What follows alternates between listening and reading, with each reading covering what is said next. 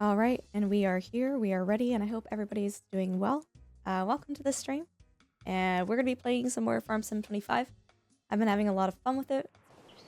Also, yeah, unlimited free water. I saw that. It's kind of nice. Let me just make sure I've got PP. Oh God, does that look weird? Hold on. Why is that so yucky? What the? Do I have another nicer looking PP? Also, no one comment on that. Why does it look so bad? This one? No.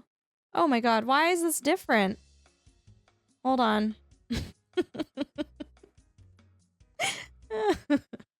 Hold on. Does that look better? Or is that still no, yeah, there we go. Okay, we're good. Don't clip it. I'm deleting. I'm not allowing a clip like that on this channel. Phrasing. Hi, Chef. How are you doing? Okay, apparently in the update, it does say to wait a second for the shaders to figure themselves out. It is going to be a little slow at first, so if it looks like I've dropped a lot of frames, yes, but hold on. Mine felt less sensitive, actually. Is that a good thing or a bad thing? Well, let's see. Let's hop into a tractor.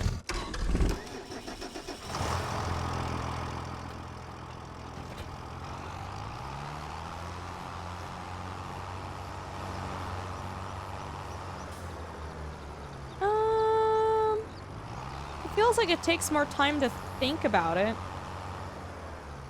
I don't mind that too much, though. That doesn't make... I don't know, we'll see. Talk to me in 8 hours, and we'll see if that makes me mad by then. First load is heavy stutter? Yeah, with all the loading ins and everything. Chef, we're doing okay. How are you? If I make the turning smoother, it feels fine to me. Okay, it's October in game. We gotta log into our admin account here. Okay. We slept, and now we have wheat growing that needs to be fertilized. I think in here I have lime, so we need to fix that. Hi, Crispy Bacon. Crispy Bacon. Oh my god, that throws me off every single time. Chris, how you doing? It's good to see you. Welcome. Hope you're good. Thank you for reading my message the other way, by the way. Sparks was so focusing on streaming, which is fine. That totally happens as a streamer. But I was like, man, he didn't see what I said. I don't even think he scrolled back up to look at it anyways. and I was like, oh, and then you're like, it's okay, Ultra. It's okay. I read what you said. You know what, Chris, I appreciate you. ZX, how you doing, dude? Finally caught another farm stream? Yeah, dude. Having a good time here. How are you doing? Having popcorn shrimp for dinner? That sounds amazing. You notice it more in the pickup truck? The tractors don't feel bad? Ooh. Yeah, no, I feel like pickup trucks shouldn't have weird steering issues. Okay, I think this is fertilizer. I need to have 2 of these containers, one for lime and one for fertilizer. Like a spoiled brat, you know? He never read your... No, he didn't, Chris! Oh my god. The nerve.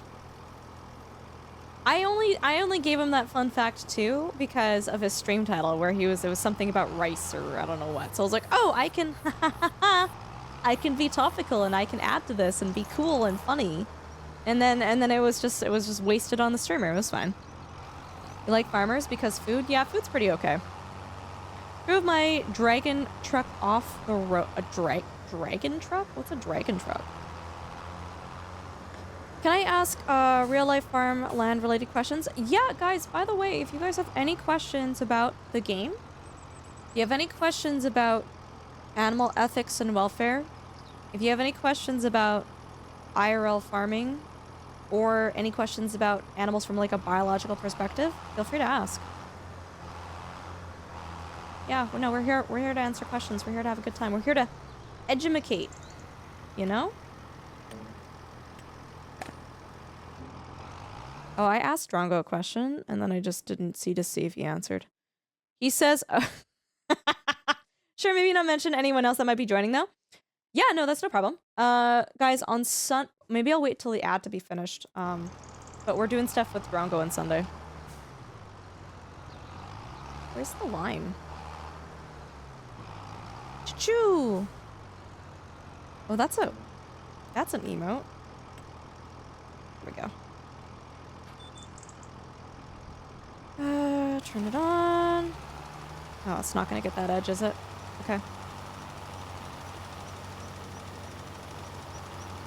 Hey, AppDev. Just wanted to say thank you to one of your subs for bringing up Clarkson Farms. You're really enjoying it. Oh, that's really great. I'm glad that you're enjoying it. That's awesome. Chef says, hey, Ultra. No, Chef, I just started stream. Dude, I don't even want to hear it. I don't even want to hear it. I don't even know what you're asking me. I don't even want to hear it. What kind of thing does a farmer talk about when they are milking cows? You finished it. Aren't there 2 seasons? Oh my goodness. Chef, what? What is it? What is it? What is it? What fact are you gonna bless? Utter nonsense. Okay, Chef. That's enough of you. Also, shock value, just to give you a little bit of context, by the way. I work on a small farm, and I take care of the animals on the farm. So, if questions revolve around, like, kind of more... Not that what I do isn't serious, but, like, you know, definitely more functional farming than what I do, I may or may not be able to answer it. But if you have any questions, feel free to ask. We always love questions here on the stream. Yet an 4-acre pasture with drainage issues gets mucky in the winter, full of rush, but also had a full-time 9-to-5 job that isn't farming and 2 children. Is there anything I could do that in the limited time? Oh, God. 4-8... Shock value, I'm assuming you don't want to pay someone to do something about it? I need a little bit of context. Are you wanting to do something yourself?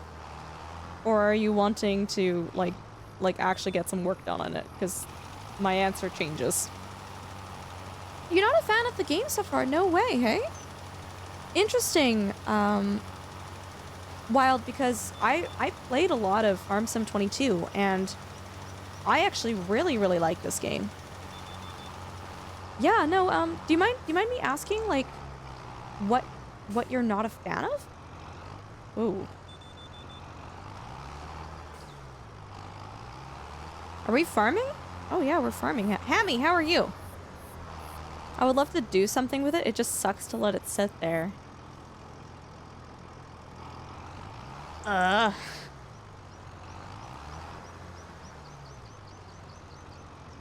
That's really hard. It's basically like, so I know this more from like horseback riding than actually farming, which sounds really silly saying that.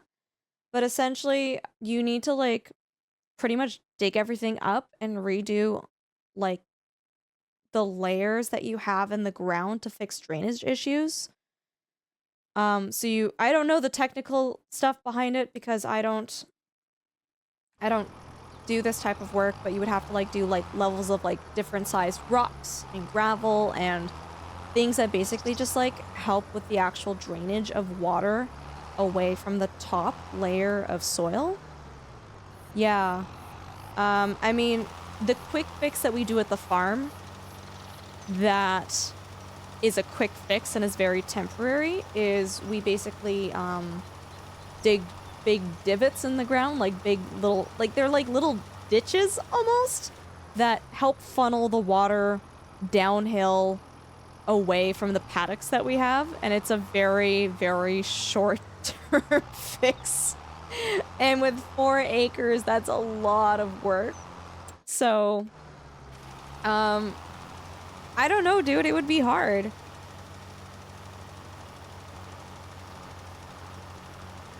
I guess the other thing you could do is, I don't know if it's like grass or whatnot, but planting more natural fauna in the fields will help too, with like lots of wild grasses and wild natural plants help to absorb that water. Smite! Oh my goodness, gifting a sub to the community. Thank you. That was very kind of you. Appreciate you hanging out with us. Thank you so much for that. Mighty Mouse says, put the 2 children to work? Question mark? I don't know about that. I watch a Canadian YouTube farmer who puts in special drainage pipes. Yeah, that's another thing you can do too. I am okay, Hammy. I'm okay. Always love saying hi. Yeah, have a good one, Chris. We'll catch you later. Thanks for hopping in and saying hi. Appreciate you.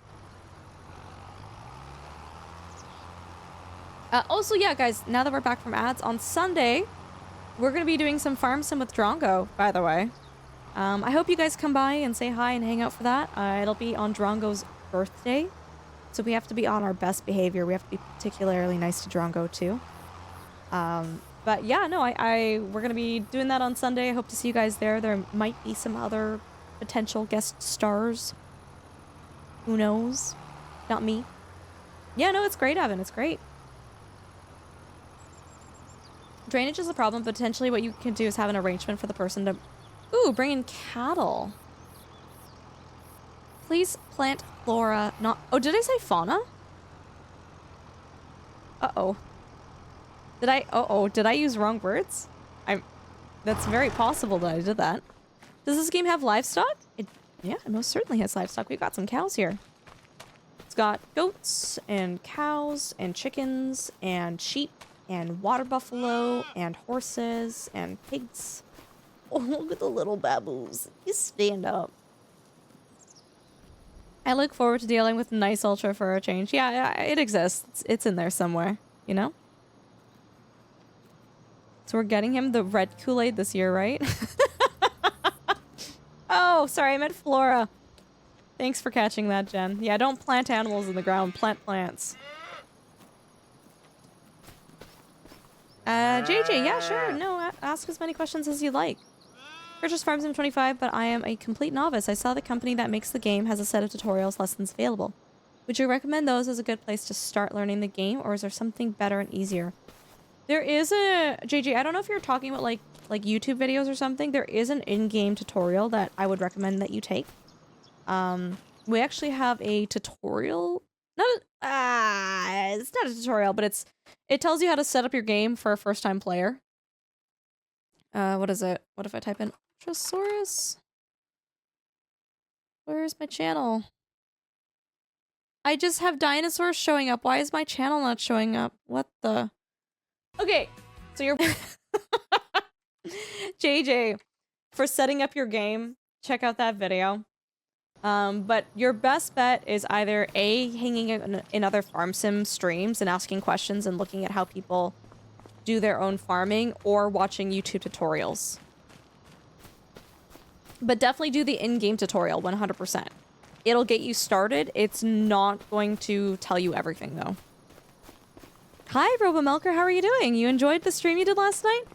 It was, oh man, RoboMelker, it was really, I'm so glad you liked it, but it's, when you're talking to, like, a broad audience of people, from, like, different ages, different educational backgrounds, and, you know, some people who have never, they know nothing about farming. It was, I'm so glad you said that I did a good job, because it's really hard to talk about some of that sometimes, and it's really hard to, like, explain it in a way that, like, everybody can understand.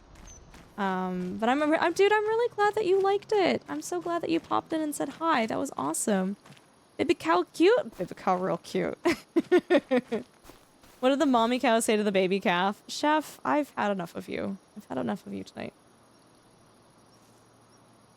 You learned a lot from Ultra? Well, thank you.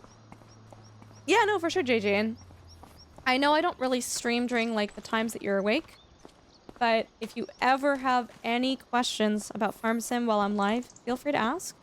Also, JJ, if you're not already in our Discord, we do have a simming game channel, and you're more than welcome to ask people questions about Farm Sim in there, too. What country do I farm in? Canada.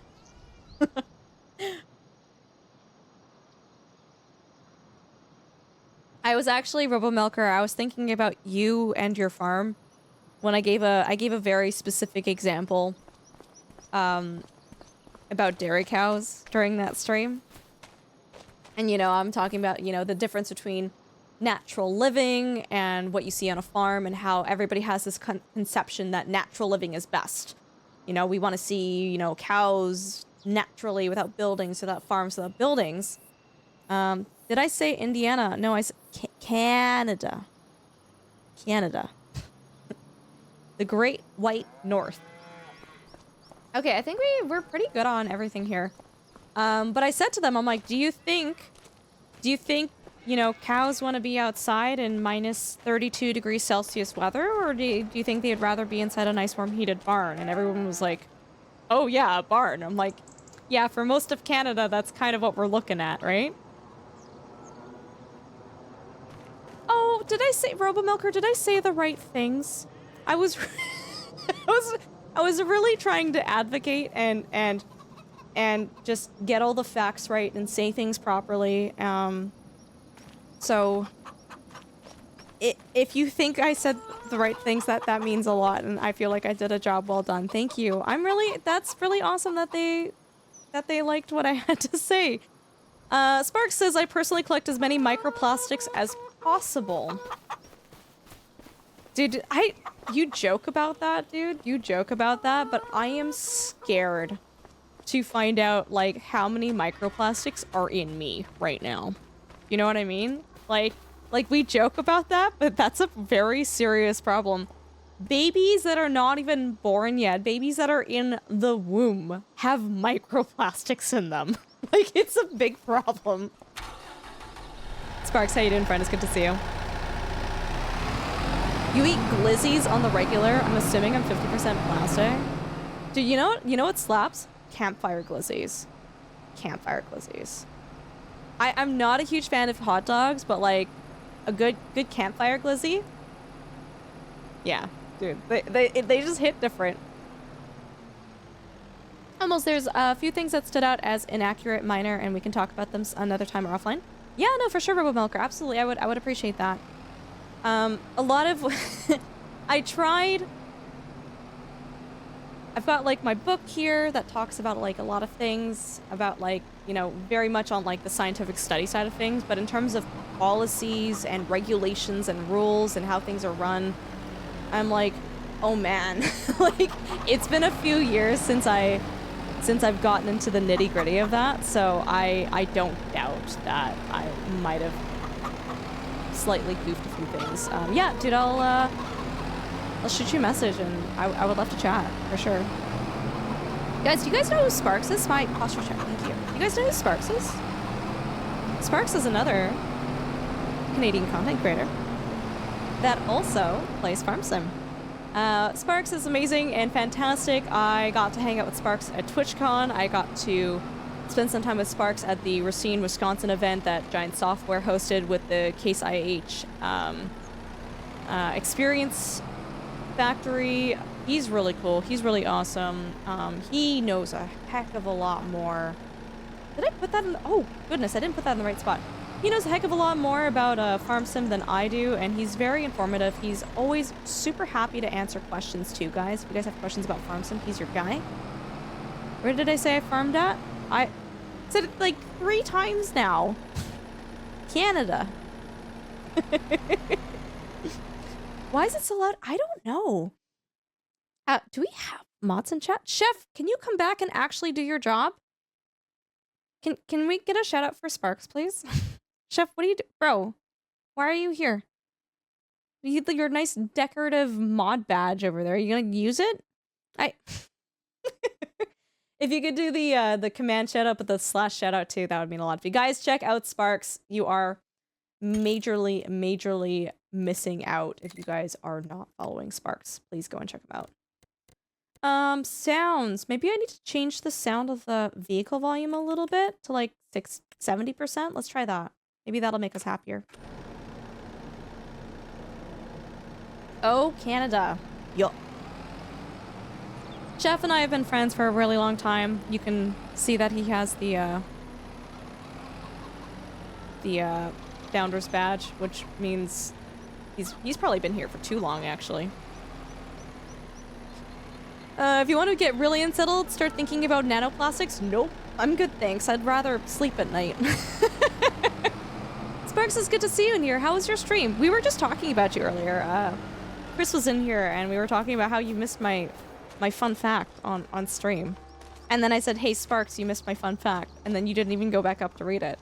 And I just spent the whole stream like crying to myself. It was like kind of sad.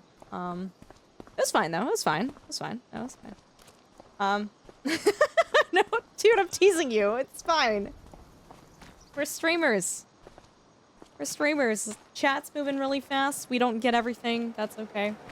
I will tell you the fun fact if I remember it in like 1 second. Yeah, Dunpeel, I mostly do animal farming. And Wolfdale, it's good to see you. Thanks for hopping in here. What is a glizzy? It's a hot dog. It's a hot dog.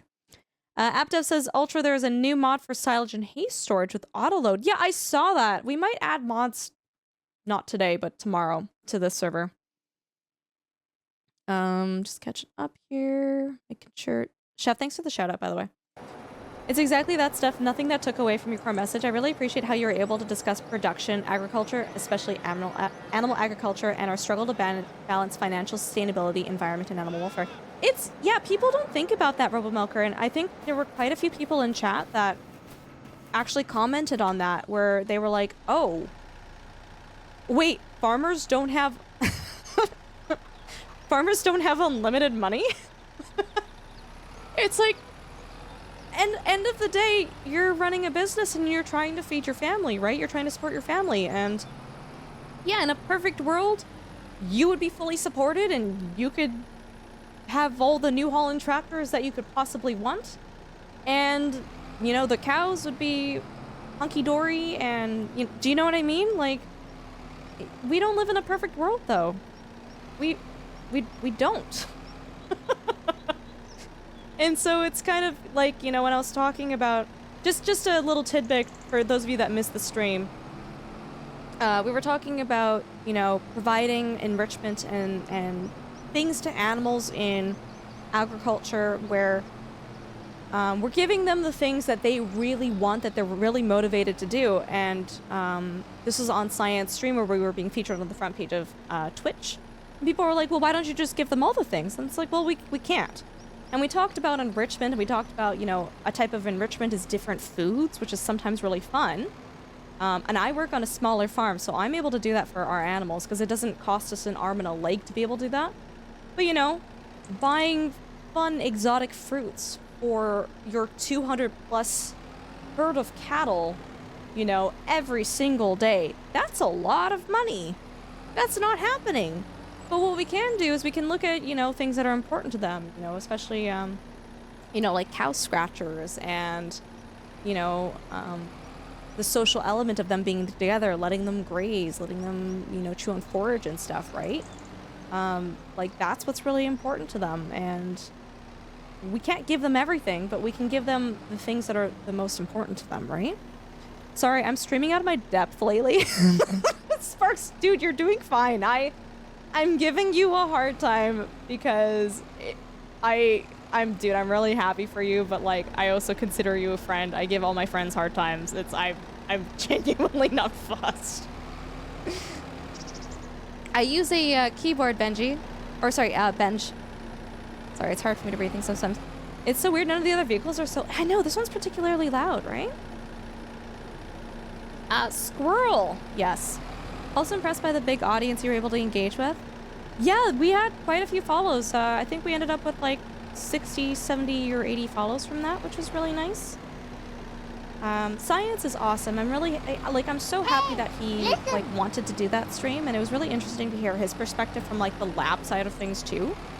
But yeah, no, it was for me, a lot of these things, because of my educational background, they're obvious to me, and I know about these things, but other people don't know. They don't know, hey, broiler chickens aren't kept in cages.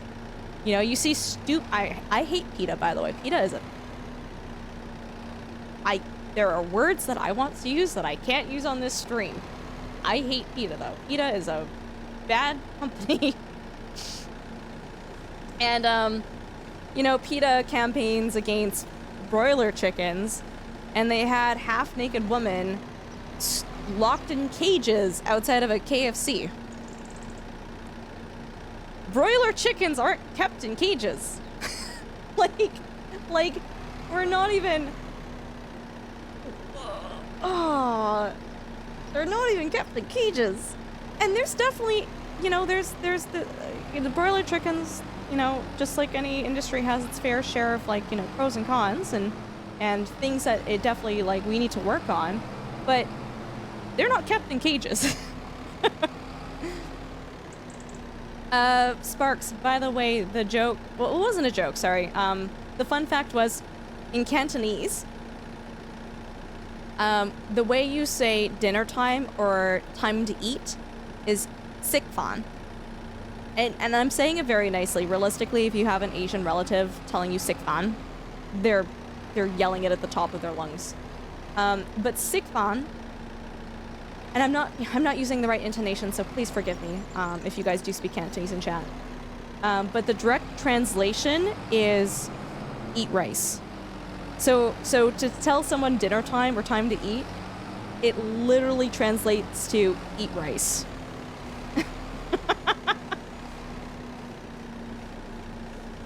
I like the point about the chickens pushing through heavier and heavier doors to get to a nest box. No, and it's important to them. It really is. Chickens love perching. Chickens, when they're laying their eggs, they want to do it in privacy, and they want to go into, like, a nest box where they feel nice and secure. Like, that's all important stuff. Hi Corbin, how are you? It's good to see you. Yeah, grass and scratchers. We cows love that, right? Hold on, what do you mean we cows? Imagine trying to be conscious about sustainability only complicates the matter.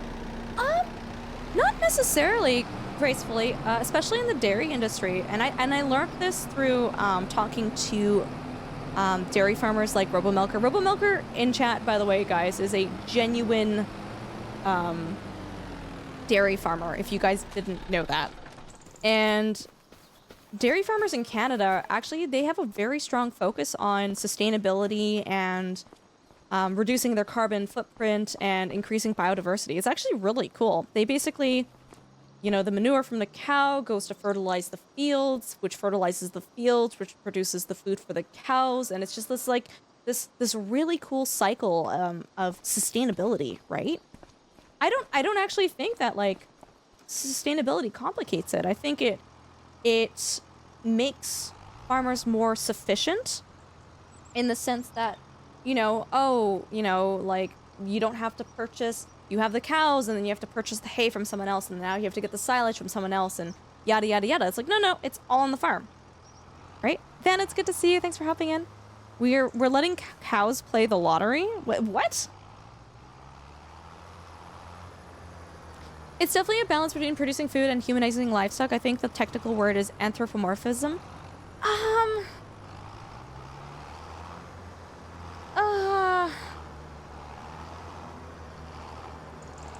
Yeah. I wouldn't quite say the term is anthropomorphism. Because when I hear that word, Smile, I think about how people... And maybe this is what you're getting at. Correct me if I'm wrong, but people don't understand the needs of animals. The general public. I'm so sorry. Most people don't. And I'm not telling you guys this or that. You love that. Mine would be eat hot dog. But the majority of, like, you know, the everyday average Joe doesn't understand. And I'm not even saying farm animals. I'm just saying animals in general. They don't understand. A good example is, do you guys ever see videos of horses in their stalls and they're bobbing to music? They're bobbing to music, and it's a really cute and oh haha, look at the horse dancing. Isn't that a nice video? Because we anthropomorphize it. We go, oh, we dance as humans, and you look at an animal and you basically take a lot of traits that humans do, and you translate it to animals and you compare it to animals where the comparison doesn't exist. The horse is bobbing and weaving because it's a stereotypical behavior. It's an abnormal behavior. This horse is so food driven and all it can think about in its life is getting food that it starts doing these pacing, bobbing, weaving behaviors, especially during mealtime. It is not...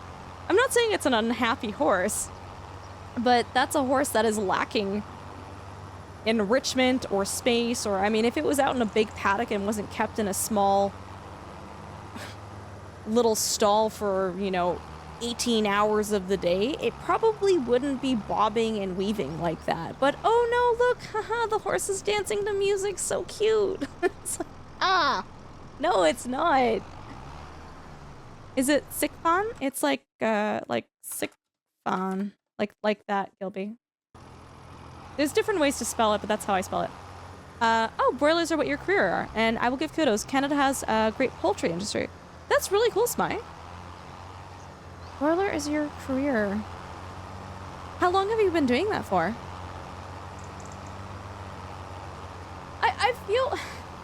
I feel like we can have empathy and understand animals better and see them as the individual and see them, like, you know, as something with life and personality without, like, I'm trying to understand, like, I'm trying to figure out if your definition in using anthropomorphizing is the same as mine, so I'm just not, like, misunderstanding what you're saying. Yeah. No, and exactly, Smai. I'm always constantly learning things about animals, too. I'm not the end-all be-all. I don't know everything, you know? It's, even in chat, Rebel Milker was like, hey, great chat. You did get a few things wrong. And I'm like, you know what? I'm sure I did. Please correct me. Please teach me. I'm always willing to learn. I'm never going to be the person who says, I'm right, I know everything. No, I don't. And especially when it comes to science, technology, anything like that, is constantly changing. It's constantly, we're rewriting, you know, what we know about things and how they work. You know, it's not like, even math is constantly, I was going to use math as an example. Math is constantly changing too, right? You made a comment that when you mentioned getting the rare fruits. Yeah, gracefully. Exactly. Classic projection. There are so many instances, especially on social media, where people post post videos of animals, like, especially the ones where they're rescuing the animals. Oh, this kills me. This genuinely makes my blood boil. When you see an animal that's, like, stuck in a fence or something, and someone's helping it, and then their friend is sitting there stroking it, like, oh, there, you're okay. Oh, it knows that we're helping it. Oh, this is so nice, and they're petting it, and I'm like, okay, first and foremost, that animal was probably stuck for hours and was struggling and is now so insanely exhausted, it doesn't have the energy to fight against you touching it or being near it. And then, you know, the petting it, and I'm like, I can promise you, I come into friends stroking it. Okay. Nope, stream's over.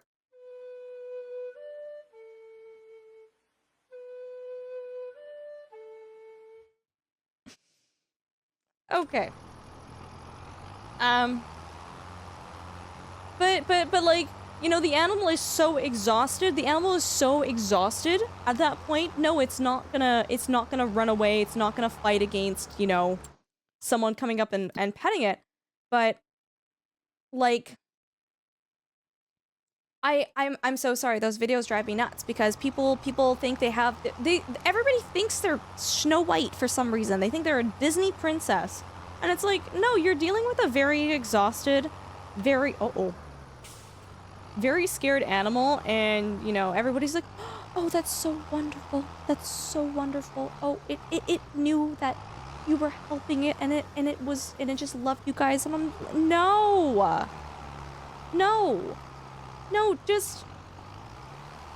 exactly, ZX. Like, get it free, minimize contact, and let it go on its way. And then you've done the best thing that you can for it. But oh god, I'm getting the jimmies are getting rustled right now thinking about this. Oh. Wish my boyfriend and I gave like half the attention to our enclosure that farmers gift to their animals. I think I could use some enrichment.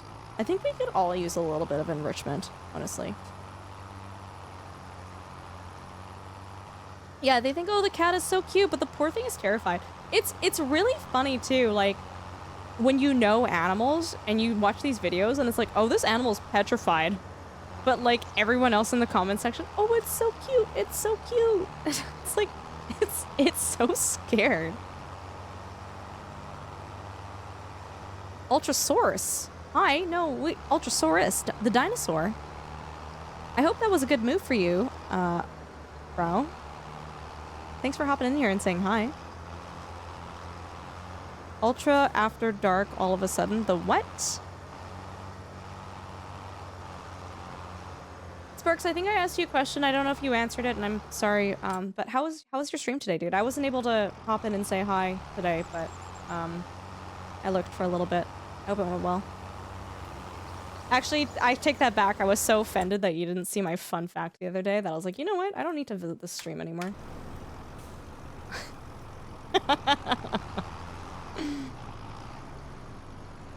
Yeah, no, a chicken sneezing and making weird noises. It's not necessarily lung failure. Sometimes with chickens, it could also, this sounds really bad, but it could also mean like parasites are in its neck. Like in its throat. TLDR, the chicken is not breathing very well though, right? A trapped animal, the human petting it is more stressed out by the person there and is like, don't move, so I hope the human doesn't eat me mode. No, literally, RoboMilker. Literally. It's so in... Oh. I just... And then if you comment, I don't comment on those videos, right? I don't. But if you do, people go, whoa, you must be fun at parties. It's like, okay, you guys are... I hate this.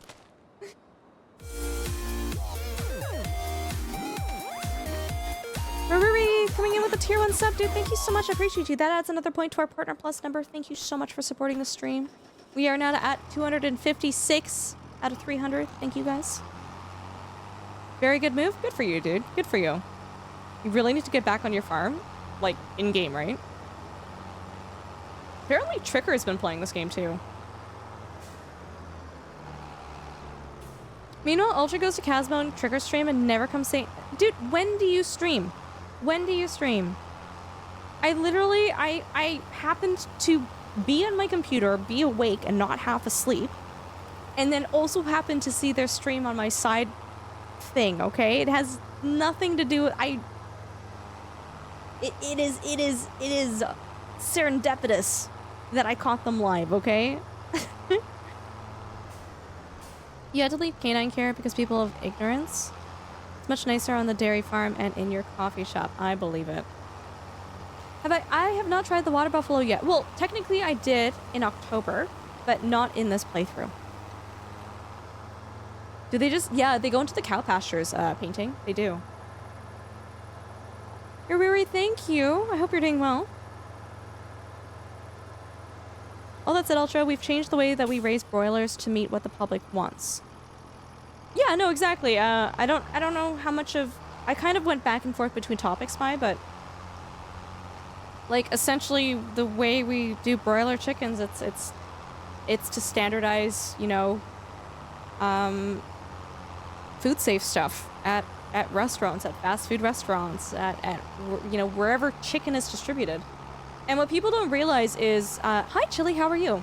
People don't realize is when you have broiler chicks from start to finish, at least from what I learned in school, and you can correct me if I'm wrong, the entire like warehouse shed, wherever they're being kept, it's not cleaned. Because you can't, it's really difficult to clean that out while they're all in there, right? And so the system basically works where from start to finish, it's not cleaned, and then when you ship them all out, you clean the whole place again, and then you start over.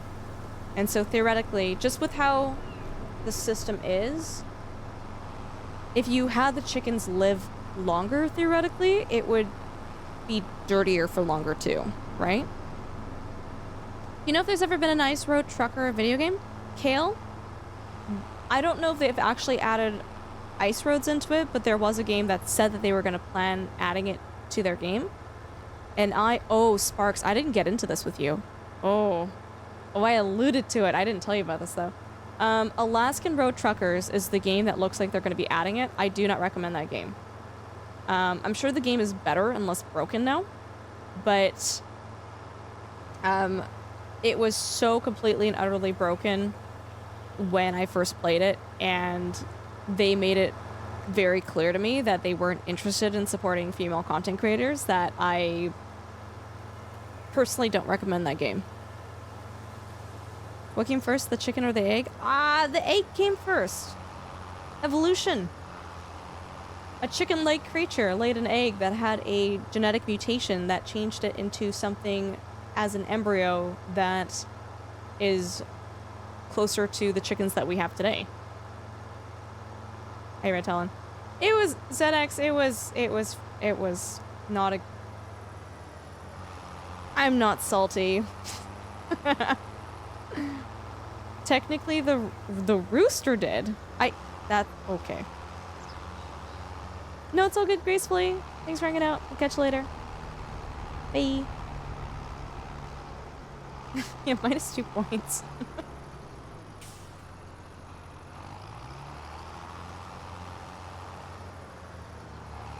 We have $46,000 now.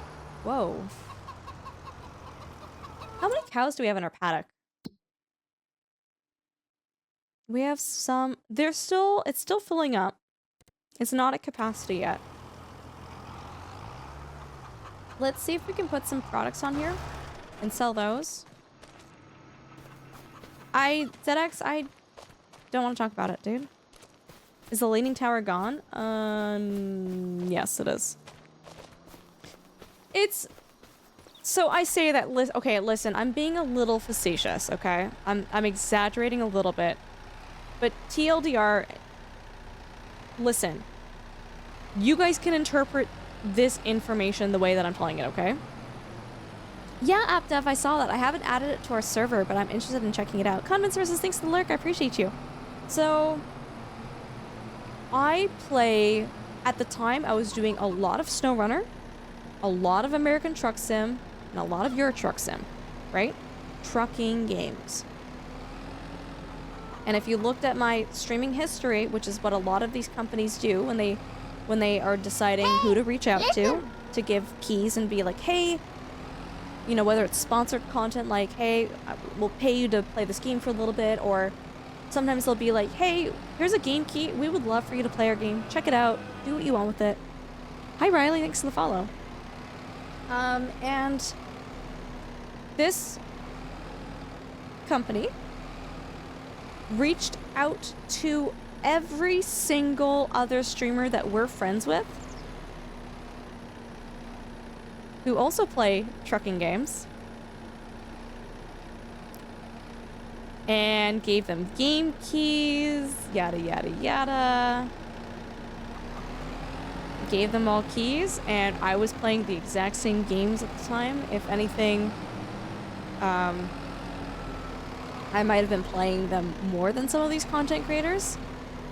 And they just happened to give all of my male streaming friends this key and did not reach out to me at all.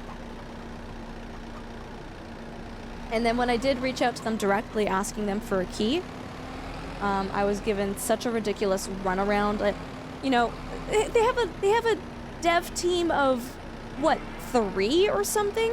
It's a small team. And so I was like, hey, can I have a key? And the guy was like, oh, no. You don't message me about that. You message this person about it. And then I was like, wow, great. I'm sure you have access to keys, but, you know, sure, fine, I'll play the game. I messaged the other guy and I said, hey, this is who I am. I'm a partner content creator on Twitch. I would love to be able to play your game. Do you have a key available? And he's like, oh, can you link your Twitch channel to me first? No, they didn't get me involved, Sparks. Can you link your Twitch channel to me? I'm like, my name is literally Ultrasaurus. You couldn't have spent literally 2 seconds. You couldn't have spent 2 seconds going to Twitch yourself and just typing my name in and like figuring that out yourself. So basically, I never ended up getting a key from them. Because by the time that was all happening, I was like, you know what? The game was just released. I have a limited time to play this game. And I'm like, no, I'm not interested. And if anything, I'm like, I would rather purchase the game myself right now I would rather purchase the game so I can give it my full and honest and opinion without holding back, because you guys have ticked me off. And you know what? If you've made a good game, fair, great. I'm not gonna slander it, but I'm like, if you've released a game that shouldn't have been released, I'm gonna be very, very honest and transparent about that on my stream. Anyways, I felt like they weren't interested in me because they reached out to Sparks, they reached out to Krulix, they reached out to Azrael, they reached out to so many of our streaming friends who also play similar games, and they did not reach out to me. No, I'm sure the game's in a better state now, Sparks, but it shouldn't have been released when they released it. Okay, I think that's all the product that we have here. Let's see, I love Sparks when you're streaming. I was like, you can make kimchi, and you're like, you can make what? Kimchi! Okay, we have products for everything. It's just taking a while to make them. So, gotta walk away and sell the stuff right now. They gave me the runaround, ZX. You know, I'm sure the first guy that I reached out to probably could have given me a key. It's a small team. It's not like a big team like Saber Interactive, where there's like goodness knows how many people working on it, and one person is like, you know, designated for just the keys, or the guy could have just messaged his buddy being like, hey, I need a key, right? Yeah, Sparks, and again, like, this is, just to be clear, this is how I feel about what happened. End of the day,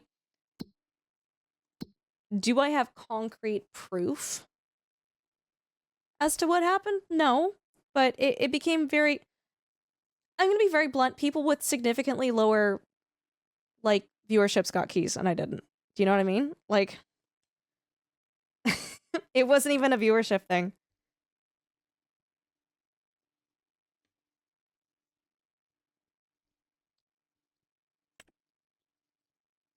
Okay, we can sell this to... here. Like, right outside my farm. We're gonna go the other way, because the last time I went the opposite way that I'm going right now, we got very stuck.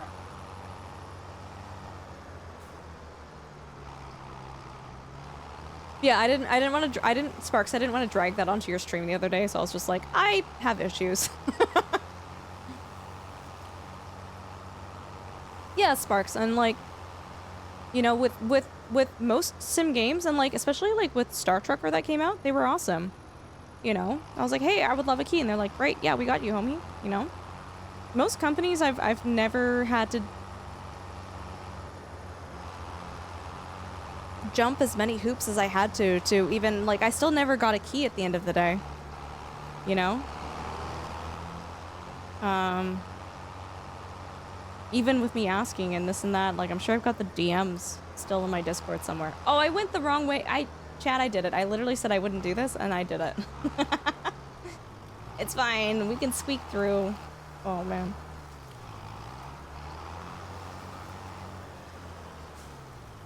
Here we go.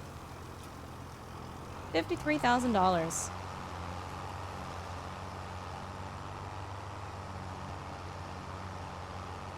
I remember watching you play that game. It was busted. It was like the map stopped working and the game would crash and my truck went flying into the air and completely broke. I think the worst part was when the map stopped working. Like, the map stopped showing us where we actually were and, like, had us shifted several kilometers in a different... It was weird. It was weird.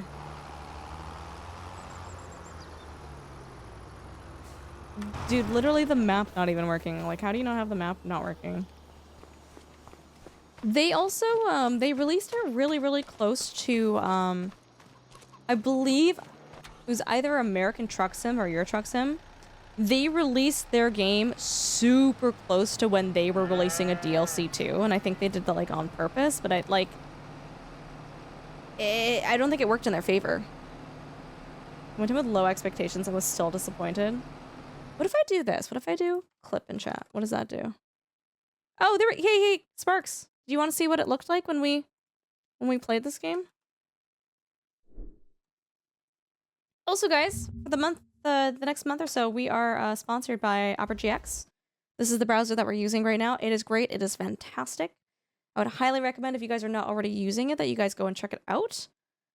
This is my experience with Alaskan road truckers.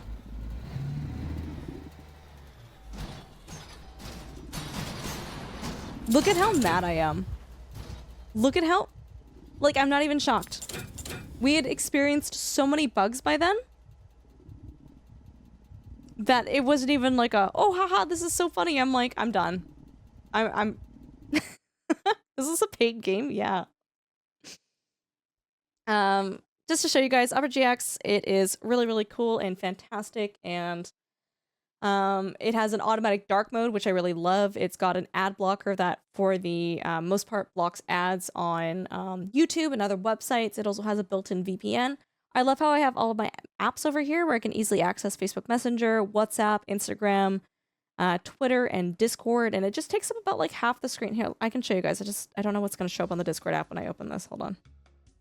Don't open DMs.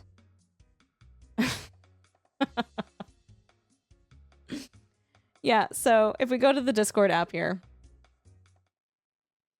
click on that. It's really, really, really nice and easy to just like go to different channels, and then I can go like, I'm done with this, and then go back to here.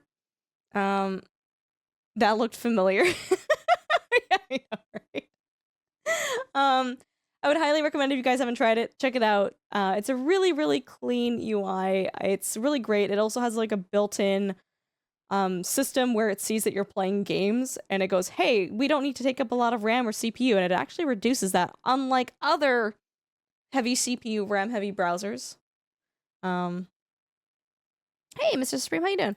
But yeah, guys, if you guys do use this link and do download it, A, it's perfectly free, and B, it does actually help support me as a content creator when you guys do click on that link and try it out. We've had a lot of people come into chat saying that they have tried it out and they really like it and they think it's fantastic. And I would highly encourage you guys, because I was skeptical at first. I was very skeptical at first, and I tried it. I was like, wait, this is actually really good. This is actually really, really good. Ooh, cool guy, nice. Yeah, so cool guy goes, wait, hey, I added my food to the channel, and I can go, hey guys, look, here's our food channel. And this is what cool guy's eating. Yo, that looks tasty. Shrimp. We love that. We love that. Oh, Wombat, I don't even know what's going on with that. But guys, yeah, no, seriously, check it out. And worst case, Ontario. If you guys don't like it, you can just uninstall it, right? You're doing doing so well not naming the game. Oh, Alaskan Road Truckers?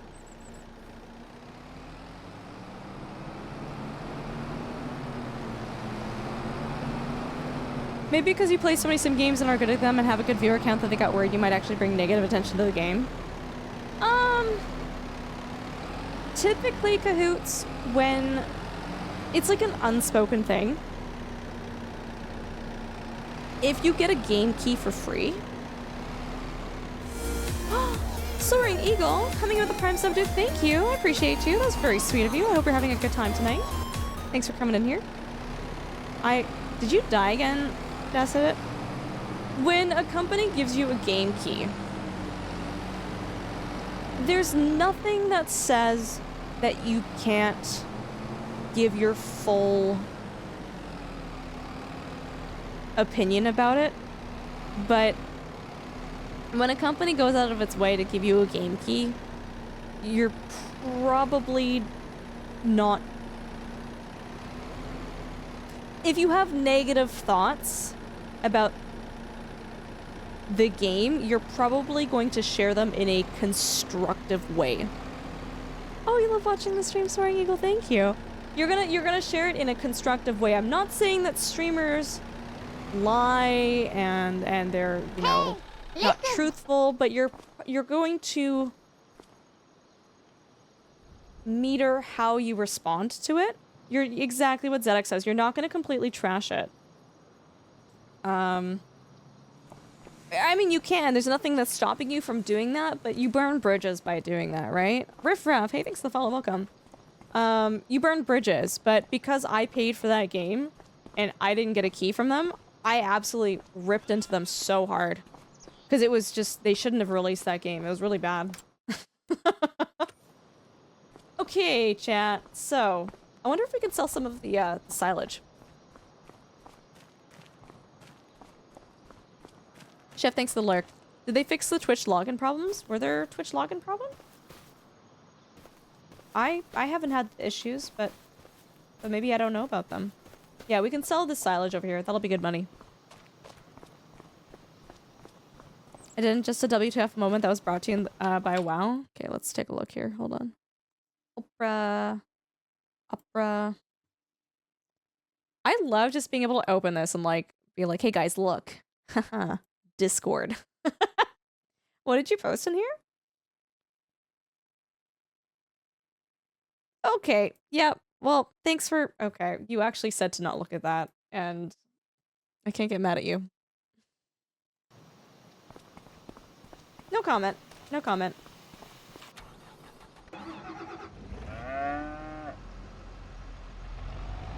Duel for the ages. And what's even worse for them is we're still talking about how bad it is. Yeah, Jen. I mean, anyone who comes in here, they're like, Ultra, have you heard of this game? Or, who was it earlier who said, hey, Ultra, do you know a game that has ice roads in it for, like, ice road trucking? I'm like, I do. And I'm like, and I don't recommend it. I don't have super strength installed now. Oh, did it? No, it doesn't have them blocked, I don't think, ZX. Not from what I've seen.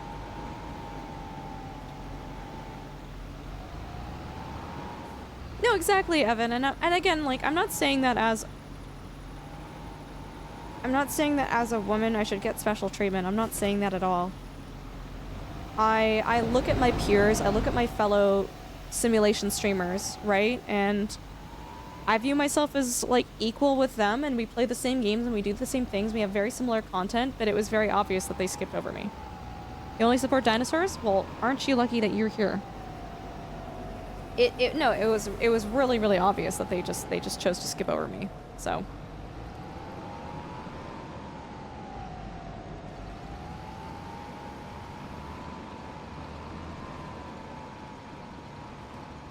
Uh-oh. No, don't fall. No. No, it's Supreme. They can do what they want to do. It's fine. It's just, I'm not supporting them, so. Ultra is a don't. I thought it was like reverse psychology, dude. I thought it was like a don't, but do, but don't.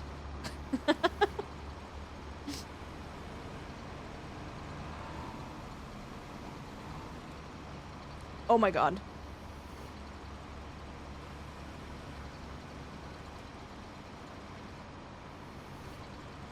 So we're gonna sell this silage. It's gonna give us some money. It'll be good. I'm trying to figure out what we want to purchase and do next on the farm. Like, do we try to take out an even bigger loan to purchase more land so we can get more animals? Or do we, Chad, do we buy more things or do we pay off our existing loan? What do you think? Oh my god. Oh, sorry, were you there for that? Yeah, dude, it was pretty brutal. It wasn't, I'm not even exaggerating. Do you know what I mean? It wasn't like they wronged me, so I'm gonna poop. I genuinely went into the game with an open mind. I was like, let's see what this game is like. But on the flip side, I'm like, if the game is bad, you're gonna hear about it, right? By all the things. Yeah, you won't waste your money on it. You'll do ATS and ETS too. And it's really sad though, right? Because maybe the game is in a better state now. I don't know. I haven't touched it since that stream. Maybe it's in a better state. Maybe it has better potential. And, you know, we all want an ice road trucking game, right? Like, I think I speak for a lot of us when I say, you know, SnowRunner doesn't quite scratch that itch. We don't have that. I think ice road trucking would be so cool. But based off of my experiences with playing that game and based off of my experience with dealing with that company, I'm like, I'm not touching it. I'm sorry. No, I don't think... No, sorry, Google. I think it's... Yeah. Meanwhile, make a good game, treat people well, and you get hours and hours of advertising content out of it. No, absolutely. Farm Sim 25 Early Access, you had, like, what, 60 hours in it before release? Oh, yeah. Like, 60 to 70 hours. Exactly. No, Farm Sim is definitely, like, one of the best company... Sorry, Farm Sim. Giant Software, publisher of this game, is probably, like, the best company that I've ever had to deal with. And they are so happy to support women and encourage more players, new players to join this game. I can't say enough good things about them. I'm diet lurking? That sounds so weird. Dude, it's so good. Like, yeah, lurk away. Have fun making dinner. It's better than it was, but I'm not sure you're missing out on much. I don't think so either. No, hey, Blind Dingo, thanks for coming in here, dude. I appreciate you. Of course, of course.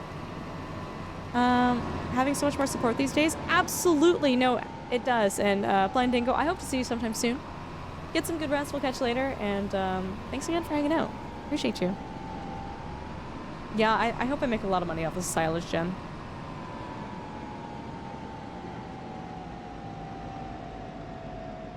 Okay, do that.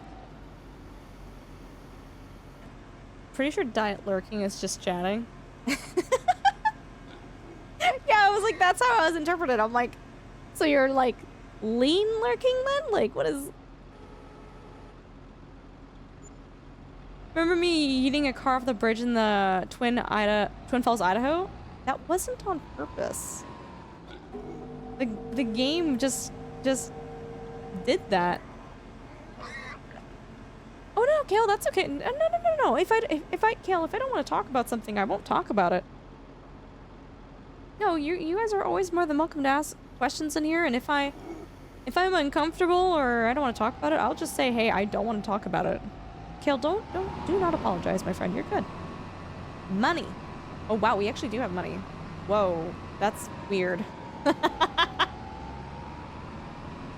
Imagine us having money in this game. Like, I'm chatting less than I want to, I guess. Sparks, make your dinner, dude.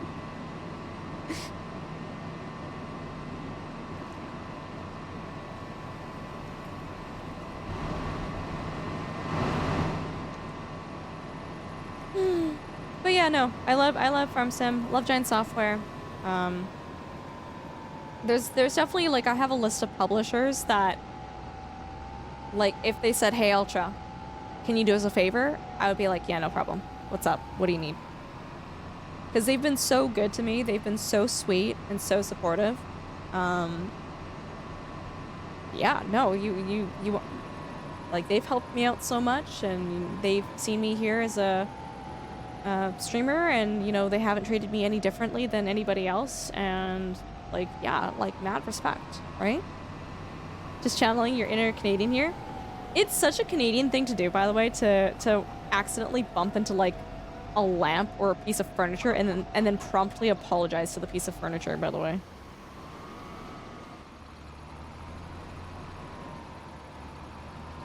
Harvest the potatoes? I don't have potatoes.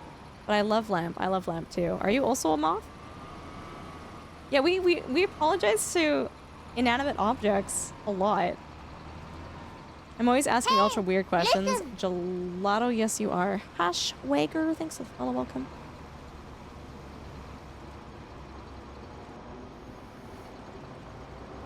But I'd have to be so tired. Usually for me it happens when I'm at someone else's house though. Not my own home. If I'm at my own home, I'm not apologetic to my furniture. It's like someone else's furniture because it's not mine.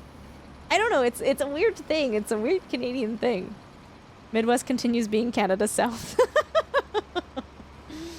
It's a quarter to midnight and I haven't had dinner, but it's cold out and I'm cozy. It sounds like you got a goop or some food, dude. It's the goober time. Yeah, that's good enough.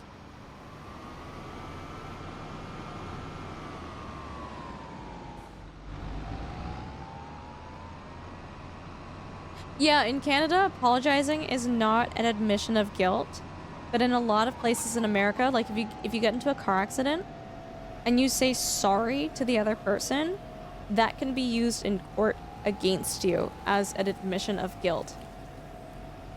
Which is so wild to me. $20 McDouble. Do you have anything in the freezer that you can just like heat up? Oh, sorry, bumped into you there, bud. Didn't see you there.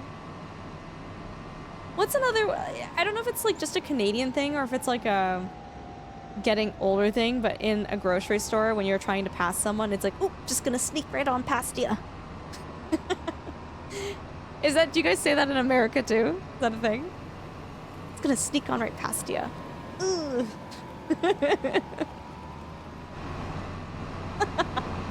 Oop. The Midwest. Burley's Midwest. Oh my god.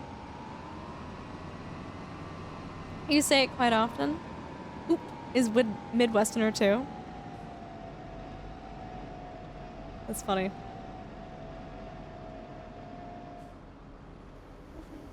I'm a serial ooper. I oop. Not a lot, but occasionally. I just say excuse me and thank you. No, I tell people I'm gonna sneak past them. That's what I say. I don't say, well, oh, you know what? If I'm grumpy and people are in my way, they get the excuse me. And it's kind of the... It's out of politeness because I'm saying excuse me, but realistically, I'm gonna blow right past you if you don't move out of the way. Just gonna scoot on right by. Hey, Dread, how you doing? Man. Hi, Tara. Wait. Uh-oh. Is this the IRL farmer who works IRL on an IRL farm with IRL animals and does IRL things with them to care for them IRL? No way. I refuse to believe it. So the fun fact, Tara, I actually lie about working on a farm. I've never even touched an animal in my life. But that's just what I tell people, you know? So I think you're onto something there. Just elbow them.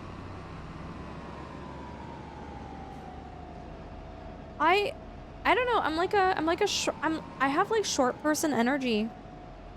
I have short person energy where like when people get in my way, I get really mad about it. And it's only when they're unreasonably in the way. Do you know what I mean? Like you've taken up the entire hallway with the three of you walking like arms linked together. Stop it. Stop it. But wait, aren't you short? Yeah, no, it's angry short. It's, oh my god. Okay, ZX. I believe...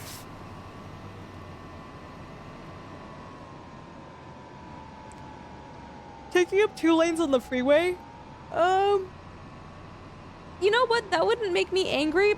That would just make me very wary of someone at that point. I would be like, whoa, what are you, I don't want to drive near you.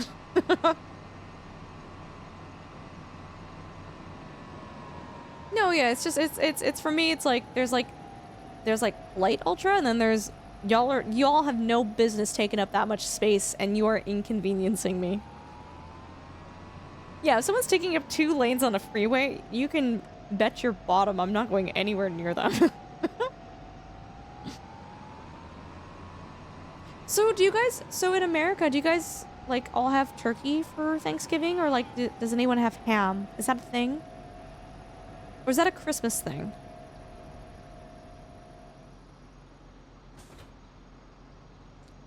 Do you do yeah, no, and no, yeah? A little bit. We say, no, there's a thing that we say. Do you guys know what it is as Canadians? It's, we say, yeah, no. We say yeah, no. Yeah, no.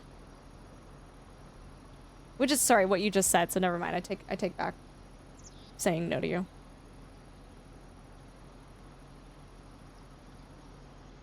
Ham is Christmas and Easter traditionally, but a lot of people hate turkey. You gotta cook turkey right. If you cook turkey properly, I promise you it's delicious and good. So if you don't like turkey, blame your family.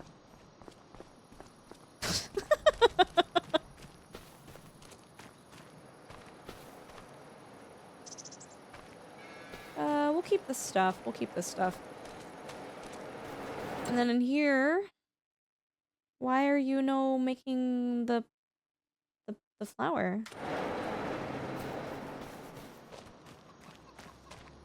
Cooking turkey is a pain though? I don't know. In my family, it's pretty straightforward. We barbecue our turkey, hey? Yeah, no. Yeah, no. What do you mean? Ooh, smoked turkey. I've never had that. Whenever my dad makes turkey, it is so... I'm gonna say the word, you guys are gonna hate me for it. It is so moist that, like, when it comes out, it, like, practically the meat starts, like, falling off of the bones. Like, that's how moist it is. Smoked prime rib roast? Ooh, that'd be good. Bad, bad word. I think we can, unless you guys want us to do a contract today, I think we can sleep through the day.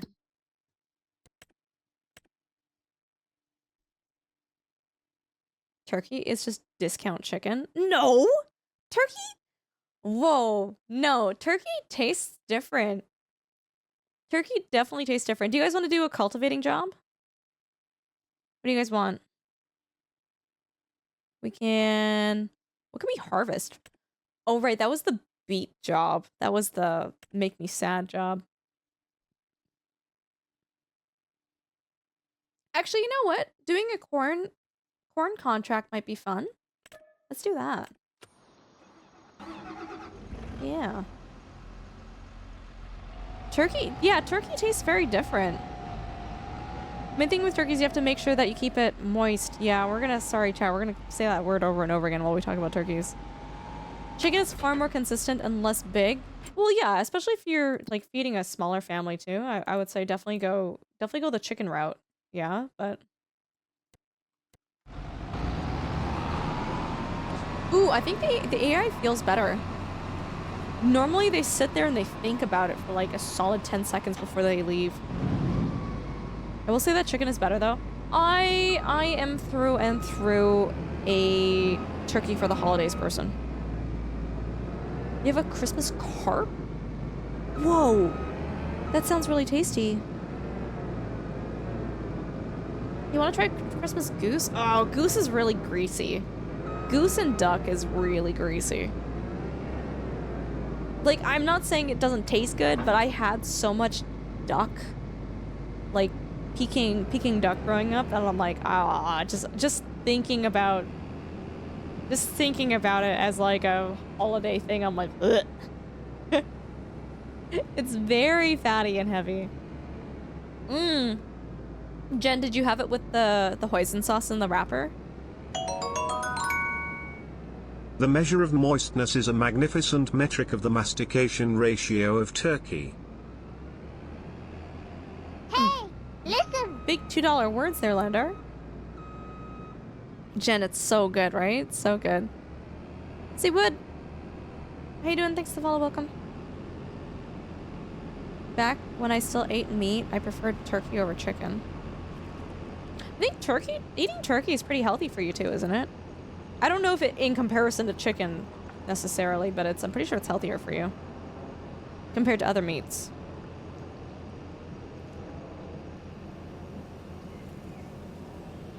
Okay, we're gonna harvest some... That doesn't look like corn. What the? Doesn't... Fine, here's the other $1. Oh, Linda, thank you. Doesn't corn look greener than this normally? Am I crazy?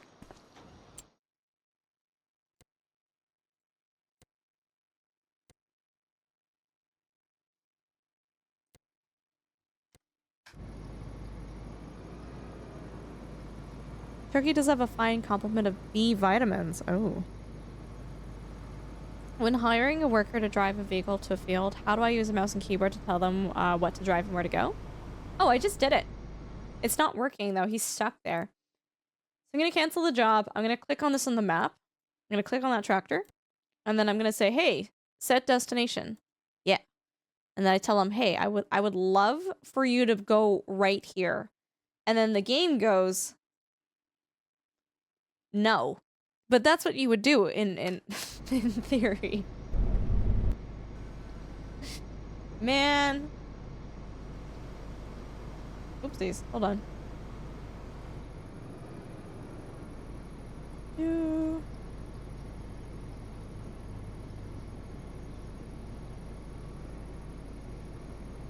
I did. Oh. Oh.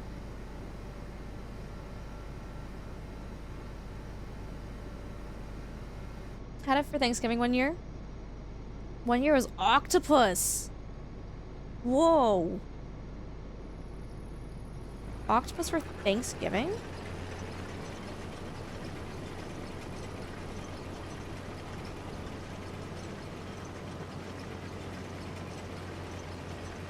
Is target unreachable? I feel like that's a big fat lie. You absolute liar.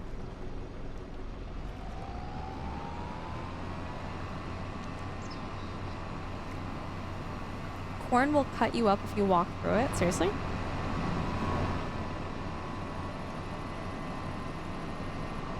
Oh, Chris, yeah, no, I'm sorry.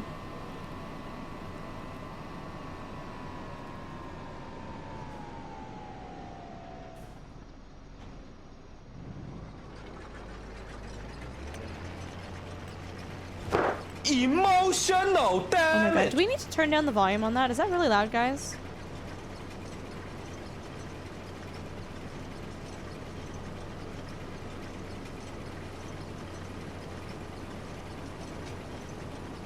It was okay? Okay. Would it revert here? Oh my god.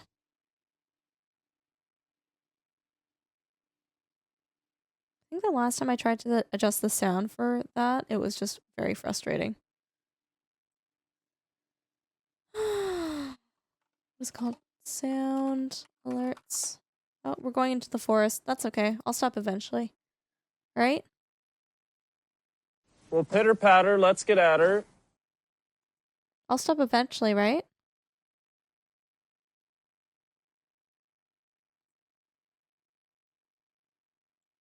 Browser source volume. Let's try that. Let's try that. Okay, apparently that should be saved. Some of you may die, but it's a We're sacrifice still going. I am willing to make. The train will stop us. Listen. Hey, Caitlin, thanks for the follow. Welcome.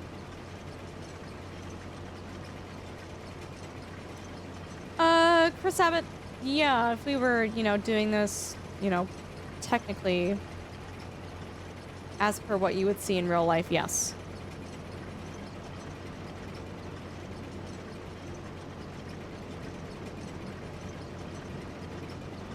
Yo, this thing bucks. Are there trains? Mm-hmm.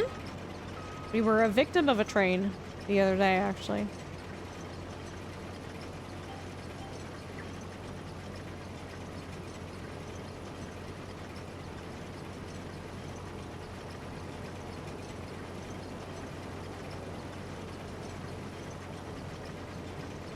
I'm excited to eventually get back into Project Zomboid. I haven't played that in a long time.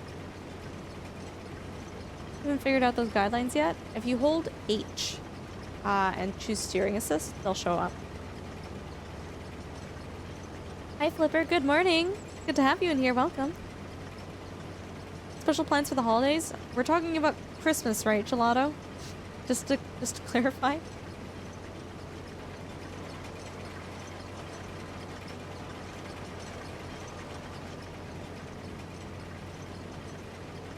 No, Soaring Eagle, it's okay. Don't apologize. Yeah, there's the train. Louisville will be happy to have you back. I feel like every time I take a long break from that game, it's the worst thing ever, because usually long breaks result in me dying. Any holiday I want. In December, I am gonna go to Colorado at some point to visit Dunk's family. And I'm actually working on the farm Christmas Day. I don't have anything big planned. No, I just want to relax. It's been a really busy month for streaming, so I say in theory I'd like to take it a little bit easier and relax a bit more and get some stuff done, but knowing me, I'm a workaholic, and it's really hard for me to take a break and take a step away from stuff, so. When am I coming down for an American Thanksgiving? I have 1 year, Tara. There was, I don't remember when it was, but there was 1 year that I went down to California, I think, for American Thanksgiving. Yeah. Also, friendly reminder, guys, we are trying to get Partner Plus. We are 41 points away from hitting 300. We need to hit 300 points before the end of November to qualify for Partner Plus. What that means is, as a full-time content creator, it is so critical and important that I get a 70-30 split from Twitch. What that means is every time people subscribe, if I don't have Partner Plus, I get a 50-50 split. Under boob! 1, 2, 3, 4, 5, 6. Underboob coming in with a tier 3 sub for 68 months. Underboob, I appreciate you. Thank you. How you doing? Good to see you. Unfortunately, Prime subs and gifted subs don't count towards Partner Plus. So if you guys have a gifted sub or a Prime sub, if you guys are willing and able to upgrade your sub to a regular sub, it would count it towards the goal. But essentially, we need to hit 300 for this month, December, and January for us to have our Partner Plus renewed. It would mean the world to me for those of you that are able to help out with it, because it means that I can continue to do this as a full-time job, which is amazing and fantastic, but also it's very scary. But for those of you who've already subbed at tier 1, 2, or 3 and helped out with it, thank you guys all so much. The fact that we're at 265 right now is crazy. They do, Tara, they do. Chris! Oh my goodness, dude! Upgrading your Prime sub to a tier 1 sub, thank you so much. That's another point. We are 34 points away now, guys. 34 points away. Thank y'all so much. Underboob, I hope you're doing... Do you still have your spider, dude? Is that still alive?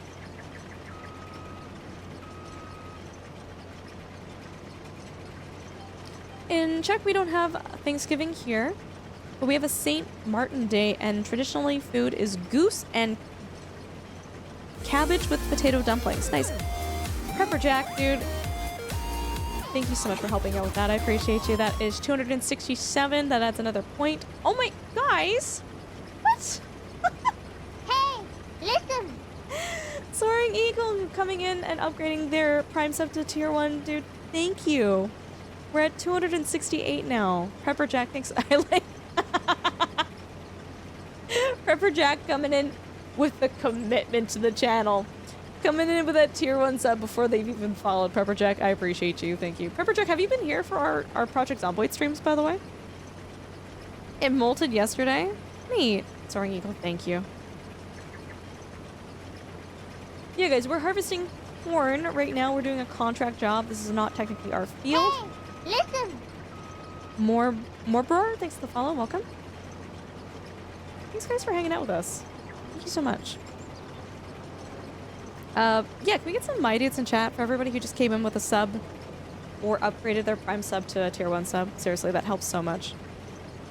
Nope, just some farming. Yeah, dude, I do a really hardcore playthrough of Project Zomboid. I can't remember. I think we're like 2 months into our playthrough now, but it's a times 16 pinpoint hearing 0 to hero playthrough with insanely rare loot. No, it's gonna go into the... They gave me a little tractor with a trailer. It's gonna go into there. Gelato! Gifting us up to Iron Pod, Gelato. Thank you. That was very kind of you. Thanks for hanging out with us, Gelato. It's really good to have you in here. Oh, yeah, Jen. I love Project Zomboid.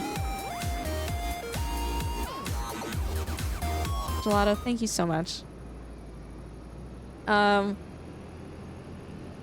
You're driving right now. Where is the corn going? Oh, it's going into here. It's a whole system. So the header takes in the stalks of corn and they get processed through this machine and they get stored into the harvester. Yeah, I love Project Zomboid. Holy moly, do I ever love that game. I'm so scared to, like, touch my character, though, because it's like, every time I've taken a break and I've come back, I've died. Hi, Stormy. We're doing all right. How are you? Yeah, ZX, I'll try to zoom in and you can kind of see a little bit what's going on. You got a Spiffo plushie? Let's go. Yeah, so it strips it. So theoretically, ZX, like the stalks would be left on the field. Like the stalks wouldn't be processed. Actually, hold on. We don't have straw swath enabled. I don't know what it's doing with it, but here, let's see if I enable it. It might actually put it on the ground now. If it gets close, I will tier 3 sub. The last day, guys, the last day, if we're gonna do a Hail Mary with points, the last day to do it will be Friday, by the way. Because sometime early afternoon on Saturday for me is when Twitch has the cutoff. It's not in the evening, it's like according to, I don't know what time zone it is that Twitch is on, but okay. B. We'll just do this.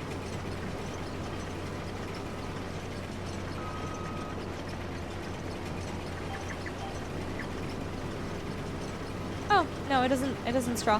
But yeah, theoretically the stalks would be left on the ground. I think there are mods that enable you to turn like corn into silage and stuff too, but yeah, it's really cool. Like process it all. Alcinar, no, it's not Pacific time. It's not. I think they go according to like, oh my god, I'm gonna sound so dumb saying, I think it goes according to like the prime meridian time. It's some time zone that's like, I don't even think it's like a North American time zone. Yeah, I think it's GMT or something. It's whatever time the rollover is, it's like during the afternoon in North America. You can silage it with a forage harvester. Thank you, Jen. To make it fair.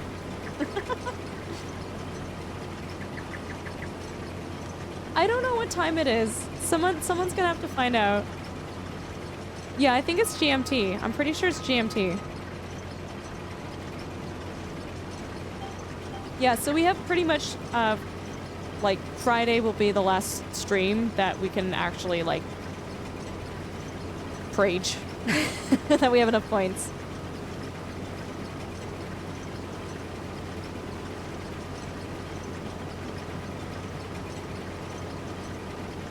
I've only seen sweet corn harvested, not feed corn. Is there a difference?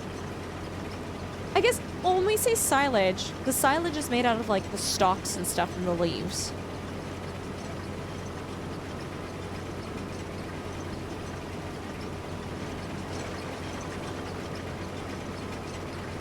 Do you guys want to do a farm sim giveaway at some point tonight? I might have a key. I didn't really advertise it.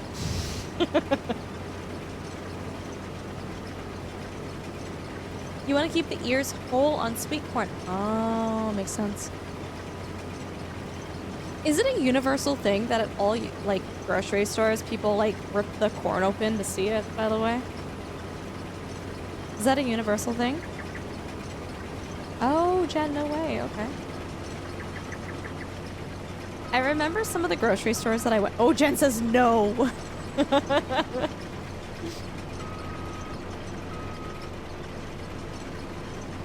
At the grocery stores that we have here, they don't do it anymore because they've given up on life.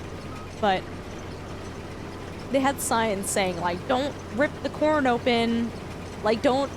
I guess people would leave the leaves everywhere too, which I wouldn't personally do. But they had signs being like, don't do that.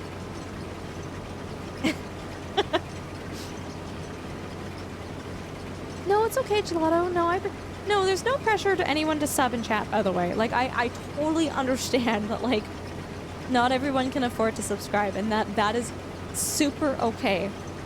For anyone who is able to sub at tier 1, 2, or 3, I am absolutely very grateful for it, but it's never expected in this channel, and just the fact that you guys are hanging out with me today the fact that you guys are, whether you're active in chat or you're lurking, thank you for being here. Like that means the world to me that you guys are here. So please, like, don't ever feel pressured. I don't ever expect that from anyone. Hi, Gran. How are you doing? It's good to see you. Welcome.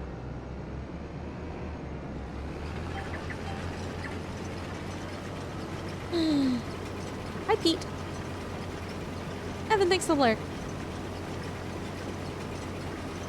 Leaking? Abdev, what does that mean? Lurking? Sub-gifters are next level, Callisto, they absolutely are. Unfortunately, though, for Partner Plus, which is what we're trying to hit, we're at 268 points out of 300. Gifted subs don't count and Prime subs don't count, and I genuinely hate that so much.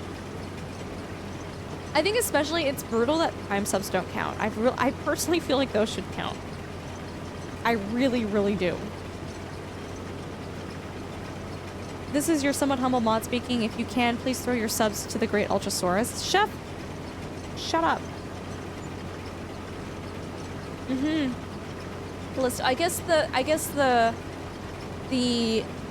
lot with the Prime subs, I don't get it. I think that's just a dumb Twitch thing. I'm gonna be very blunt with you. I don't agree with it. I don't like that.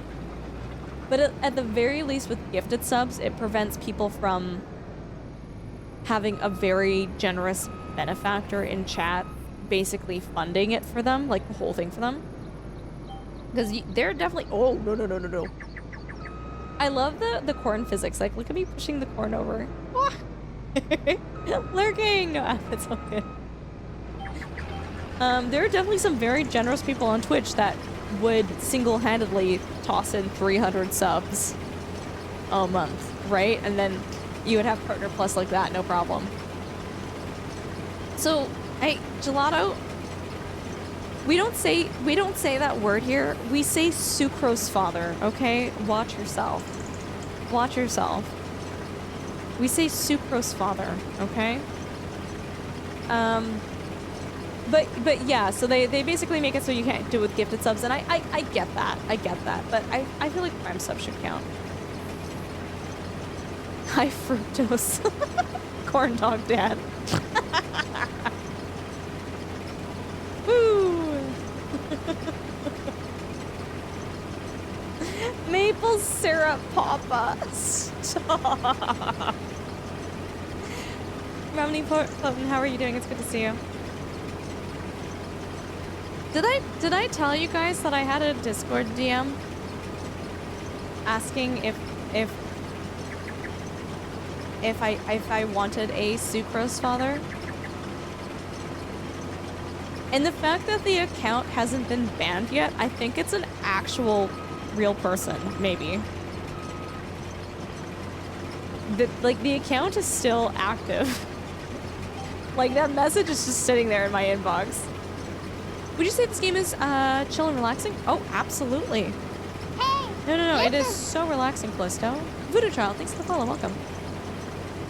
You're leaking. Eric. I know, Spartan, like, I get it. It's a profit thing. I disagree with that, though. I really disagree with that.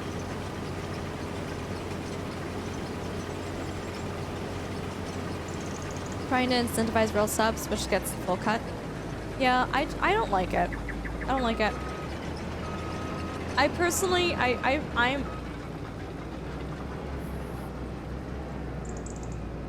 don't think Twitch pays its content creators enough. I really don't. I think we get like a pretty short end of the deal. Unless you're in the top 0.01% of Twitch streamers. Like, Twitch just doesn't help you.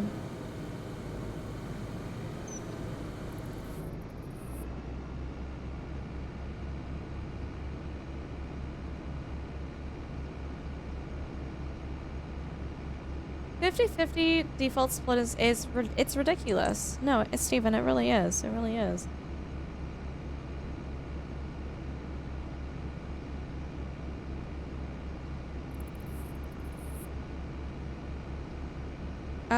Yeah, one of them, Gelato. I don't know. I get a lot of... I Sorry, I'm gonna backpedal a little bit. I actually don't get as many creepy messages as you might think I might get.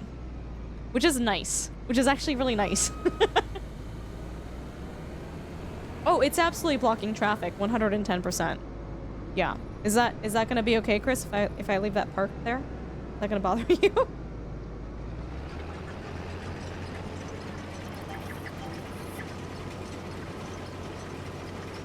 Yeah, honestly, like, I actually thought that, like, the longer I was a content creator and the more the channel grew, that I would get more and more horrible DMs and messages and emails. And you know what's really interesting? I actually feel like when I first started streaming as a smaller streamer, I had more of those messages. Twitch is not able to sell ads at a good cost per mil as YouTube can, so Twitch needs the sub split. No, Johan, no, that's fair, that's fair. And, you know, to be fair, I don't know if you guys are stuck in ads right now. I'm gonna wait 30 seconds to continue this conversation.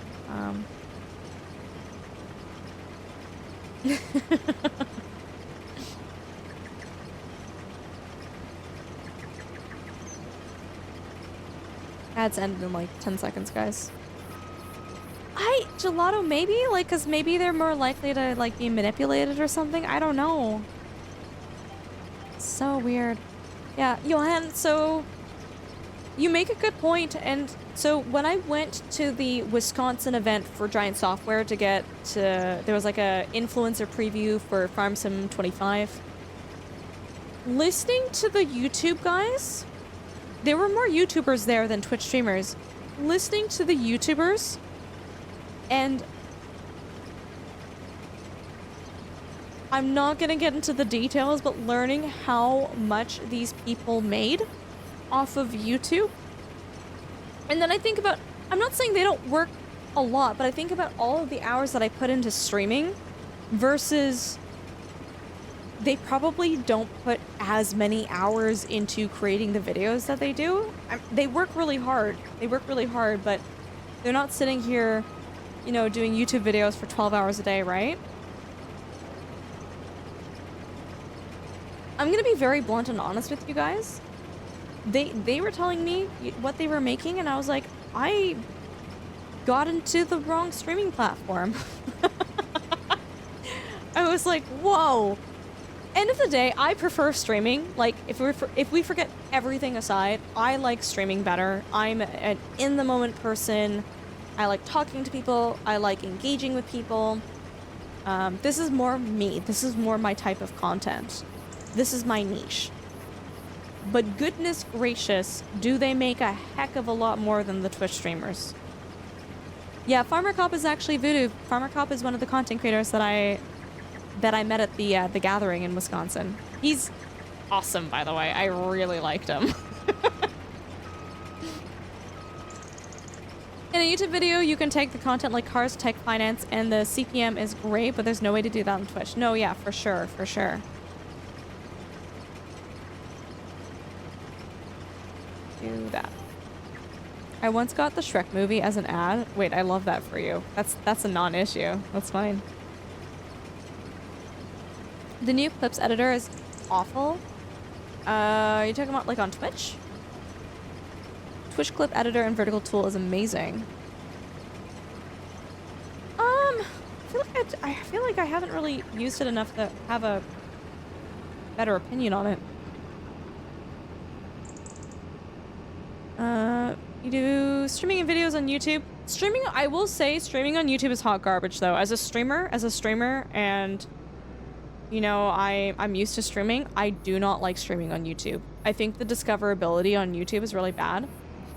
Apparently, according to Virtual Farmer, if you stream on YouTube with the vertical mode, like kind of like TikTok streaming, apparently your streams will actually do quite well. But regular streaming, like how we do it on Twitch, anytime I've done that, it's just, it's not good. It's not good.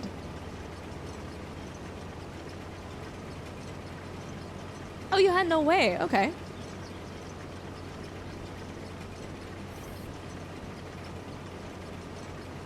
is one of the reasons for getting bad messages. Oh, I'm sorry. Yeah, no, I mean, we have a really good group of people here. Good set of beans, and I would like to think that, you know, we attract like-minded people here to this stream. You know, supportive, respectful community. You can, yeah, Traps, you can do both. The last time I tried to multi-stream though, Traps, my stream delay was set on like 60 seconds. So if I said something now, you wouldn't see it on your computer for another 60 seconds, and I couldn't stand that. Do we want to complain about Twitch splits or actually talk about it? Both? I think you can talk about it and or complain about it. Yeah, no, Eric, you're more than welcome to share your opinions, my friend. There's you know, as long as our conversations remain. Tagame, no one's asking you. No one is asking you, okay? Like, also, I just remembered, I literally was like, Tagame messaged me, and, like, I should get back to her, and, like, I'm not even joking, but, like, 3 or 4 times within the past 2 days, that's been on my mind, and then it just hasn't translated, so I'm sorry.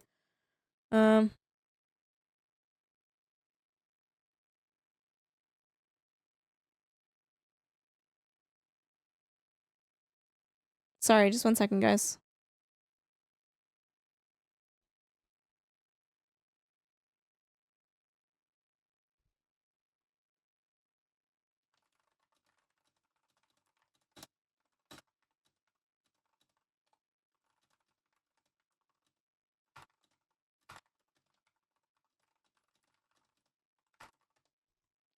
Sorry.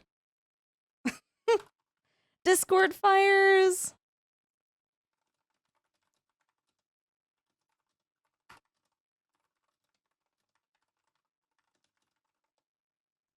Okay, sorry. No more fires, no more fires. We're good, we're good.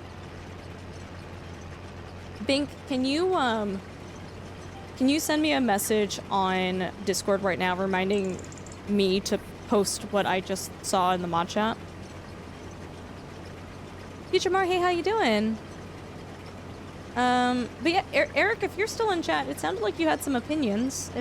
I don't know, it's like, you're more than welcome to voice your thoughts, dude. I mean, I feel like I'm complaining less in the sense of like, I hate this and this sucks personally for me, and more or less like, I would like Twitch to be a better place that supports all content creators. Ultra, when is the pivot to gambling on Kick?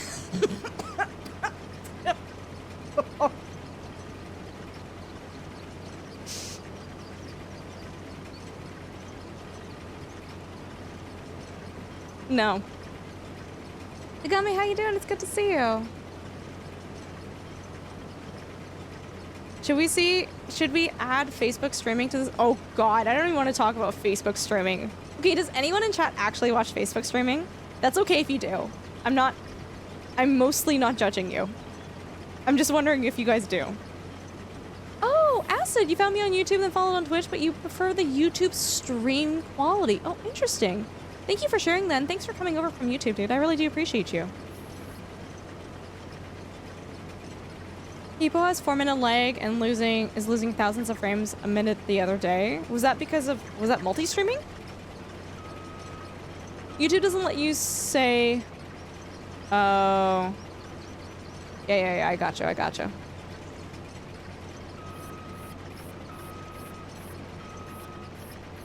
It's going well. Yeah, we're doing okay. I'm feeling a lot better, Tagame. I was feeling pretty sick earlier this week. And it felt like my body was all out of sorts, but we're doing a bit better now. Remember when Twitch was all TV theft and weird stuff? No, there is! Oh no, there still is! Wait. Oh no, what's the gaming category? We found a scuffed category. Oh my god, what was it? Oh! They hide streaming the TV shows under the actual category. Do you guys know what I'm talking about? Oh, I'm trying to remember. Oh, Simpsons Hit and Run. Simpsons Hit and Run. Here, hold on. No. This is the thing. This is the thing. This is the thing. Simpsons Hit and Run on Twitch. No, I'm serious. Simpsons Hit and Run. There are 6,000 people. There are 6,000 people watching this right now because if you stream under this category, there's literally Naruto too. If you stream under this category, it ducks the copyright stuff a little bit because the voice actors and the everything that comes up is very similar to Simpsons Hit and Run. Yeah, we discovered this the other day. Isn't this insane? Look at all the story. Wild, right? You watch the Tyson fight here.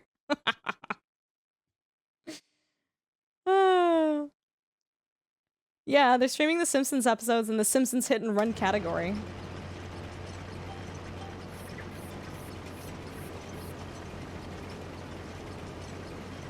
I don't like Facebook streaming because I just think it makes me a little uncomfortable when you're dealing with chat where it's like literally their full legal names. That's how it appears on Facebook streaming, by the way. When you talk in chat, unless you have like an alt account, it's like, oh look, John Smith is in chat and John Smith is typing, and I'm like, ugh, I don't like it. I don't like it. Twitch loses money, platform infrastructure is expensive to maintain, and the content by design lacks longevity. Get that it feels like it pays poor, but how can they support you without corresponding income?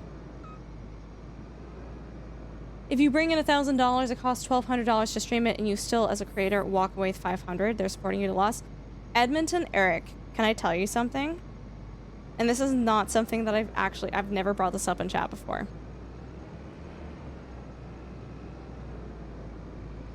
Found on YouTube, also came into Twitch to catch the live experience. Yeah, Real Mafia, it's good to have you in here too, dude. But you prefer YouTube. Maybe we gotta figure out how to multi-stream at some point then. If you guys like YouTube streams better, we could definitely do that. So, do you guys want to know something? So, Eric, you're not wrong. In theory, you're not wrong. I'm not gonna go into detail about this. I'm not gonna go into detail about this because this is something that I'm not supposed to know. But TLDR,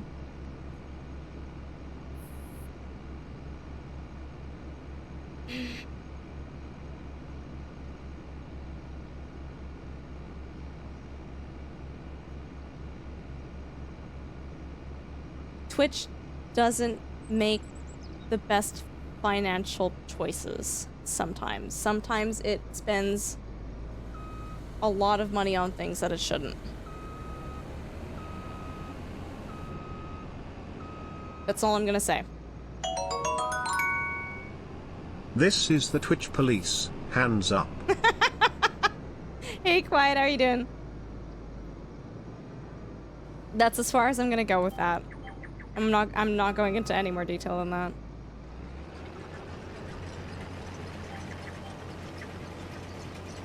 So yeah, in a perfect world, yeah, you know, like if it's running at a loss, that's how you have to run the company, but if...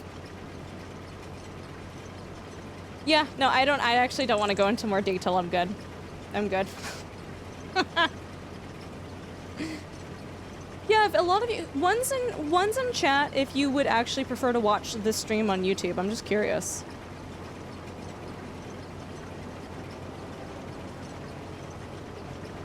Oh, Evan, thank you.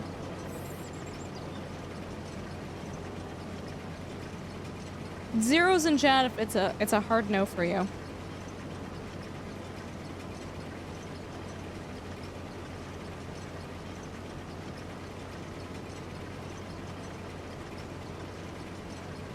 Yeah, Hayden, a lot of people are saying that there's better high-res options. Fun fact, if a Twitch streamer regularly runs ads on their channel like they are asked to do, then Twitch does not operate your channel at a loss. Too many larger streamers are anti-ads, and plus the millions of zero-viewer streamers are the reason for that loss as well. get what you're saying, Tara, and I don't... I see both sides of that, right? I think people should have the agency and the choice to not run ads if they don't want to run ads. Right? I'm a firm believer in agency and choice. Gotcha, that's it. Gotcha.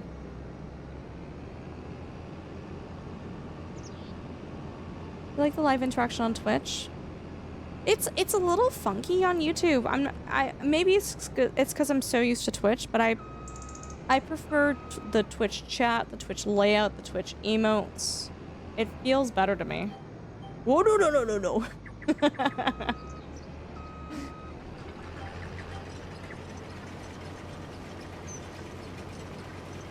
Oh, okay, Johannes. Okay. Johannes, what do you stream, by the way? What do you do? Hey, listen. What brings you in here tonight? Chrissy, hey, thanks for the follow. Welcome.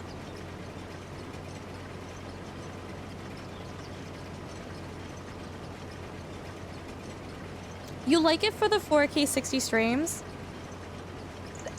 So, I have a nice computer. But I'm gonna put that out there right now that even if I theoretically streamed on YouTube, I am so sorry. You ain't getting a 4K stream from this person, okay? I would love to be able to output a stream like that, but it's not happening.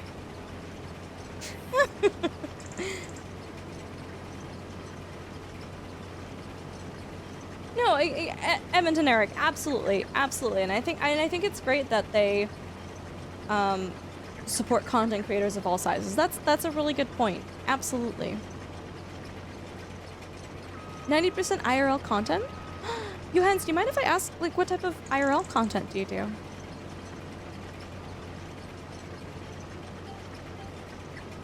Science was listing all their science streaming friends and said you were a bioethicist. Hi! Oh, Chrissy! Yeah, no, I went to school. I got my Bachelor of Science in Biology, but a lot of my degree focused on animal welfare science. I also... My educational background is kind of, like, all over the place.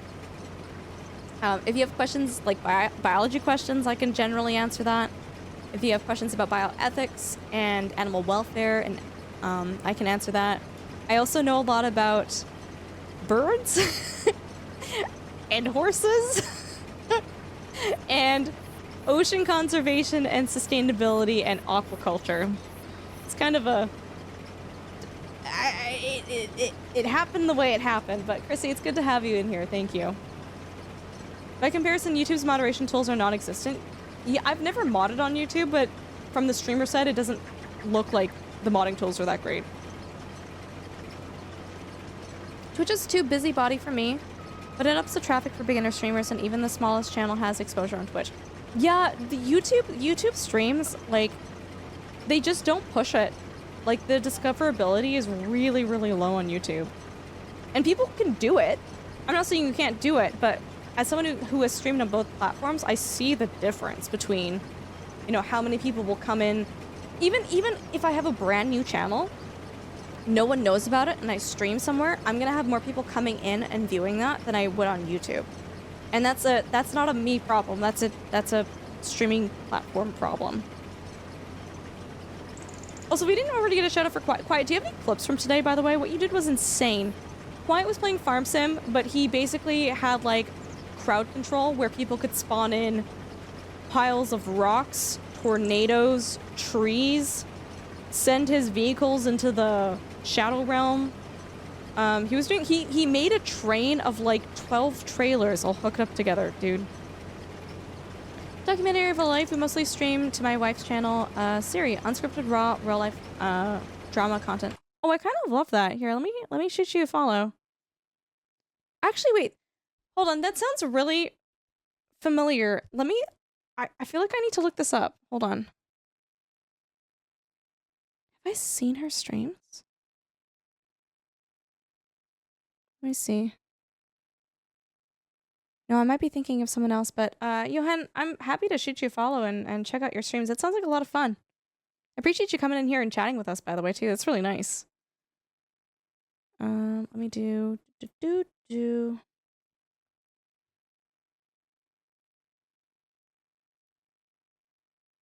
Oh, wait, hold on.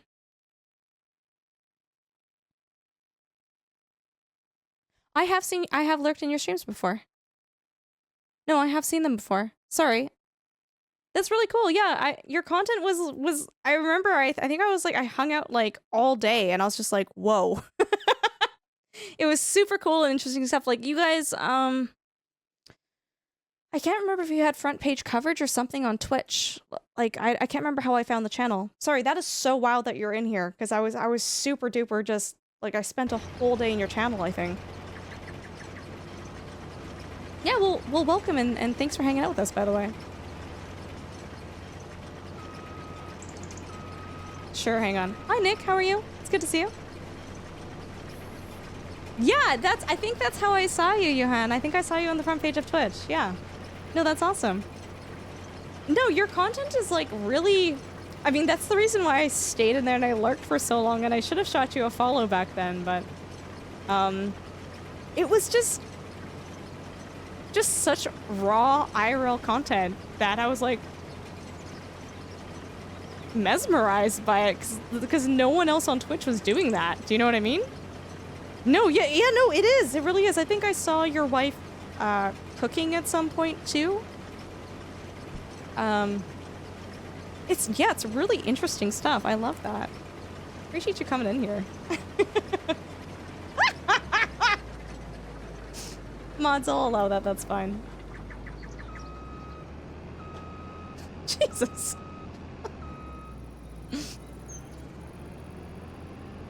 Yeah, guys, check out Quiet. Quiet does Farm Sim 25, and Johan, I look. Do you have a specific like days or times that you guys stream? No, it's okay. It's okay.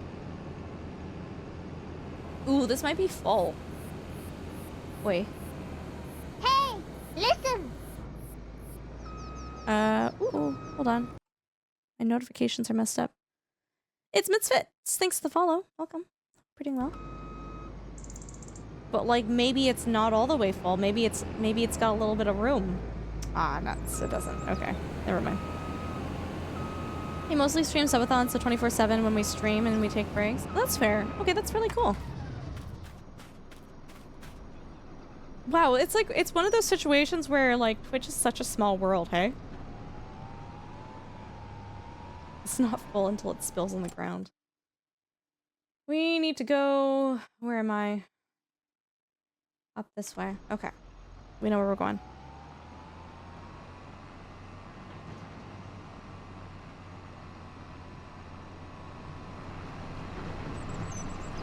Wow, what a pileup.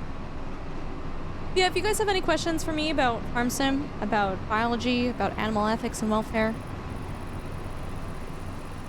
I don't know, about what I do on the small farm that I work on and take care of the animals, feel free to ask. You guys are never bothering me by asking questions. It's a...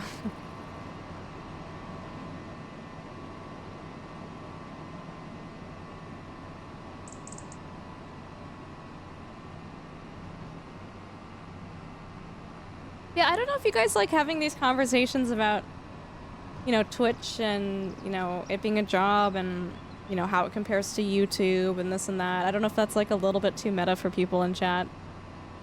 I don't often talk about that stuff. I'm more focused on the gameplay and what we do here, but I definitely, when we have to do our partner pushes to get that 70-30 ad, or not ad, 70-30 split from Twitch, I feel like it just like, it's a little bit more of a sensitive topic for me because it's just, I wish I didn't have to ask you guys for as much support as I ask you guys during this time. What is my favorite crop to grow? In-game or IRL? IRL, I just take care of animals, Jan. So, I take care of like cows, horses, sheep, goats, turkeys, pigs, chickens. We don't actually really grow a lot of crops. But if you're asking me about in-game, I would have an answer. Yeah, it's frustrating for me on your end because like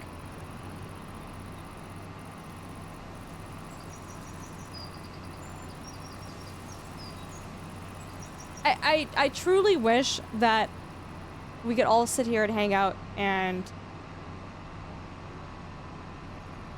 I wouldn't need to ask that of the community, if that makes sense. You know what I mean? What kinds of things are part of animal ethics? Whoa. Lots of things. Basically, when you're looking at animal, specifically like the welfare, in terms of ethics, you're kind of looking at what an animal needs, how you can make it as content as possible in intensified farming. And you're looking at space requirements. You're looking at what should we feed it. You're looking at how many is too many animals, or how little is too little animals in terms of socializations. You're looking at how to best care for their health and keep them healthy, and well, what do you do if they're not healthy?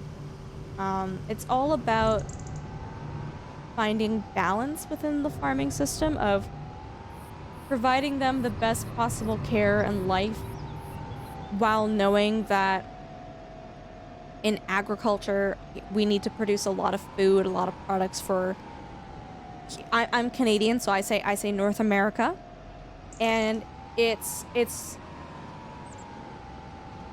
not always easy to find that balance in intensified systems. And when I say intensified systems, I mean, you know, you have a farm with like a lot of animals that you're taking care of, right? Can... Red, coming with a raid. Welcome, welcome. We don't have to go home, but we can't stay red, so we're here to keep you company. Welcome, guys.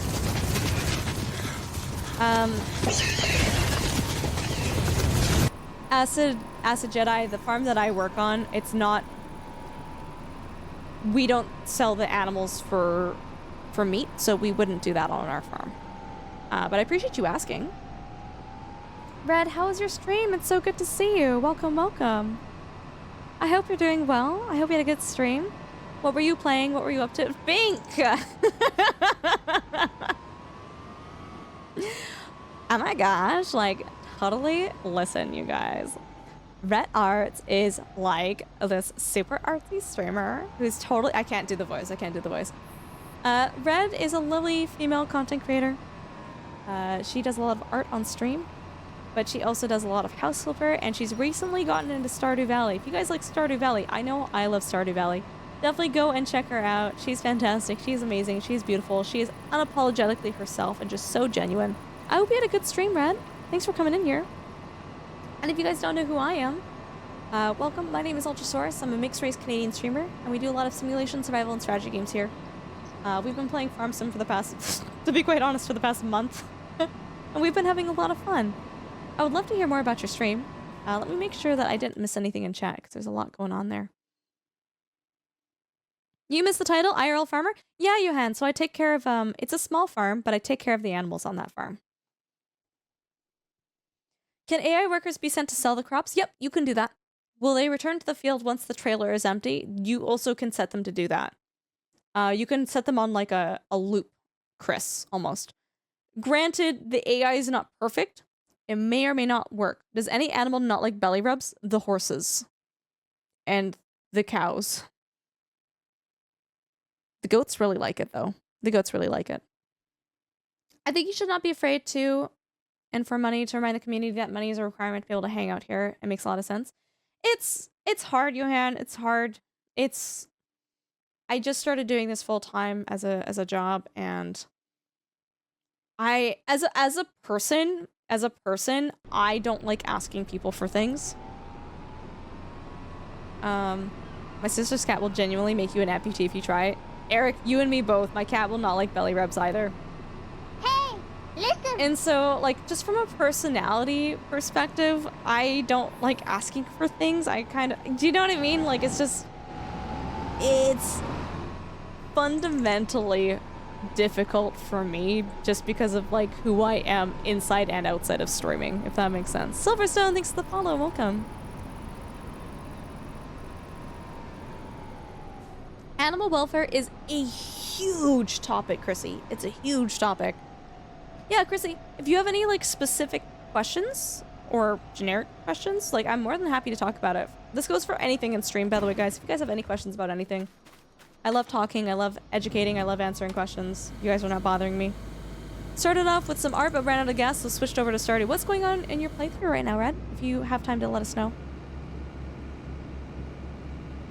Oh, ongoing, that's okay. I mean, Science, there's still the VOD up, and they're going to be posting it on YouTube, I think, as well, so even if you weren't there live, you have the ability to rewatch it. Am I involved in things on a government level? Like helping to make laws? Unfortunately, no. I think it'd be so cool if I had a job like that, but I don't. I am more here to not actually inform farmers, because the farmers actually, a lot of the things that I share and talk about, the farmers actually already know about it.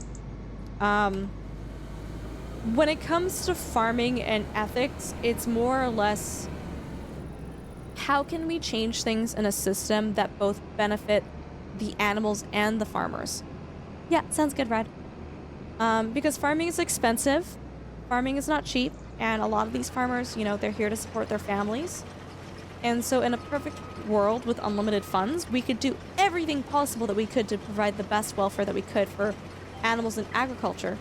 But unfortunately, we don't live in a perfect world, and so we have to compromise between what can we do for the animals that still allows farmers to make a living off of doing this, right? And so that's why, you know, welfare really does come into play, because you can look at things like what are the most important things to the animals that we can provide at a bare minimum, right? What are the most important things that we can do to improve the life of the animals while not running these farmers dry? Yeah, a lot of the farmers, they're aware of, you know, the pros and the cons of the systems, but Chrissy, this is an interesting take from me telling you as a vegan, and you are absolutely, I support vegans, I support, you know, people making choices about their lifestyle and their diets and what they want to do, but in my opinion, as someone who's not a vegan, as someone who's very into animal welfare, I personally believe the best way to improve welfare in these systems, to advocate for better ethics, is consumerism, right? If you think about when you go to a grocery store, you know, people joke, oh, haha, you're paying for chicken welfare, right? You know, you get all these eggs, all these choices. There's free run, free range, organic, yada yada yada, and they have varying prices, right? And farmers are more than happy to provide their animals with better facilities, a better environment, the things that they need, but that comes at a cost. And so if people are not willing to pay more for these products, there's no incentive for farmers to do that, right? And so I truly believe the more we talk about these things, the more that we advocate for, like, hey, when you see these products at the grocery store, like, you're using your dollar amount to say, hey, I support this. I like this. I like how you treat your chickens. And like, no, seriously. And so, like, you know, if you're not vegan and you know, you consume eggs and you consume these products, that's the best way that you can advocate for better welfare, right? Is there food? What did you get? Oh, okay. I might want a little bit soon. Let me just scroll up and make sure I didn't miss anything in chat, 'cause there's a lot going on and I kind of went off on a tangent for a while too. But Chrissy, my job here, especially on Twitch using this platform, is just to educate the average day person, because a lot of people don't know about the pros and the cons of these systems. I would say before I took these courses in university, I was very I was actually very anti-farm. I was like, wow, this is awful, this is cruel. You know, you watch those awful videos that PETA posts and you're like, how could this be good? But when I took these courses in university and they told us with no opinions, this is how it is. Here's the pros, here's the cons, this is why things are done this way. And they didn't tell us like how to feel about these facts. They just gave us the raw information, and they showed us, like, we saw photos, we saw videos, we saw all this stuff, and it was like, do what you want with that information. Like, here are the flaws with the systems, but here's why we do these things. It was very informative. It was very good. And it really did change my views and opinions on farming. Is it a perfect system? No. But there's lots of room to improve, and the systems aren't as... Things are done that might look weird from an outsider's perspective, but they actually do help improve the welfare of the animals. Nick, sure, you can ask a question. Sorry, I'm catching up here. Yeah, Nick, what's your question? Let's hear it. You worked at a poultry ranch that produced eggs? Yeah, you worked with layer chickens. Yeah, and I'm not here to, I'm not here to change anyone's minds. I'm just here to share the knowledge that I know, and Hey, you guys can listen. do what you want with that information, right? Johans, hey, thank you so much for the follow, dude. I appreciate you. Mods, if we can also get a shout out for Johan, I would really appreciate that. I spent like hours in their stream the other day. Their stream, it's literally raw IRL content. And I thought it was really fascinating. I thought it was really interesting. I would recommend you guys check them out too. They also do farm sim as well. Bounty Hunter, it's good to have you in here.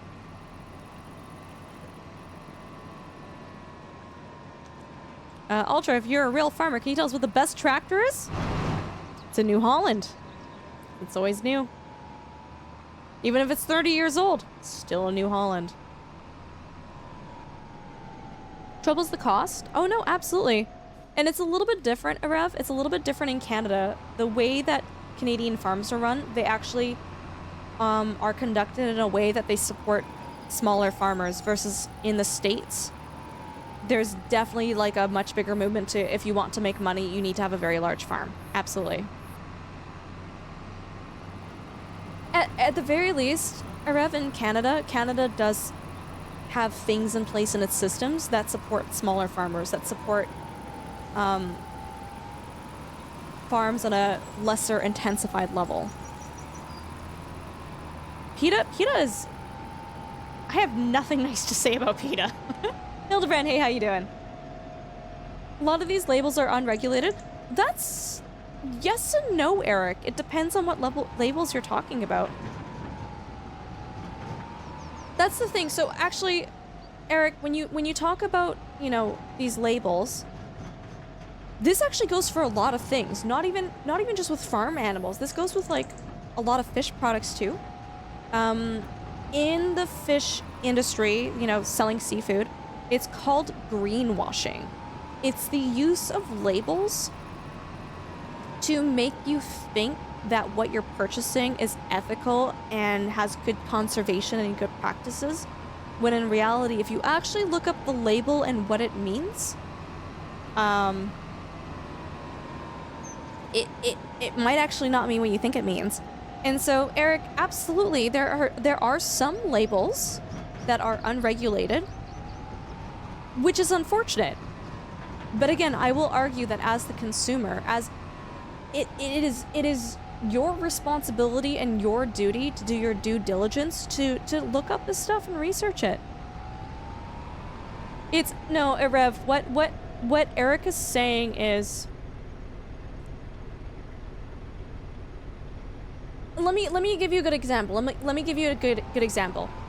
So you could have a label for your chickens that say, these hens that lay these eggs are free range, right? That means they have access to the outdoors. Wow, we love that.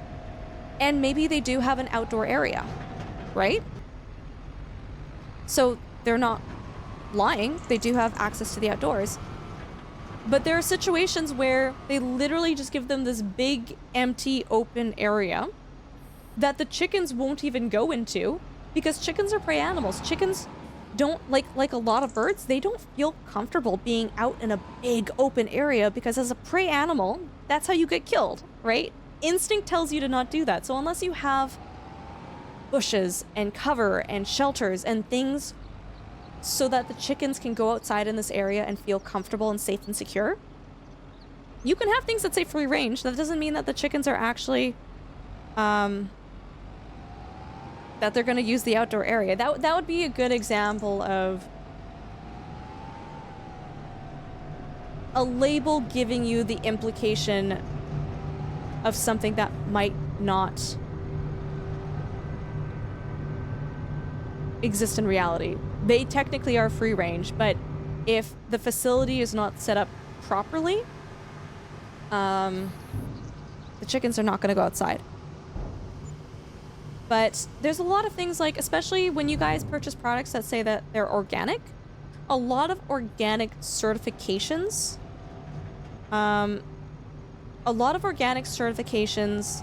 also have a lot of things required that additionally improve the welfare of animals too, by the way.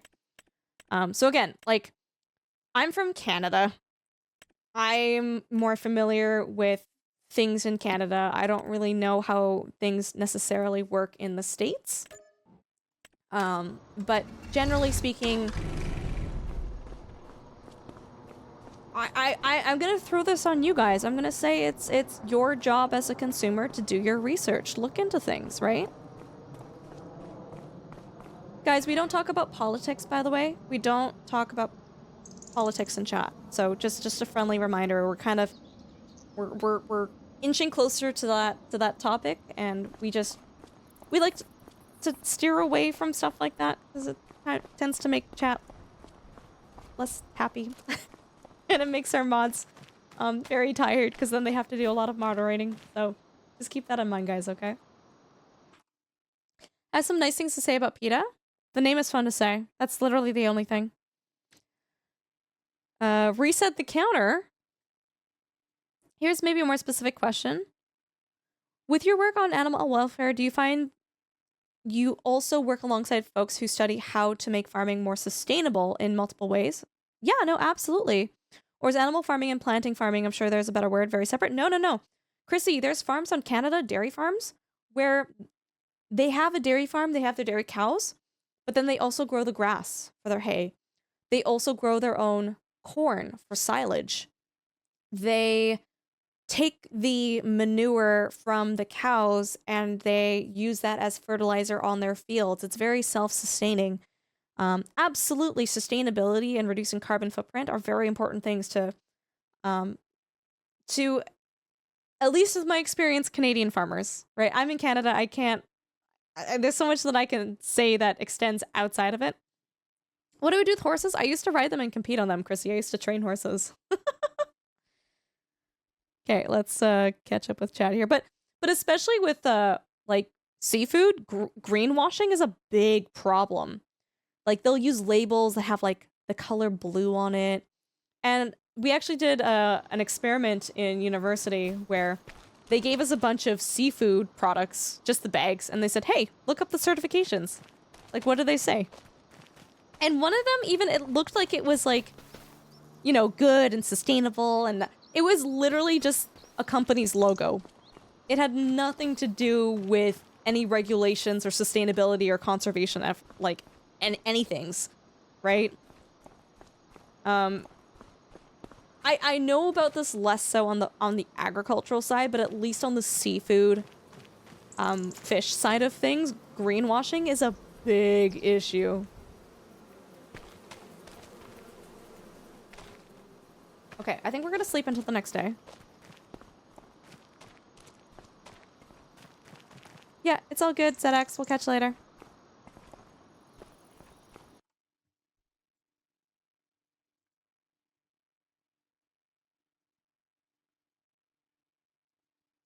You know, shock value, I don't disagree with you, but at the very least with seafood, there's no regulations in place as to like, oh wow, don't have your company logo look blue like some sort of sustainable certificate. Like there's not a lot in place. And I'm not entirely convinced from like a policy level if like they would really be able to implement that and enforce that. And so as someone who's into ethics, as someone who's very into, like, you know, having people make informed choices, you know, I do feel like I'm not saying it's okay to greenwash. I'm not saying it's okay to... This still doesn't work. I'm not saying that's okay, but I don't know. At least in the world that we currently live in, I don't think the rules and regulations are going to change anytime soon for that. So my stance is, like, you gotta... Unfortunately, you gotta do your homework, and not everyone's going to do that. You're in winter of your 3rd year. You're looking to purchase chickens, a cow, and a pig for essential. Oh, that's really nice, Rad. Are you still, like, courting people?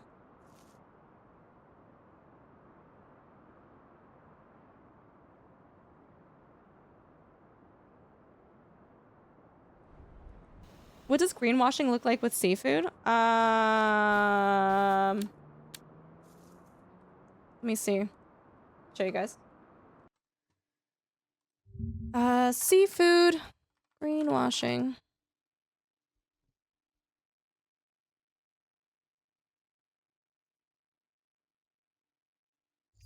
Let's see here. What do we got?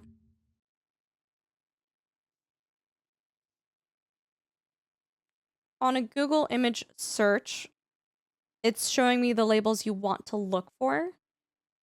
It's not showing me the fake ones.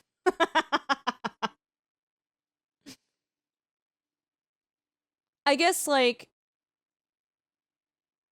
this is not the greatest example, but it would be something like this is more like for not seafood, but it's like labels like this where there's, like, it's just an image and a graphic. It's not really, it doesn't tell you anything about it. It's not backed by any sort of, like, company, like, so MSC, this is a company where you can literally go to their website and you can look at their values and you can look at, like, what companies need to do in order to have that certification.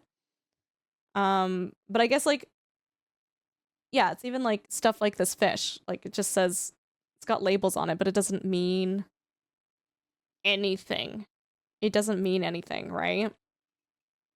But yeah, like, having things like these little labels, eco, bio, organic, like, it has to have the certification on, like, the proper certification. Ocean friendly, yeah. Like, it's just... He's a certified fish. I would hope so at that point. I would hope so.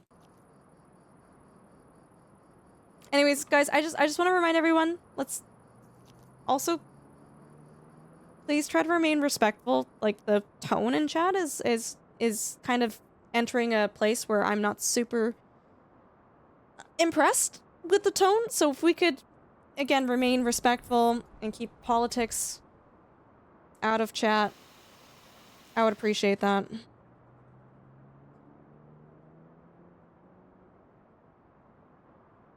Hey, listen. Hey, Goat, thanks for the follow.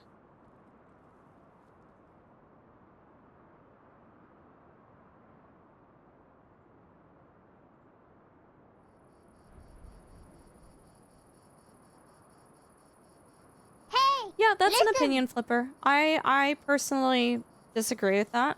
I think I think personally it's unreasonable to tell everybody in the world to stop consuming seafood. You can have that stance, but realistically, you're not going to stop people from eating seafood. So my own personal stance on that is what can we do to make this sustainable versus telling people to just stop. Because especially if you're in a third world country where your entire livelihood exists and weighs on you fishing for your family, if you tell them, wow, that's bad, you can't do that, they're not going to stop. They're not going to stop. But there are ways that you can sustainably fish. There are ways that you can properly do things. It's just a matter of getting people to do them. Hey, listen. Hey, Fire. William, Laughter, thanks for the follows, welcome. But anyways, I'm not here to tell anyone you're wrong. Y'all are entitled to your opinions. Absolutely. And I think they're fair, and I think they come from a place of importance to people in chat. I'm here to share my opinions and my thoughts based off of the educational background that I got, and you don't have to agree with me. It's okay. But I'm here to share what I know with people, because there's a lot of things that I learned while getting my Bachelor of Science where if I hadn't taken these courses, I might share the exact same opinions too, but it's really changed my perspective on things. Dark Velvet, thanks for the follow, welcome. Okay, is this grown? This looks grown. It is. Not married yet, probably won't. You have 6 partners? Oh my god, Red.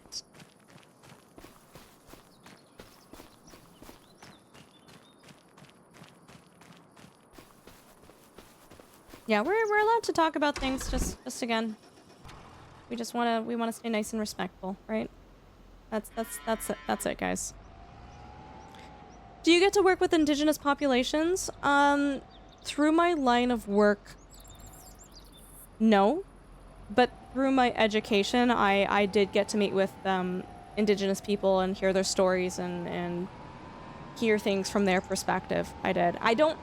I can't talk about it too much, Chrissy, because I keep my location of my life very private, and if I give away too much information about that, it kind of gives away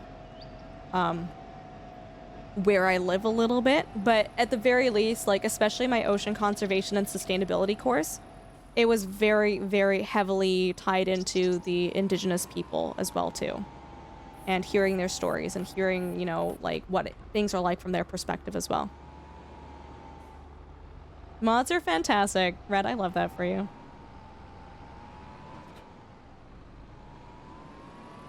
Hi, Neil. How you doing? Good to see you. Welcome.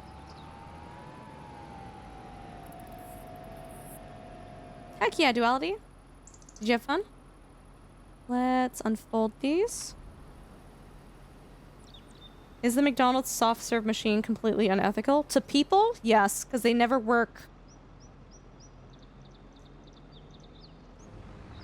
Oops, I didn't mean to do that. I meant to lower everything.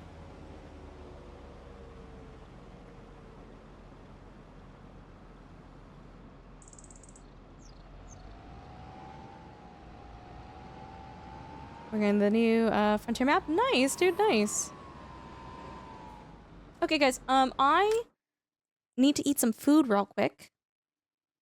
So I am going to, I'm gonna be right back. Eat a little bit of food, some snacky snacks, and then we'll be back to farming, okay? Hold on to your butts. I won't be gone for very long. All right, we're back. Thanks, guys, for waiting. Really appreciate it. What did they update in Farm Sim 25? A lot of things. There are patch notes. If I read everything, we'd be sitting here for 45 minutes. So Quiet sent me over some clips. Because he had crazy shenanigans on his stream today. I walk this empty stretch on the full of blood of broken dreams. I say, sexy.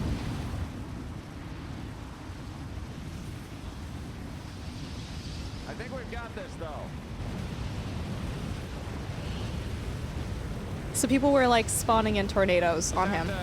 And trees. Really think life through for a minute. Did I have good foods? I did. No, Evan. This is not my stream. Yeah, this tornado's in game. Just subscribed. Shark Dog 58 gifted a tier 1 sub to Triumph Treeface. So They have crazy. given 74 gift subs in the channel. Go. Don't forget your beads. I was not planning on forgetting my beans. Okay. Yep, alright.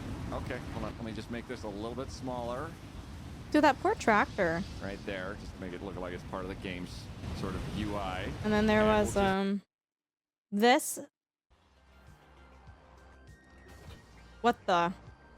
Quiet, what did you do? How did you manage to break the game this badly?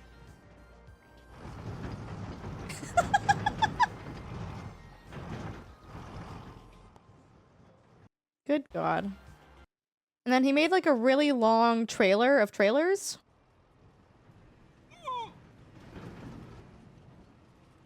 which completely and utterly... How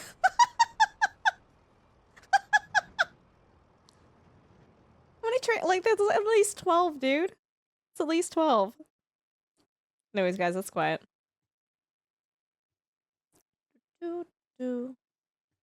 Video game. Okay. Alright, we're gonna mow. B. Yeah, if I missed anything in chat, by the way, if you guys asked a question, and I missed it, feel free to ask again.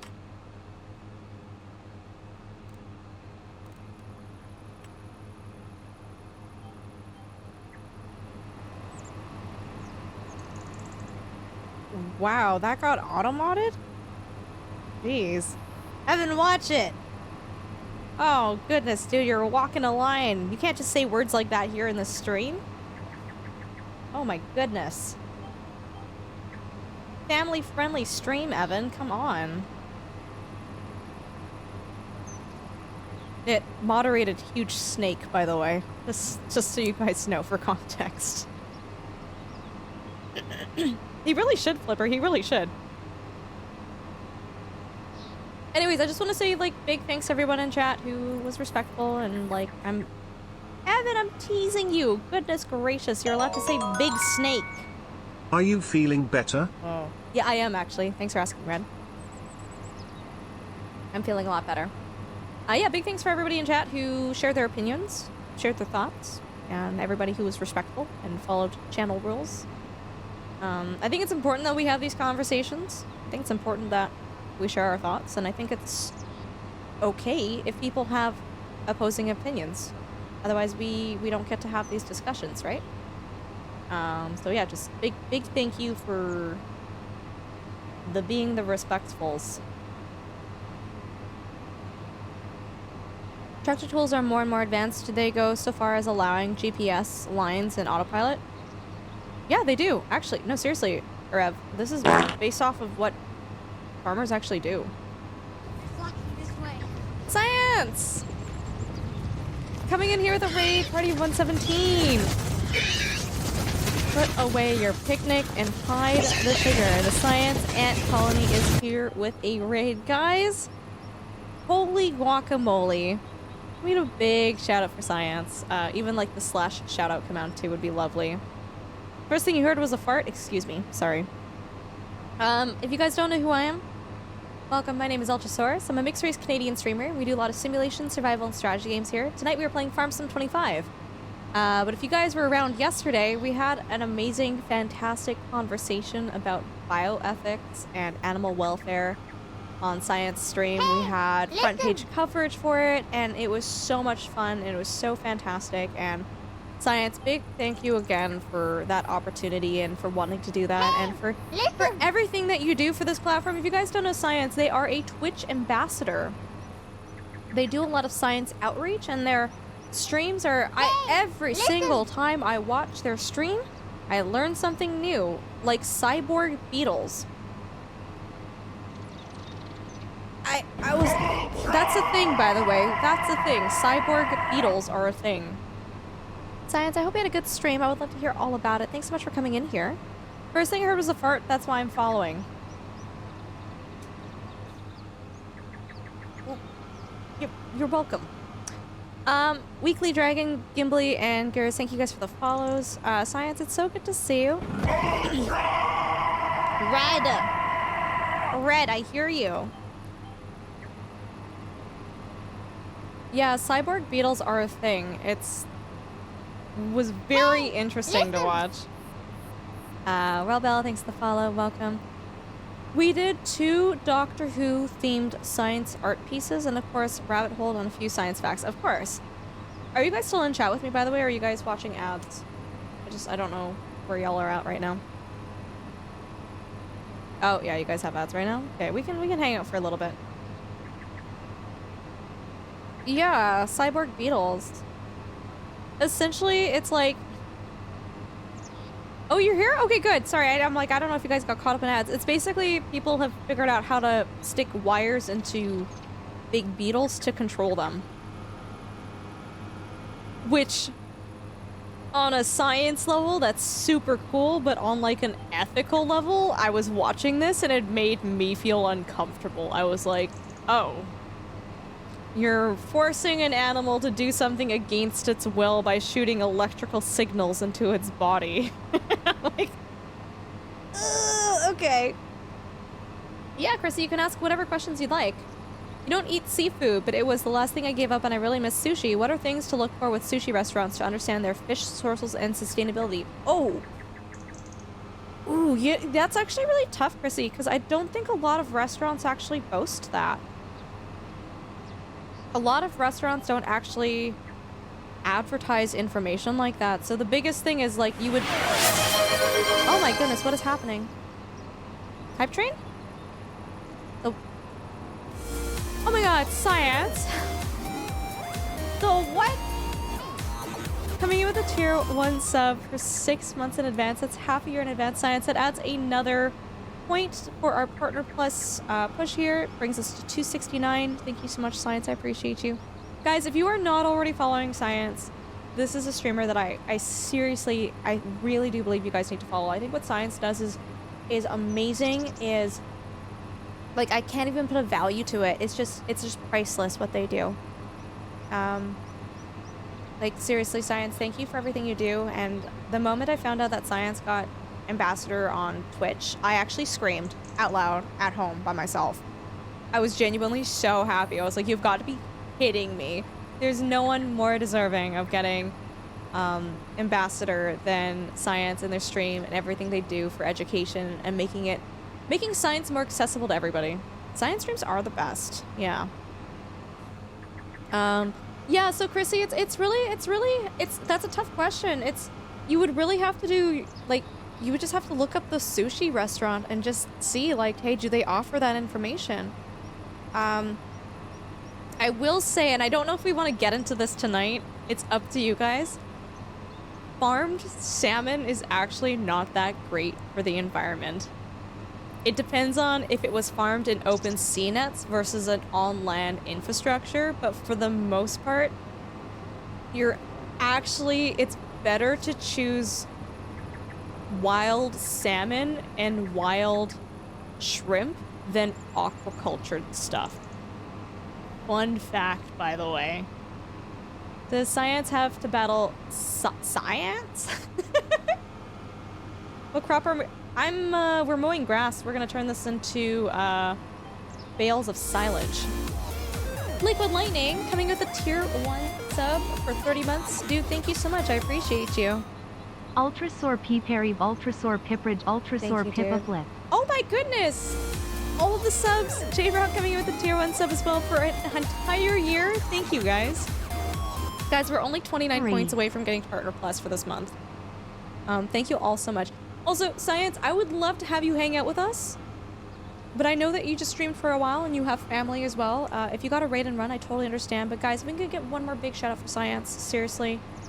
Just such a wonderful, intelligent, empathetic, genuine, amazing content creator. And I got to meet Science at TwitchCon and oh my god, like I could have talked with him all day. Like I could have. If we had all the time in the world, I could have. But definitely go and check them out.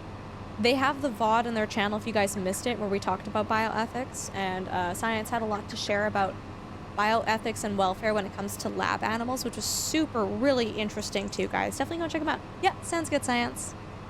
Okay. Let me set the AI to do some work here so I can chat with you guys, because y'all have a lot of questions right now, and let's see. You gonna do your job? Do the job, do the thing. Okay, scrolling up, just making sure I didn't miss anything, guys. Yeah, ambassador is really important. I can assure you that everyone looks happy with the purchase of the products in the ads. You know what I really hated for a while? Twitch was giving me ketchup ads, and I don't like ketchup, and I was like, this is not making me want to purchase this any more than I did before. I'm like, if anything, I don't want this. I really don't want this. Yeah, no, Chrissy, that's true. In the Pacific Northwest. Gers! Oh my goodness! Coming with a tier 1 sub, that takes us to 272. Dude, thank you so much. I appreciate you. Thanks for hanging out with us. Yeah, in the Pacific Northwest, wild salmon is much better to purchase in grocery stores than farmed salmon for, yeah, multiple reasons. I support this opinion until what you feed the salmon is sustainable. No, actually, Wombat, what you feed the salmon is sustainable. Salmon is actually one of the most sustainable food sources that we farm in aquaculture. For the most part, salmon, it's a 1-to-1 ratio. So the amount of protein that you feed a salmon is exactly the same amount of protein that you get out of the salmon compared to other food sources. Other things that we put a lot of effort into harvesting and raising. Salmon is actually one of the most farmed salmon is one of the most sustainable food sources that we have in terms of what we feed them versus what we get out of it in terms of a ratio. Added my cello recipe and the changes for apple cinnamon version. Oh, that's for science, sorry. Did she get not the last half scoop, no.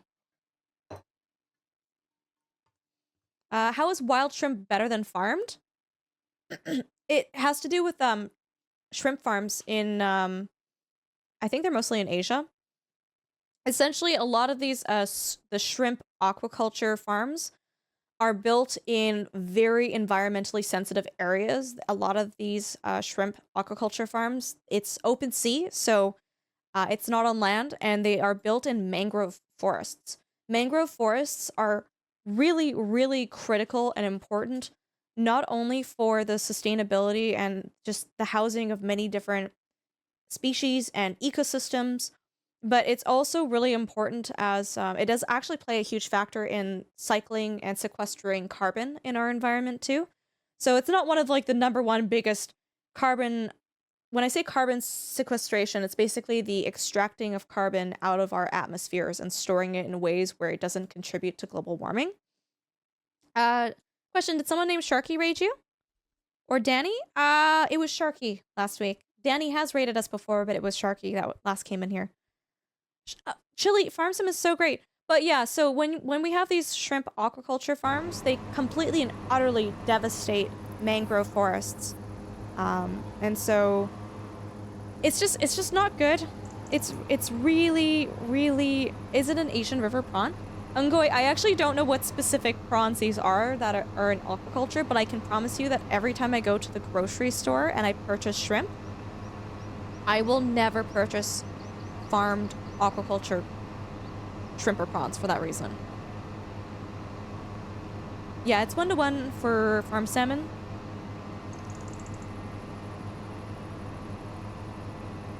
But I think you misspoke. We only eat about 70% of a salmon by weight, so feed to nutrition ratio is 2-to-1. Okay. That's...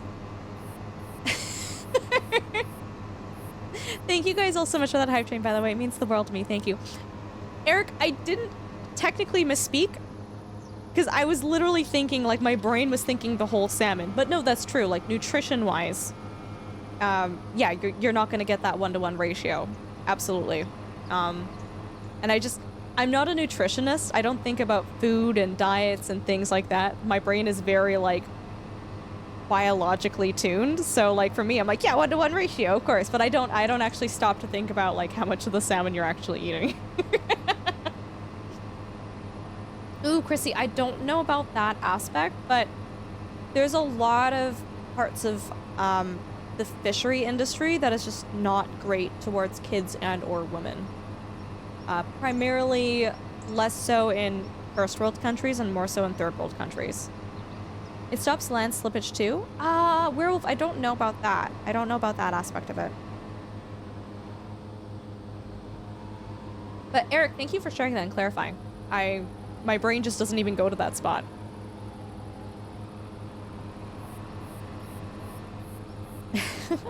But yeah, the reason why, I don't know, do you guys want to talk about this? Do you guys want to talk about aquaculture? We can talk about it a little bit if you want. Or we can talk about farming. Or we could sit here in silence and play the silent game, and we can just twiddle our thumbs while the AI is mowing our grass for us. Yeah, we're gonna play the silent game right now. Ready? 1, 2, 3, go. Aw, Chrissy, you lost. Sorry, Chrissy.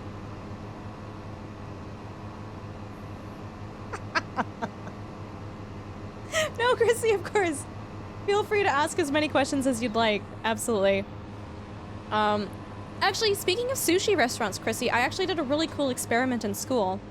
Basically, we were tasked with the job of either going to sushi restaurants, any sort of restaurants or grocery stores, and getting samples of salmon and testing it to see if the salmon that they were selling was truly the species that they were selling.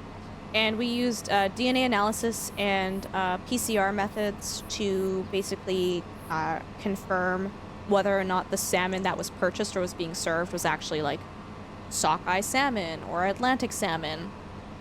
And for the most part, for most of the class, you know, the salmon that people tested was the salmon that they got. But for me, what did I purchase? I think I can't remember what the actual species of salmon was, but it was incorrectly labeled. But I don't think it was done maliciously. Whatever I had, it wasn't actually like salmon. It was a species of rainbow trout, which visually it looks very similar to whatever salmon that I was supposed to have, which is really cool. But what was actually very controversial was a few people in class, I can't remember what species of salmon they were supposed to purchase, but it turns out 2 different people who purchased salmon from the same grocery store chain got Chinook salmon. IRL farmer? IRL farmer. I work on a small farm and I take care of animals. They had Chinook salmon, and that's actually really, really bad because Chinook salmon in Canada is a highly, highly, highly regulated salmon in terms of fishing, and for most of the year you actually aren't even allowed to fish it because Chinook salmon are a very important food source for the what are they called, the resident killer whales on the Pacific Northwest. And so for the most part, for a lot of the time, you're not allowed to fish them because they're like a major food source for these orcas. Yeah. So that was really interesting. And again, I don't think it was like the grocery store chain's fault. I think it was like, I think it has to do more with either the distributor or the fisherman that actually fished it that did something that they weren't supposed to do. Yeah, no, big oopsies. We're going to fold them more. Yeah, I'm sure the indigenous people, I mean, at the same time, Imp, I think it's important that the indigenous people get to fish and harvest the foods and the animals that they always have been. But, sorry, when we're talking about how bad this is, end of the day, the indigenous people aren't going to disappear and die because their one and only major food source is now gone, right? Like, in the grand scheme of things, it's when we look at that situation, it's really bad for the resident killer whales, because I think there's how many of them now? I think there's only about 100 of them left. That's it. And the population has been in, as of lately, it's been in a gradual decline, which has not been good.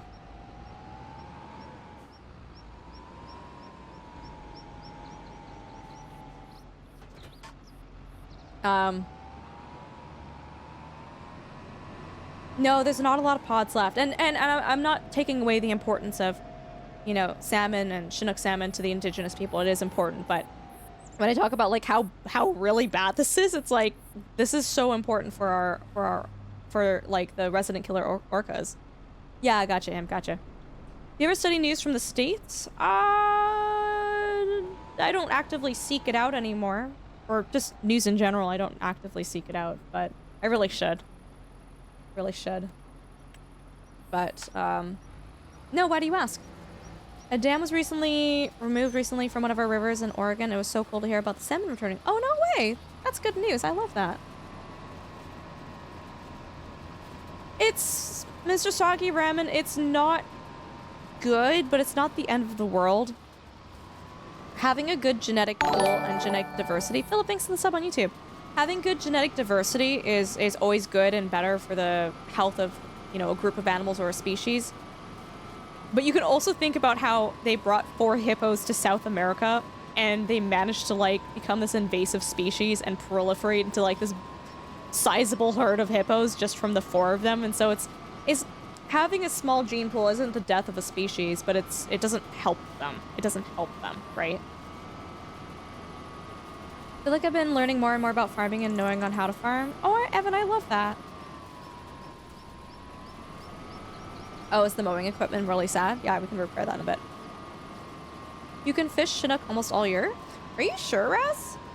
I was under the impression that out of all of the salmon species, sockeye is also pretty regulated too. But I thought that Chinook was... I thought there were more regulations on that.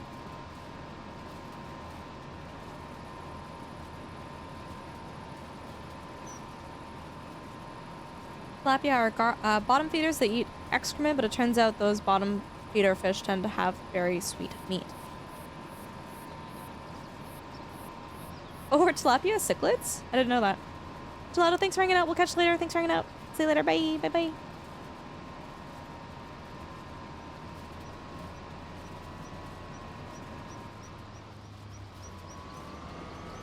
Summer day, I would...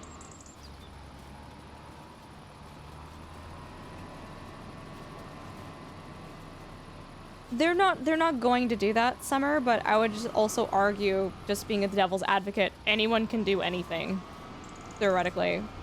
And no, like, the indigenous people are very respectful of the environment, and, you know, they've been practicing sustainability for thousands of years, right? But they're not going to, yeah. There's an argument that coming back from that well from a genetic bottleneck isn't the norm, though. It depends on the species, depends on what's going on. Why aren't Colombian hippos not called and used as a food source? That is a good question for South America. I don't know why.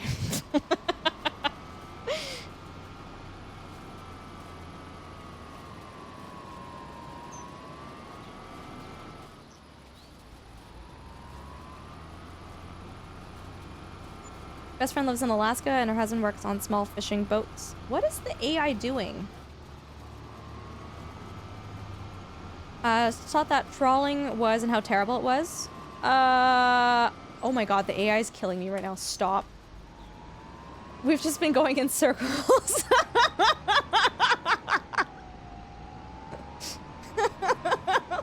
I don't know how many circles it was going into until my brain caught on. I was like, wait, where are we going? No. Goodness. I think a lot of fishing in Canada is trolling, not trawling, but I don't actually know the statistics on that, Chrissy, so I can't really speak to that. But arguably, troll fishing is not as bad for the environment as trawling.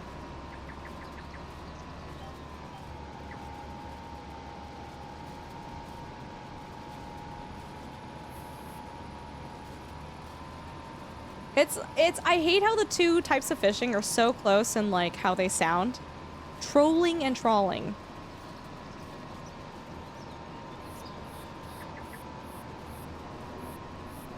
Yeah, no, there is, Chrissy. So,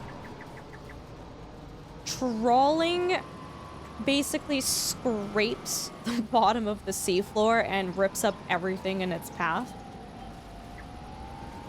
But trolling fishes up a lot of fish, but is not as, like, as detrimental to the seafloor and the, like, the ecosystem down there. I learned this like a year and a half ago, guys.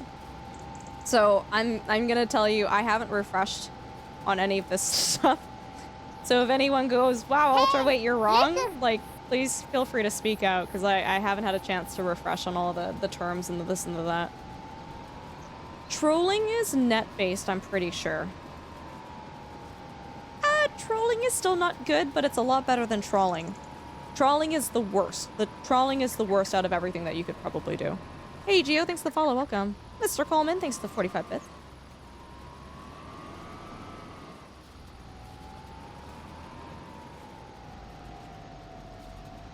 Yeah, they do that because it's cheap and easy and it grabs everything for them, Chrissy, and it's really not good.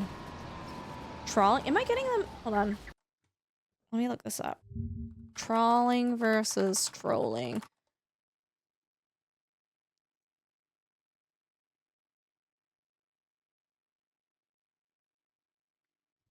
Oh god. Let's see these images. Does this show me? I need pictures. Oh, don't give me... No.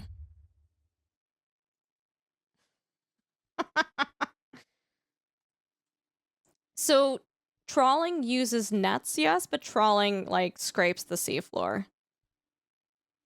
So, here, let me move my face out of the way. Does that help?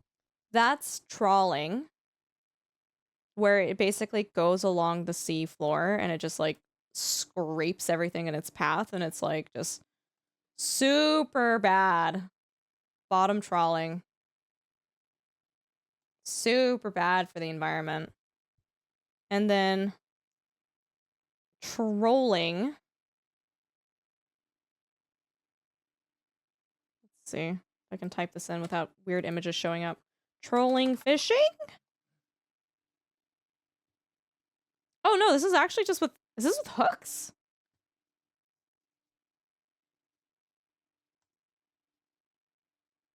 So you have a line with like a lot of hooks on it then.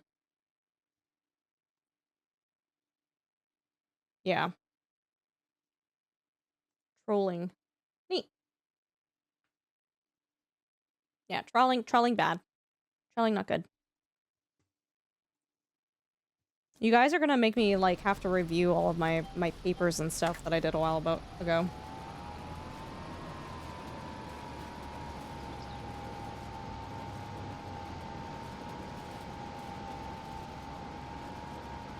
Your studies, do you study napping? I swear to God. Mammal sea life or mostly stick with the sea creatures we regularly eat? The course went over more or less like policies and fishing as a concept. And it didn't really go into much about mammal sea life.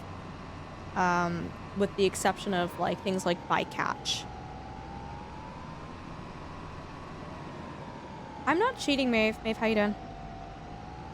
What is the piece of equipment behind the tractor? This is called a windrower. A windrower, basically, so if you look here, there's grass everywhere, but if you look at where I've been, it kind of piles it up nicely. So the purpose of a windrower is to pile everything up nicely so that when you take your baler that makes bales of hay, it's in a easier, nice line because the baler, it's a very small width. And so instead of having to go over this line that I'm going over 3 times, 1, 2, 3, I just have to go through it once. I am on PC, Tyler, yes. Have a good night, Condiment Services. We'll catch you later. What do you want? It makes windrows, says Dong. How am I supposed to know that? I don't do this IRL. Jesus.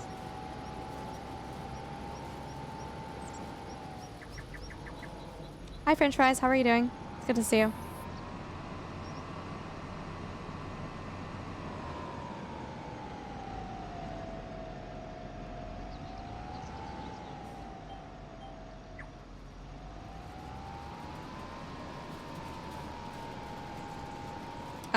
But TLDR, to kind of touch on what I said earlier, farmed salmon that are farmed in open sea nets are really bad because it's intensified food production. You have a lot of salmon in a very small area, which means the prevalence of disease and parasites and all sorts of yucky things are going to be very, very, very prominent, which is like, okay, fine, like, the farmed salmon are sick. Why does that matter to me?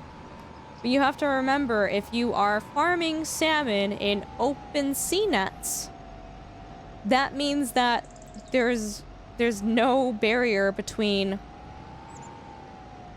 besides a net that stops these fish from leaving these nets, there's nothing that is stopping the parasites, the viruses, and the bacteria to spreading through the water and infecting other creatures, right?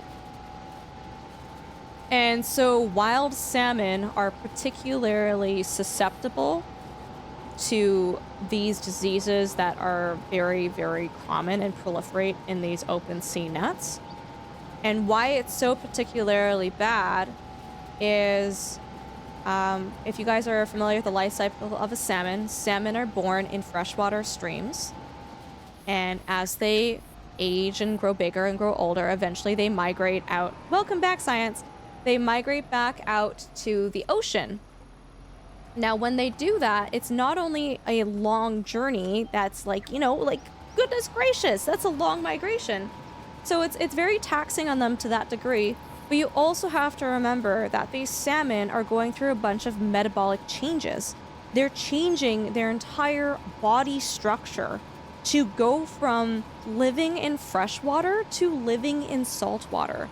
There's a lot of changes with their body and how they regulate ions and salt and water when they make that change. It's actually incredible that they make that change. They make that change twice. They do it when they go into the ocean once, and they do it when they come back out, right? Which is like really cool. And so they're really tired from journeying, so they're fatigued. They're going through all these metabolic, huge life changes in their systems, which is very taxing on them. But the last thing is when these, so they're called smolts, when they're kind of going from freshwater to the ocean, they are not big salmon. These are small salmon. And they don't have the nice, thick scales that adult salmon have. And so they are particularly susceptible to parasites versus a full-grown adult salmon that's passing through the same area. So that's why, like, with aquaculture,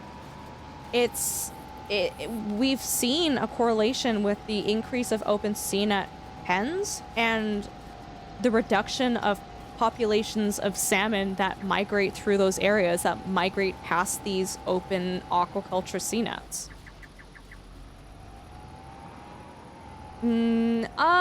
Certain areas, Chrissy, it's, oh my god. This, this makes me a little angry. Some places actually do,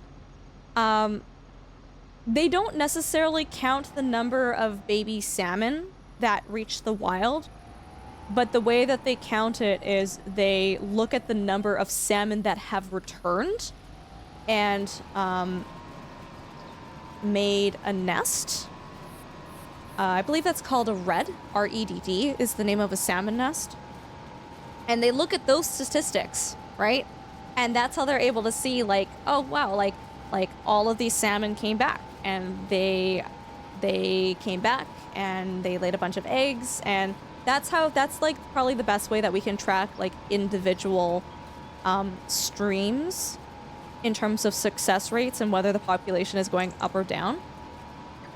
What's really sad is that a lot of places don't count and they don't care. And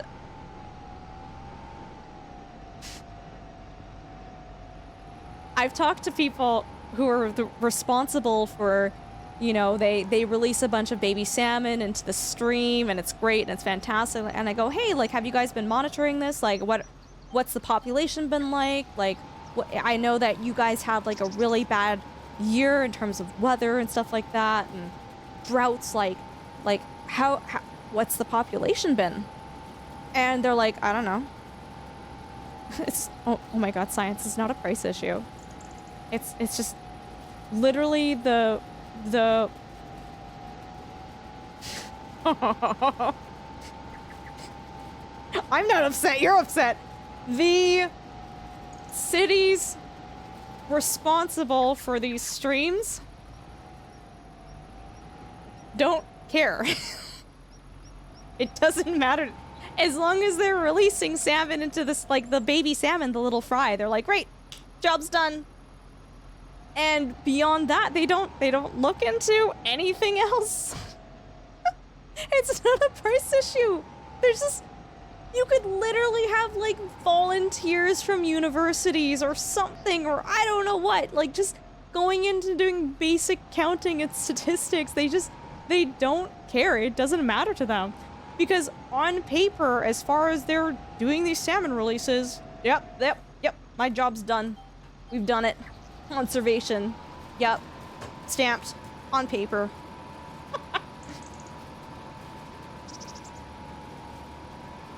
Yeah, no, got you, Raz, got you. I guess, like, maybe I'm thinking of Chinook salmon on, like, a more commercialized basis, unless, like, I might be wrong. I don't know the actual rules, but I'm assuming, like, on a commercial level, people aren't supposed to be, like, fishing Chinook salmon. But maybe on a more individual, smaller level, you would be allowed to fish it. I don't know, though. I was just always under the impression that, like, you are not supposed to fish Chinook salmon, but I'm thinking from, like, commercial, intensified, like, perspective. Oh, science, oh my dude.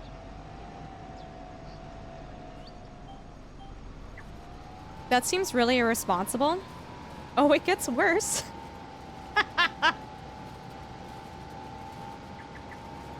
In my course, we did studies on certain success stories and certain not so good stories. And there were even stories about, you know, the government approving the building of townhomes right next to salmon-sensitive creeks. And in this building, they decided that they needed to reroute the stream because it interfered with the plans of the townhome. And no environmentalists were consulted with. Nothing. They just rerouted the creek. And I think they actually managed to kill a bunch of the salmon because they had them in a holding area while they were rerouting the creek, and then they accidentally forgot about them in the holding area, and then someone released the water, and then they all suffocated because they literally just drained the water that all the salmon were in. It's like a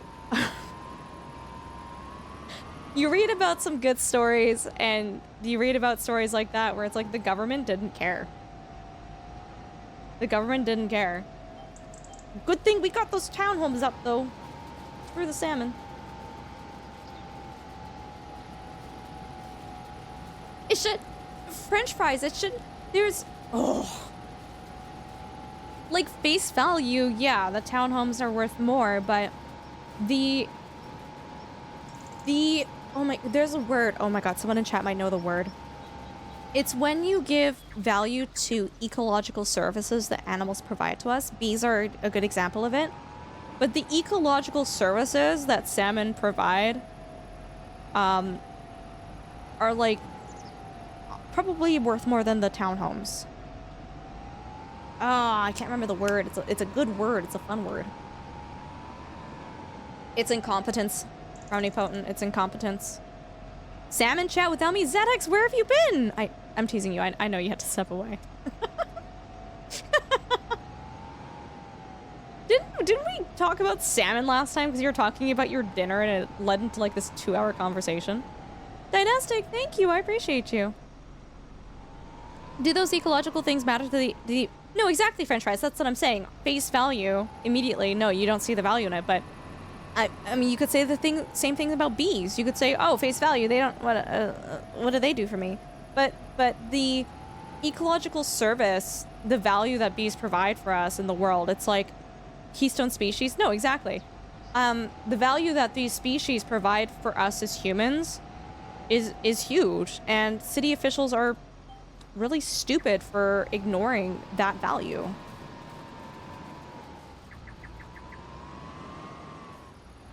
Essentially, I don't know if you guys know this. This is a really fun fact. But salmon are the reason why that parts of the Pacific Northwest actually have the highest amount of biomass per square meter than anywhere else in the world.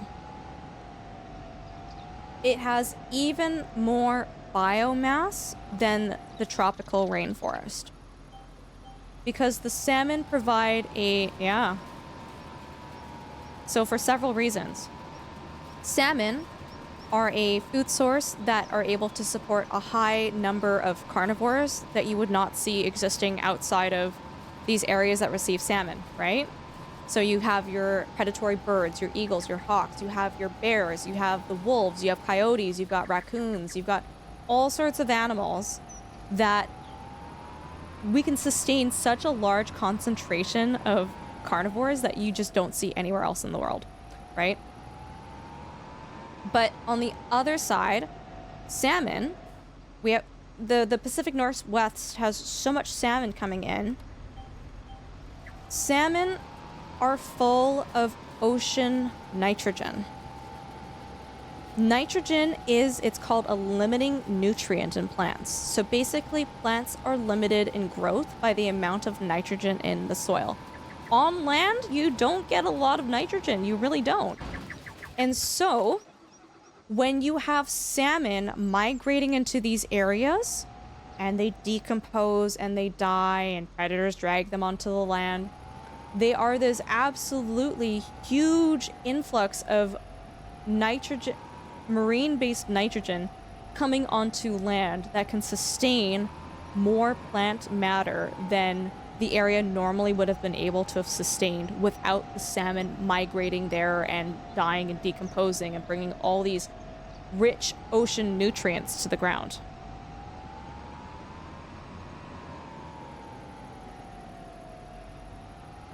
Quick question. You've got nitrogen fixing in the area. I did my Eagle Scout project 21 years ago. Is that to add or remove? Nitrogen fixation, it adds nitrogen.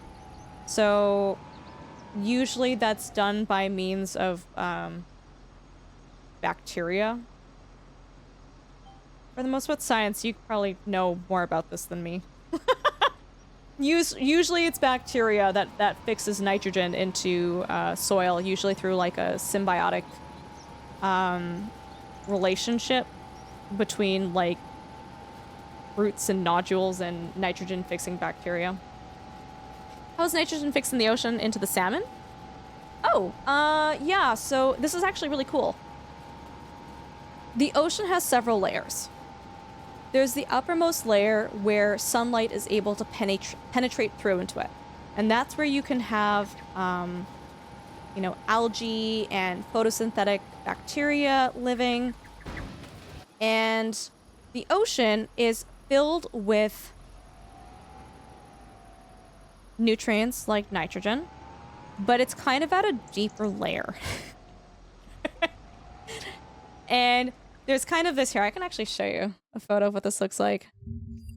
It might be easier than me doing hand motions. Ocean nitrogen cycle. Give me a good photo, a really good photo. An easy to look at photo. Okay, here we go. This is an okay photo. We'll use this.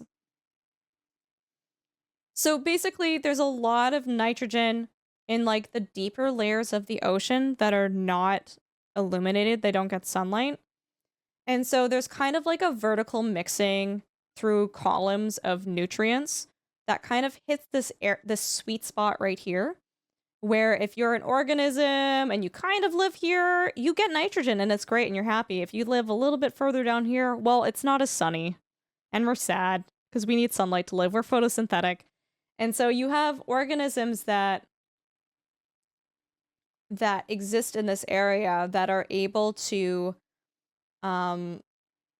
absorb that deep marine nitrogen and incorporate it into themselves. And so like a lot of photosynthetic organisms in the ocean are very rich in marine nitrogen, and salmon are predators. So salmon eat the things that eat the things that eat the nitrogen rich organic matter, if that makes sense. Yeah, there's like all of the chemistry of it, but how was that? Is that fun? Is that a good one?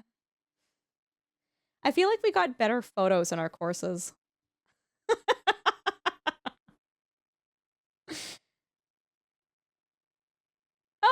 There we go. This one has a picture of a fish. Fishy, fishy, good boys. Yeah, so you've got nitrogen in the ocean, and it basically, like, flows through the food chain into salmon. How did it get to deeper layer? Just stuff decaying? Nitrogen... Let's see here. What does this say? It looks like nitrogen gas can get fixated into the ocean through bacteria. I'm sure if I clicked on this link, it would actually give me the correct terminology for everything. But it's a combination of different types of nitrogen either coming deep from the ocean or from the atmosphere getting fixed into the water.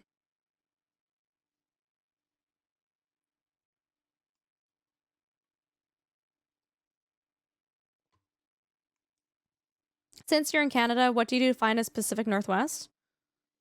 When I say that, I also mean, like, Oregon and Washington and BC. That's kind of what I would consider. Boop, boop. Okay. How are we getting it out of the air? Bacteria and stuff.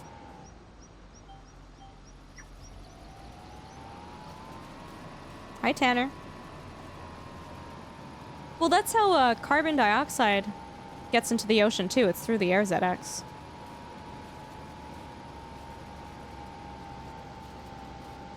Oceans actually are a huge part of the carbon cycle.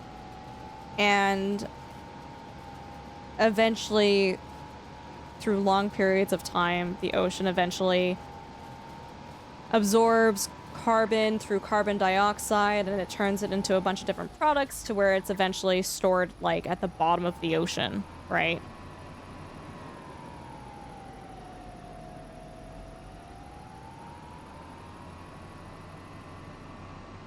Okay, I think we've windrowed everything enough.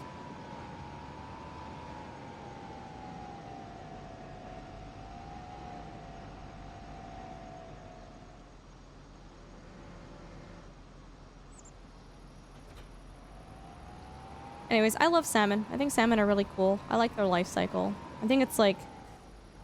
I think it's a beautiful thing. Their life cycle. It's very, it's bittersweet. You know, they work so hard their entire lives to survive, and towards the end of their life, they're practically, like, they stop eating and they're, like, decomposing on their way to migrating to these, like, nesting grounds, and they do all of this just to provide life for the next generation. And it's just, I don't know, I think salmon are just really powerful, beautiful fish, and got a lot of respect and admiration for them. You had to do a salmon unit when you were in grade 4? Love that.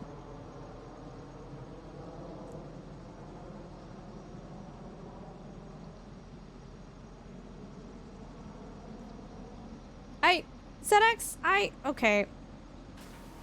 Dude. They're working? Yeah, it's working.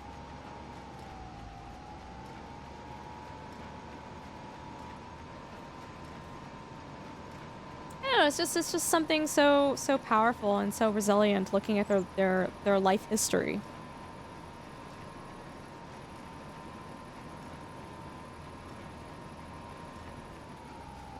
Their ability to... Oh, it's so...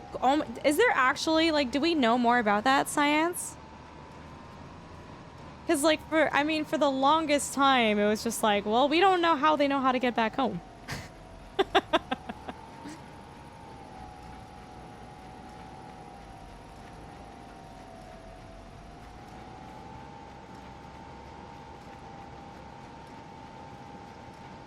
Pacific octopus is sad, but, like, I don't know, I'm not trying to, like, pin species against each other. In my brain, it's like, the most admirable from the salmon, just because of like the great distances they have to travel and the number of like changes that they have to go through in order to go from like salt water to fresh water again. And you know, they have to dodge all these predators that are literally waiting in these creeks and rivers for them. And you know, you can look at them like migrating, and they're literally falling apart as they're migrating through these streams, right? But Pacific octopus, yeah, it's pretty sad too. The mother, she basically doesn't eat or anything when she's incubating or taking care of the eggs and oxygenating them, and I believe she dies when they hatch, right? Money Man, thanks for the follow, welcome. There's been a few recent papers on the chromatin modifications, similar to how butterflies migrate. Oh, neat! Ooh, I love that. Gosh, I love salmon so much. They're so neat. What did you say to me? I was interrupted by Ghirardelli Chalky. I don't remember what I said to you. Did the chocolate look good, though?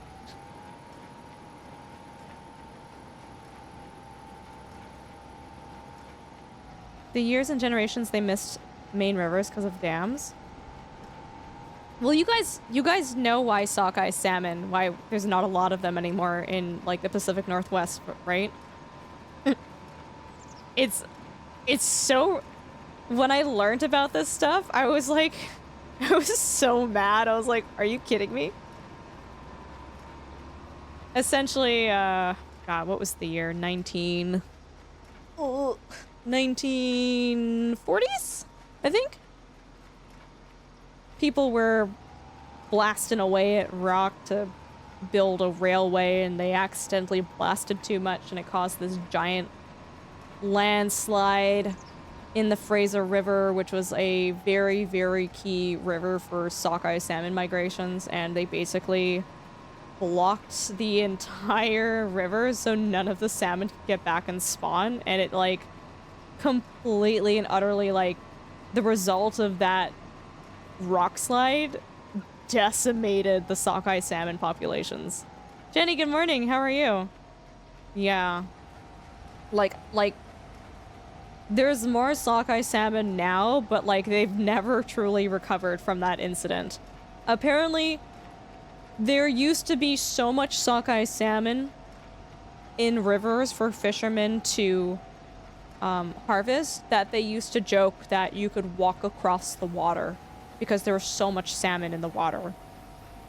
And to me, visualizing that, I'm like, that's unfathomable, because like there's still sockeye salmon, but nowhere near like the numbers that they used to be at before that event.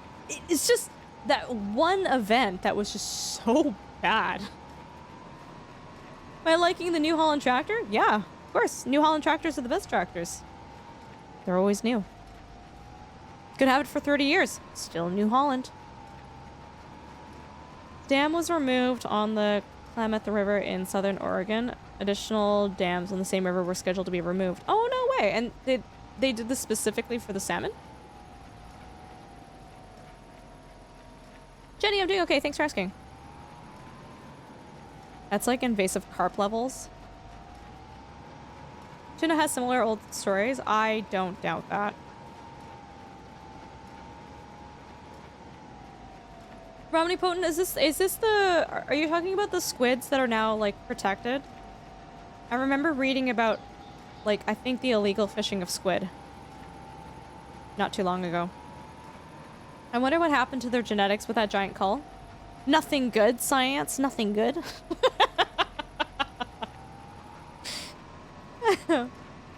Yeah, no, you would definitely, you would see a huge reduction in the gene pool. So, if you guys don't know this about salmon actually, their population comes and goes in waves.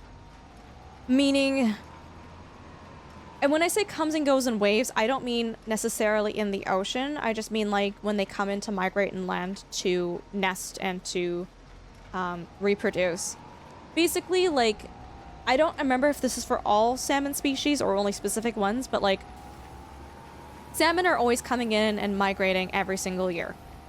but every 2 years, so every second year, you'll see definitely, yeah, it fluctuates. Every second year, you'll definitely see more salmon coming in. And every 4th year, you'll see like a huge influx of salmon. And that's just how their population ended up working out, right? And so, like, I think the whole, like, the rock slide thing happened during a year where there were a lot of sockeye salmon coming back. Like, it was like one of those 4th year events. And they couldn't make it back to their nesting grounds. Like, I just, ugh. Makes my blood boil.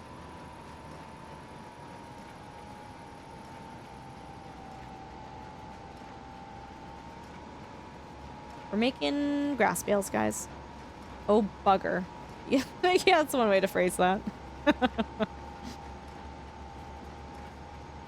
And we get dried slated squid jerky. Whoa. I'm reading an article about the major selection events in the sockeye salmon gene pool. Do you want to give us little excerpts from it, French fries? Oh, Chucky, that's great. Yeah, that's good news.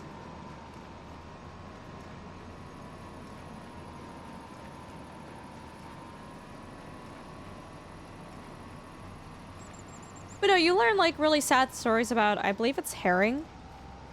We used to have a lot of herring, and herring are another like keystone species. Like super, super important in the oceans for the cycling of nutrients, but also food for other creatures.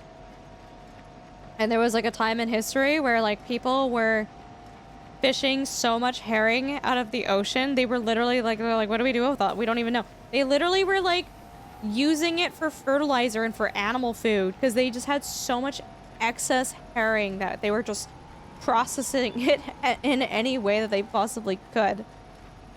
Which is so sad. Like, and nowadays, like, a lot of the fishermen, they aren't even able to like harvest herring, or there's like a very small window for it because there's not a lot of them left. But I just think that's so insane, right? Like, you know, 100, 200 years ago, you know, we think the ocean is a limitless source of resources, right?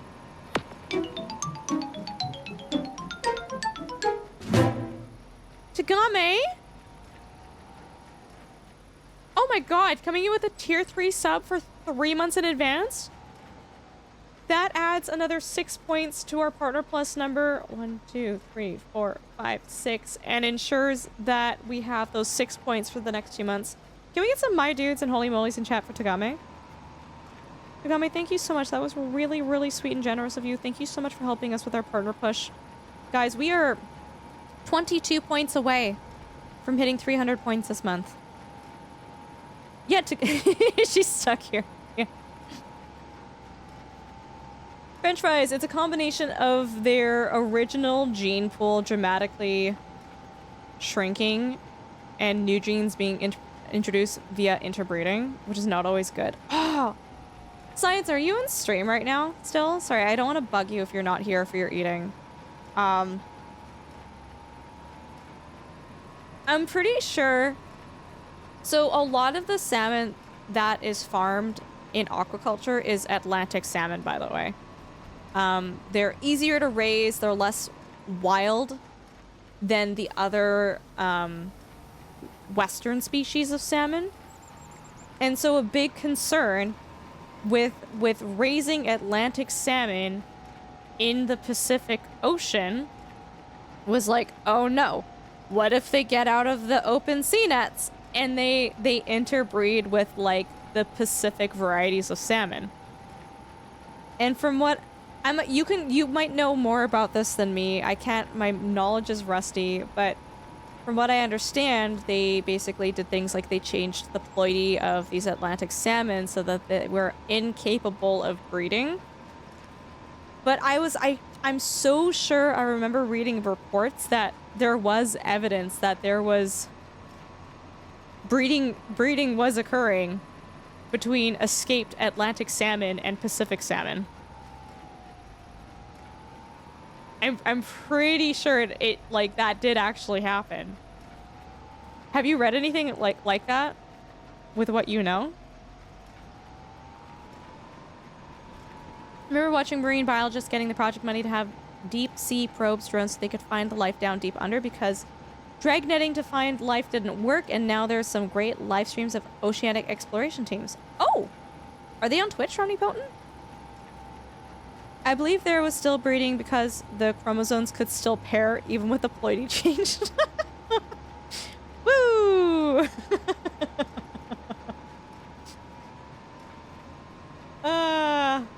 You love to see it. You love to see it. No, no, no. Won't be an environmental issue. No, no, no, no, no. Totally fine. Totally safe. Won't harm our wild populations. Uh-oh. Sorry, I'm laughing because it sucks. I'm laughing because people were so adamant that it wasn't going to be an issue, right? Sockeye salmon has been interbreeding the kokanee salmon. Oh, interesting. Okay. Tagame, if you're still in chat, thank you. Thank you so much. Seriously. Remind me, can you shoot me a message in Discord if you haven't already, by the way? I like the other approach where they added a dead gene that can only be activated by a Pacific salmon specific gene, so the hybrids can't survive. Can you? Whoa. Besides, if you're okay with it, can you describe what a dead gene is? Because I don't know what that means. No, Tagami, seriously, thank you. Every time I see CRISPR, I just think of, like, crispy bacon. I just need to, like, have that be known to chat. I know what CRISPR is. And it's not bacon. But every time it's mentioned, goodness gracious, can I only think about bacon.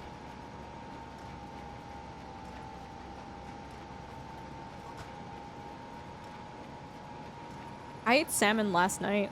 Oh, also, by the way, fun fact, if you guys don't know this, there's a very distinct difference between when you purchase farmed salmon and wild salmon. You can visually see it. Farmed salmon is not as deep orange or red as regular salmon, and the fat layers in farmed salmon are a lot bigger and prominent than in wild salmon. So farmed salmon also have a fin removed? Oh, do they actually? Yo, we got crispy bacon in chat. Hey. So a gene like GRM, RIM, or RPR Reaper, when turned on, cells die. Oh. You can turn on these genes in specific animal tissue when the tissue don't form. However, if you turn it on in something all cells have, like actin, then the embryo will never develop as it will all die. Whoa, super neat. Huh.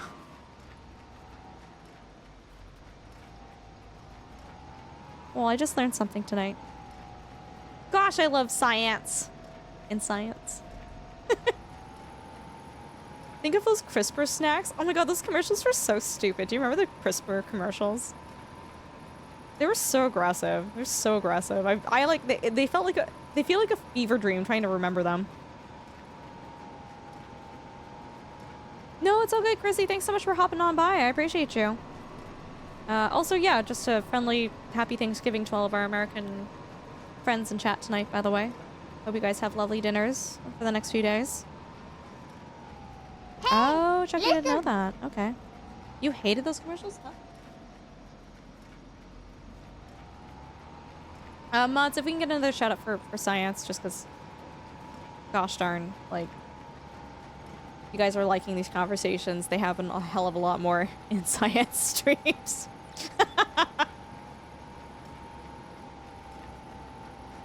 Thanks, mods. Is it okay to kill parasites in farmed salmon? They are spraying chemicals that would be considered a... What?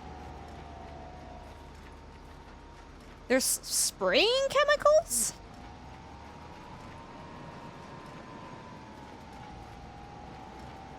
I don't know a lot about... I I don't know a lot about what they do on these farms and what chemicals they're using. That doesn't sound great. But it's like historically a lot of companies have taken the stance of, and this is a fun phrase, you guys can repeat this too. You got say it with me, okay? The solution to pollution is dilution. And for the longest time, a lot of companies were like, yo, we can just dump chemicals into the ocean. The ocean's so big, it'll dilute everything eventually, it'll be fine. But we've actually reached a point in Earth's history where when you test the ocean water now, at very low amounts, you can actually find like traces of all of these pollutants now, because we've reached that point where it's like we have the solution to pollution is dilution. We've used that for so many years and dumped so much crap into our oceans that it's like, oh no, we can't actually do that. Like this is accumulating. So I don't know what type of pesticides these are, or I don't know what that. It wouldn't even be a. Would you use a pesticide? What would you use on parasites? I don't even know. Like I'm sure it can't be good, but at the same time, like I feel like their logic might be, it's the ocean. If we spray it, it gets diluted in there anyways. Don't forget, oh my god, science. Someone in chat, was it ZX? Was it ZX who brought up microplastics, or Sparks? Someone did. I was like, dude, I don't even want to talk about microplastics tonight. I don't even want to think about how much of my body is made out of microplastics at this, yeah, nanoplastics. No, that's like, we can talk about some, like, little bit of, like, darker topics, like, you know, in the farming and welfare. And mentally, I'm just like, I'm not in a mental headspace to talk about microplastics. Can you dilute in space? The problem is, Ivy, is chemical companies don't want to build pipes that allow them to have their effluent discharge reach outer space. They're not really interested in that. Actually, there's quite a lot of nuclear waste at the bottom of oceans, by the way. Oh yeah. What you do is you put them into, like, these cans. And then you surround these cans in, like, cement or concrete. And then you just, like, throw them into the ocean. And then it, like, you aim for the deep parts, right? Like, the really deep parts. But, like, the hope is it's like, well, it's, like, low enough that it's like, oh, it won't affect us. And, oh, they probably won't leak. I think they stopped doing that a while ago. But that was definitely a way that people were dealing with nuclear waste. Yeah, they stopped doing that. Dude, humans be wildin'. Humans be absolutely crazy with, like, how we choose to treat animals, how we choose to dispose of waste. It's just like, oh my goodness. You munch on cardboard to dilute the microplastics in your body? I don't think that's how that works. But it sounds like you're getting some good fiber into your system. Are you feeling more regular? I don't think that's doing anything for the microplastics, but you might... Your poops might be better for it. I don't know.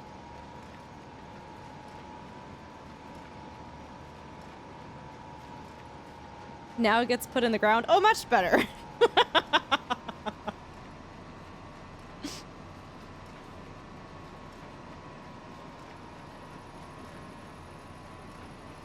Oh, I'm sorry, Romney Phone. Tagame, not to be disturbing. Oh god. I feel like Tagame, out of all the people in chat, there's very few people in chat who can come in here who say not to be disturbing, and I'm actually concerned. Because Tagame has come to me with some, like not to be disturbing, and then like very disturbing fact. That leaves me lying in bed, staring at the ceiling, contemplating my existence. You know, leeches are probably going to make a popular comeback due to their ability to filter out things out of blood. Oh, that's not as bad as I thought it was going to be. Oh, that's... No, I didn't know that.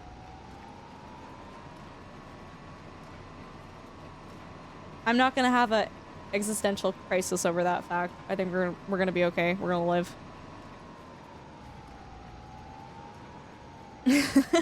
How do we get the blood back? What?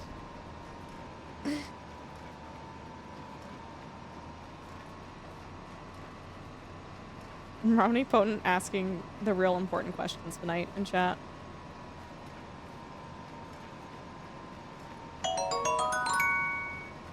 Fun fact, every time Ultra says fun fact, we all start crying.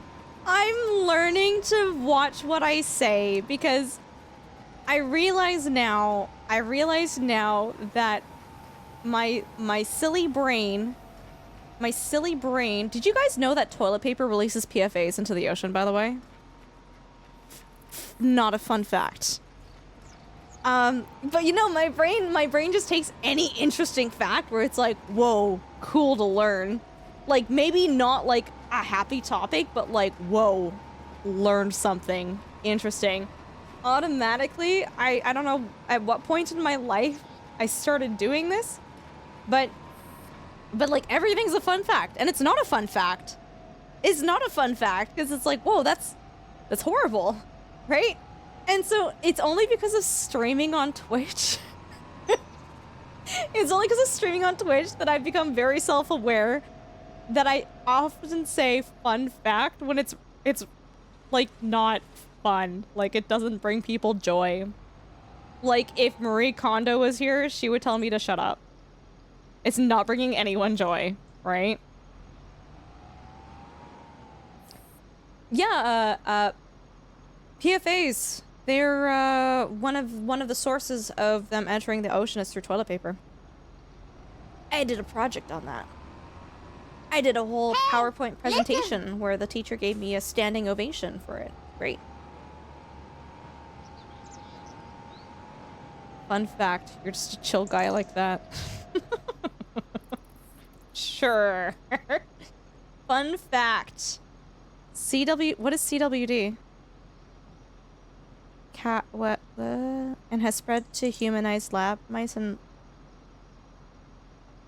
PFAs. Oh, I don't like that. No. I read about the... What are they called? Pronounced prions? Is that how you say it? Prion? Prion? Prion. Okay, we gotta wrap everything now.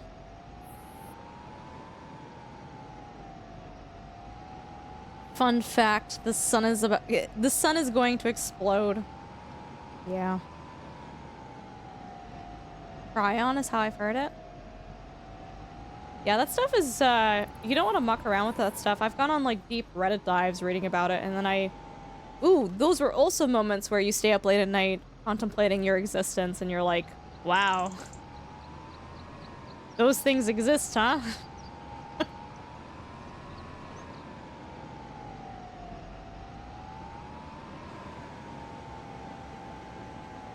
I would say that fun part. I would say at that point, it's not a fun fact. It's just a fact. Wrapping the bales. Tagame, when are you going to become an expert farm sim player?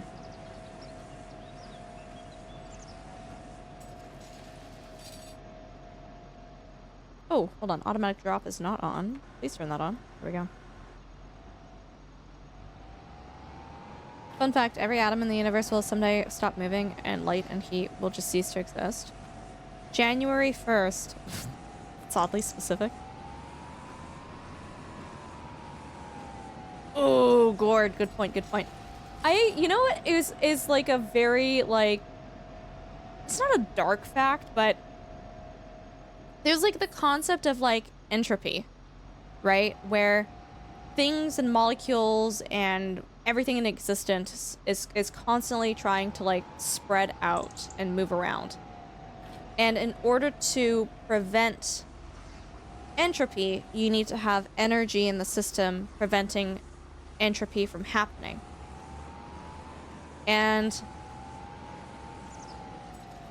it was said in a very poetic way to me that I just can't remember anymore. But like essentially like it's wild that our bodies are constantly fighting entropy, and we're eating food and we're expending energy to like keep our bodies together and our systems concentrated and closed and separate from one another, like our organs, our blood, or this or that.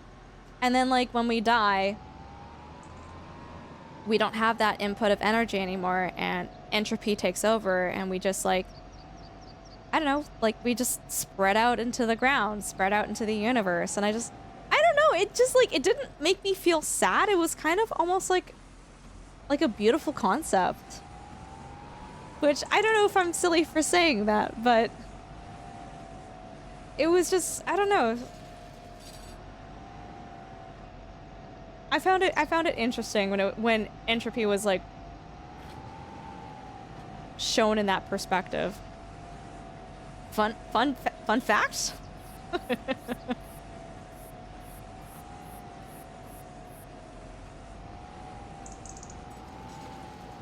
You know, our body's constantly using this energy to maintain these concentration gradients in our body so that we can stay functional and stay alive. And then when that just stops, we no longer, it doesn't maintain those concentration gradients. Everything just spreads out.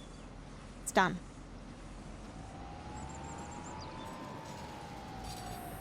I don't know, maybe as like a chemistry science nerd, I might find that more beautiful than most people would.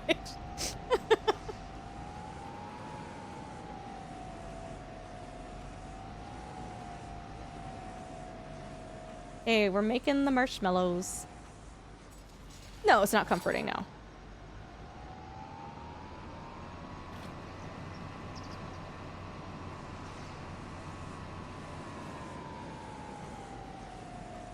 Where's the cat? Oh.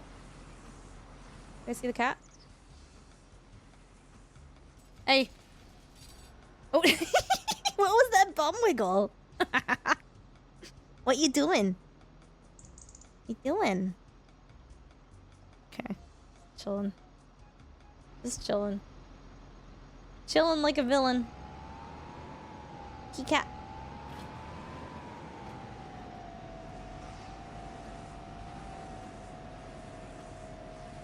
Get the harmonica? No. No, no, no.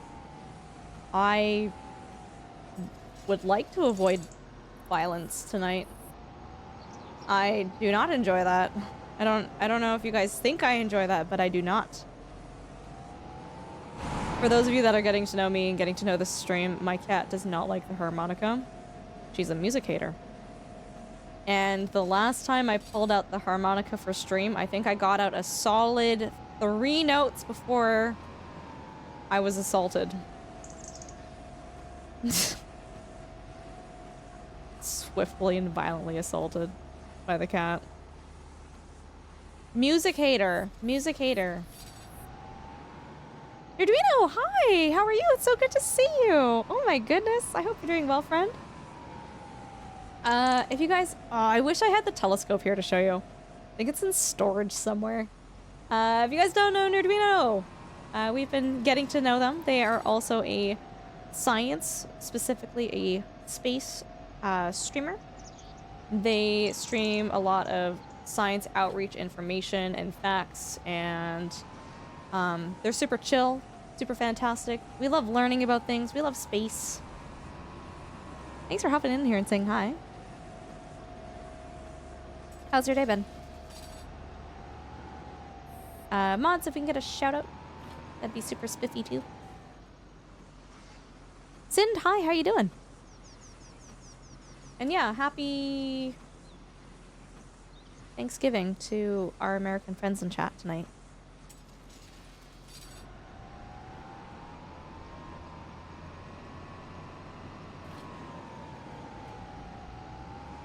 Right now, guys, in game, for those of you that are like, Ultra, what on earth are you doing? We mowed the grass in this field, and grass has a high moisture content.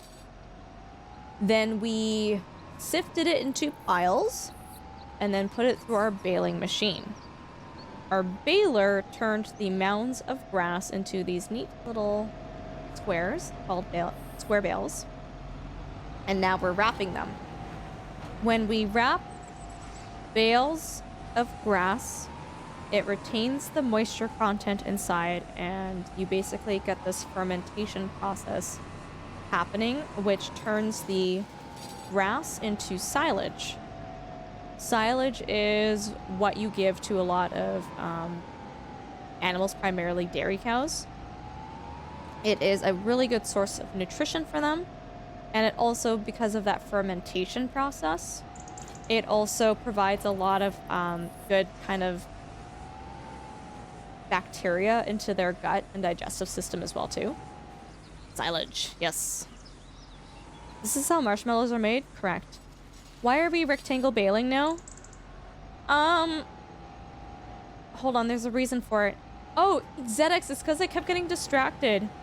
The machine, do you remember how it would beep? And then I wouldn't listen to the beep because I was too busy talking to chat, and then I would drive past the point, and then I would have to reverse and be really, really sad. With the square baler, you can just keep driving, and it keeps, like, shooting the square bales out. So I felt like for my mental well-being and distractibility of chat, that it was just better. How many twine are these bales? Many. 6 twine bales. So this is probably like 500 pounds.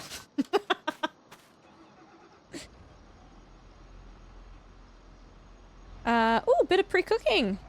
It was so nerdy, I'm so glad that you liked it. I'm so glad. I don't know, it's really tough with bioethics and animal welfare. You never know how people are gonna interpret it or what their takeaway is, and I'm really, really glad it was well received, but definitely there's, like, it's an ethics thing. It's there's a lot of gray areas and areas where it's like, well, we don't really have an answer or a great happy medium, but this is what the system is like, right? So yeah, it means a lot to hear that you enjoyed it.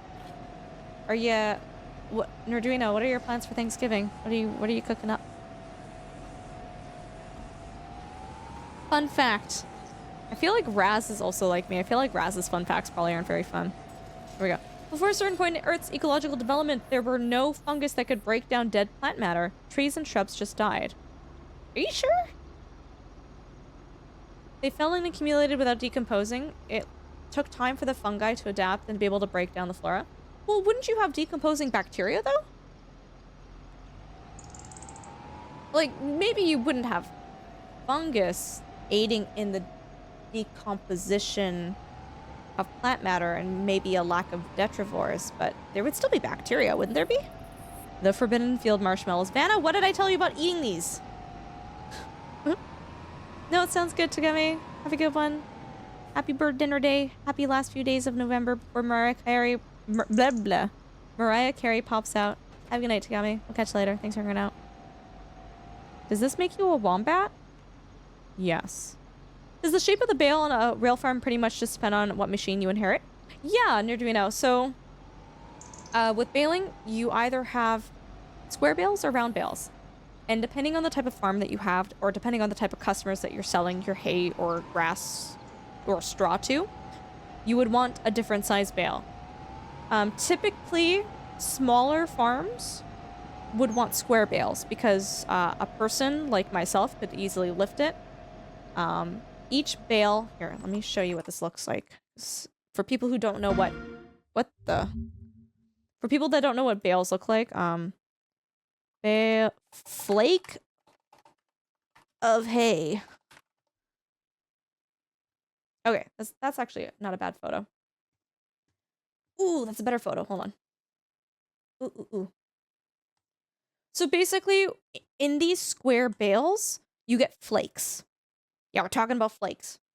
Flakes are basically pre-portioned sized hunks of hay that you can feed to the animals.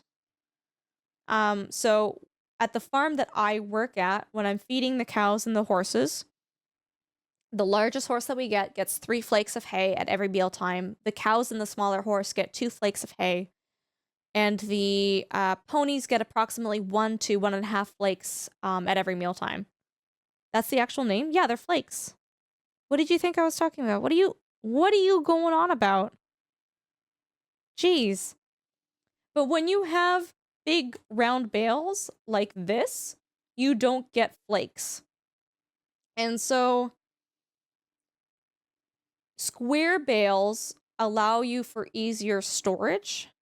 You can stack them, you can put them in a hayloft. It's nice and easy.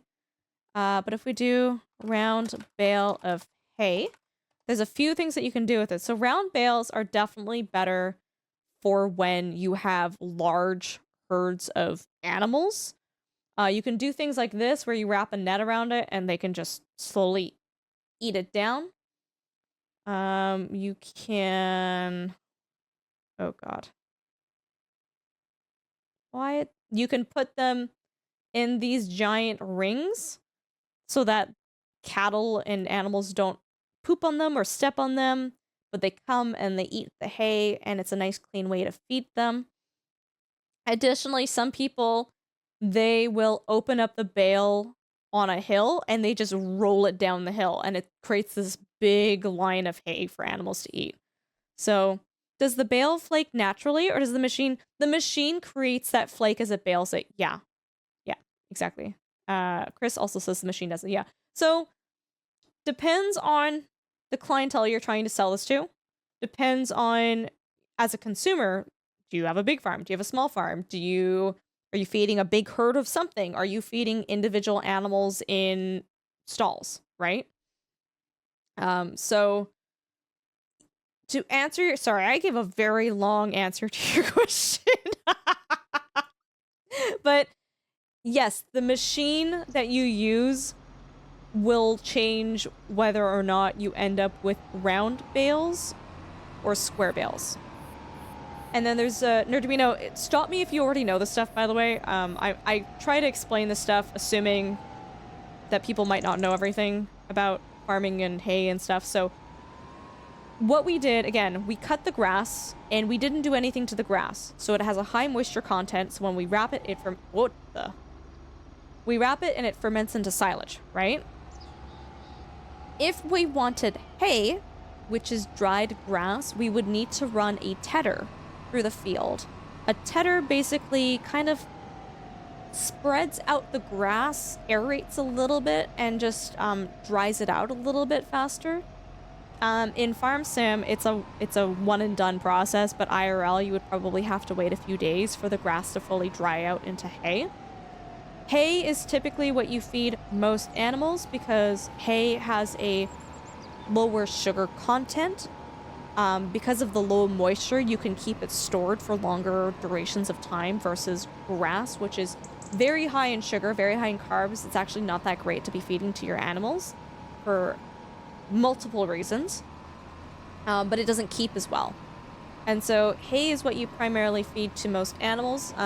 There's basically different cuts of hay. There's first cut, second cut, and third cut, and they're kind of actually very self-explanatory. So the first time you cut your grass field, that would be first cut. And that usually has a lot of like the seeds and the tops of the grasses. First cut is typically not as leafy. It's a little bit stockier, so you're going to have a lower sugar content from it.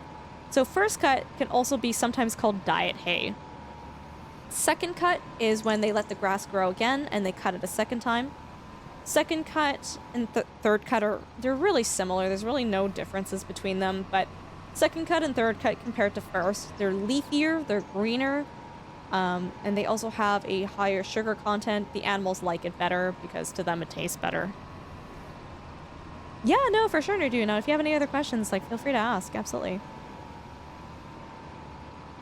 And then the other thing that we would bale is straw. Straw is yellow, and it's typically not used to feed the animals. You can, but it's got very low nutritional rates in it. Straw is primarily used for bedding because it's nice and dry and absorbent. Straw is something that you would get after working a grain field, though. You wouldn't get that from grass.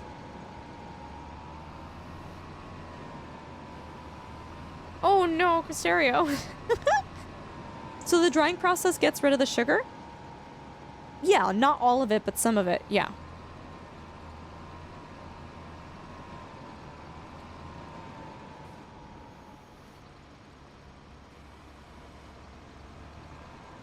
It's actually really interesting, depending on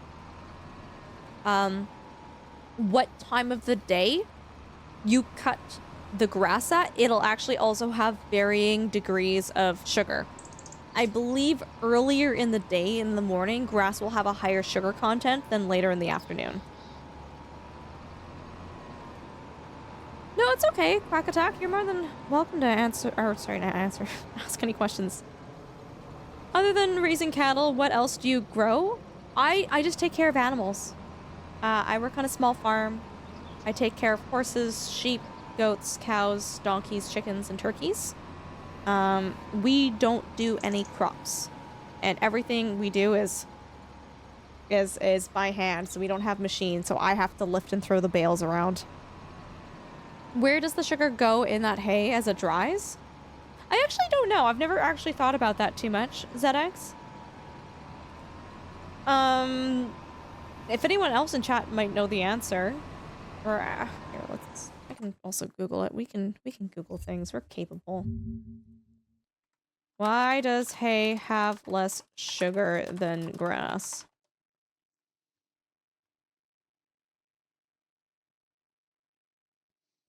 Hay has less sugar than grass because the plants that are cut to make hay use up their remaining sugar reserves to support respiration while drying. The amount of sugar that depletes depends on how long the grass is dried. The longer the grass dries, the less sugar remains. Woo! Science. I've actually never stopped to think about that. Yeah. I mean, just for me, I'm like, it be 'cause it do. I don't... that's what it do.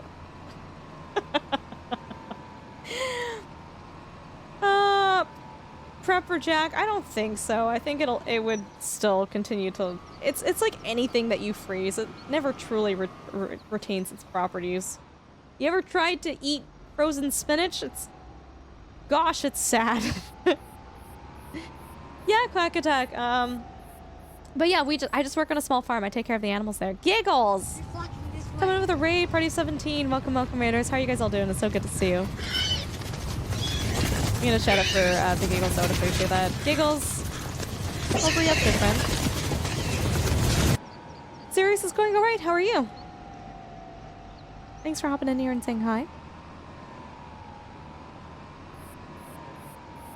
You were playing... Oh, Stalker 2! How are you liking it? Yeah, I've been meaning to play it. I haven't had the time to do it yet, but I hope you had fun. If you guys don't know who the Giggles are, they are a fantastic streamer. They primarily do a lot of flight, submarine, and kind of war games, war sims. They're a good time. They are definitely, like, someone to hang out with and chill and not take things too seriously. Getting weird in post-apocalyptic Ukraine. It's so damn good. I'm really happy to hear that you've been having a good time with it. Is there anything from your playthrough that you want to share with us?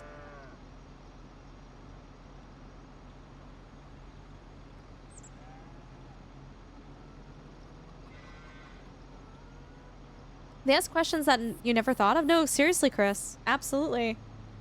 As someone who works on the farm, I know, like, the nutrient values of the things that we feed the animals, but I don't stop to go, why? It be 'cause it do.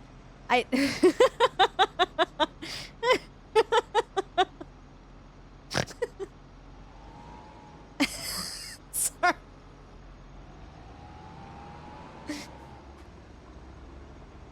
It do 'cause it is. Mr. Libido, it's so much better. Do you mean compared to Farm Sim 22? Farm Sim 25 is a lot better. I would recommend it for sure. It completes me. I've told my friends that they'll be seeing even less of me. Giggles, I hope to catch your stream then. It sounds like a lot of fun.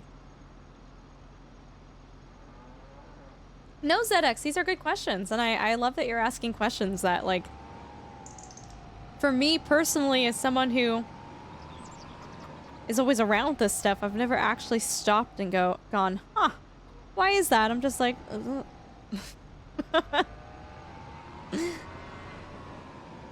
I want to end that as a sound alert, Joey saying that. I know.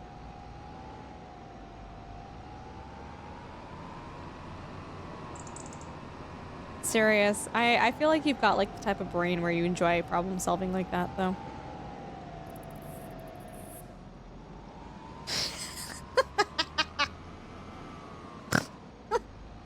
Stupid video. Mods, if we can get one more shout out for Giggles, I would appreciate that. Giggles, thanks so much for bringing your community here. And if you guys don't know who I am, welcome. My name is Ultrasaurus. I'm a mixed race Canadian streamer. We play a bunch of simulation. What did we play?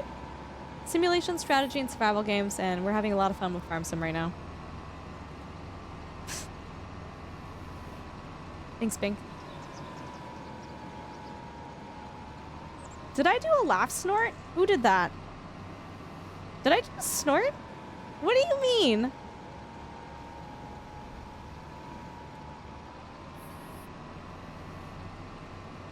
Twice? I didn't hear it. I didn't hear it. It didn't happen. We heard nothing. Exactly. Exactly. It's the right attitude. The right attitude. Arduino, do you... I know you do a lot of, like, science outreach on Twitch. From your alerts, I'm going to assume that you play Kerbal Space Program. And I'm just wondering, like, what other things do you do in your spare time? Do you play other games?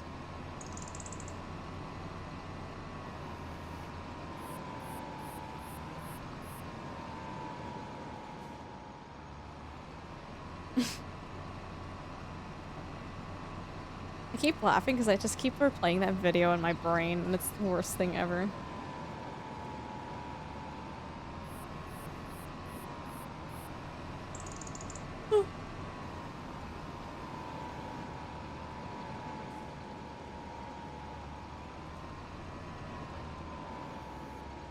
I feel like you wouldn't have found that video half as funny if you'd never known me.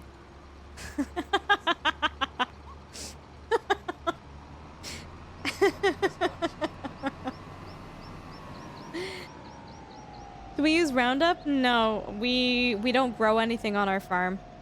So, like, all of the things that we get to feed the animals, like especially the hay, we have that, like, delivered and driven in. Play Warzone, but not on stream. We have a community Minecraft server with a space mod. Ooh, super fun. You build space-themed Lego sets. I remember you mentioning that on your stream. That is our chill-out content. Oh, so do you... Wait, hold on. Whoa, whoa, whoa, whoa, whoa. Do you not play Kerbal Space Program, then? Whoa. Or you do? Hold on, I gotta know.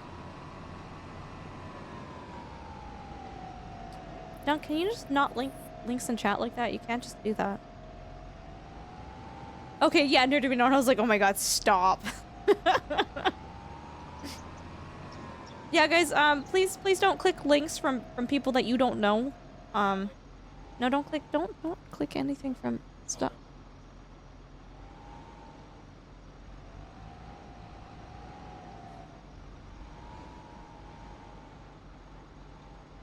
I'm joking, chat. I'm joking. Ever since KSP2 is dead. Yeah, big rep. Big rep. Play Astroneer and some other spacey games with John. Nice, dude. We love that. I clicked on it and now I have guitar tracks. What? It goes right there. Whoopsies. Yeah, I piled it real good. Oh.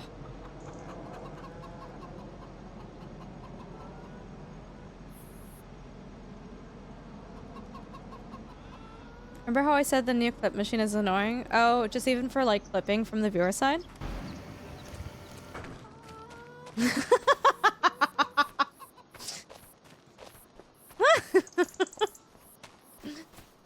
Bye, Dunk. See you later. Ooh, we can sell these now too. See that? Ooh, actually, do the cows have food? Hold on. Uh-oh. Shoot! Who? Who? I thought you guys were in charge of feeding the cows. Oh my god. Recently, there's been so much cool space news to talk about. We haven't done much else. It's kind of a nice thing, though, isn't it? Right? Like, goodness, we love news. We love science. We love technological advances. Like, if it's like, wow, we're so busy talking about all this cool, new, fun stuff, it's like, that's kind of the opposite of a problem. Yeah, exactly. It's a great problem to have.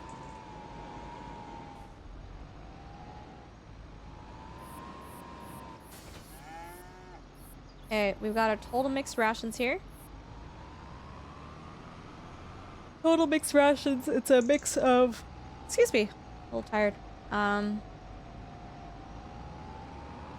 It's a mix of silage, hay, straw, and minerals that we feed to the cows.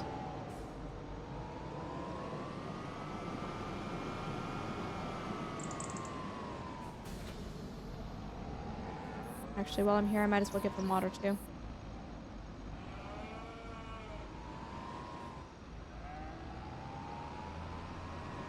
Doop-a-doop-a-doop. Oh, nope, we're not giving them. Do they have... They don't even have water either. Who's in charge of this farm? Man.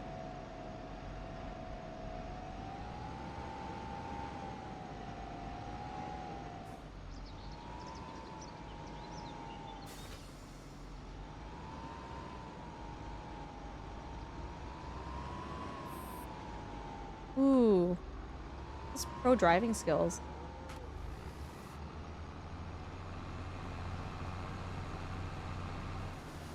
Okay, we still have a lot, so I'm not too fussed about that. Arduino, dude, thank you so much for the lurk. I appreciate it. Have a lovely evening. Thanks so much for coming in here. Mods, if we can get one more shout out for Neutrino, I would appreciate it. Oh, sorry. Getting a little tired.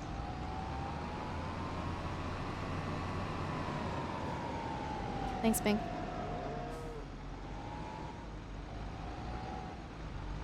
Why does the feed trailer poo out the wrong side? No, it goes out the right side. The correct side.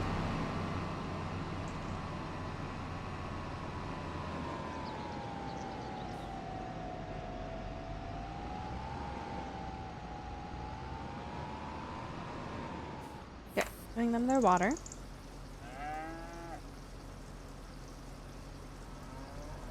Next, you're gonna take him in his first small plane up to the Kennedy Space Center for his birthday. Oh, that'll be so great, Giggles. So great. Oh, it's okay, Cristerio. I appreciate you being here.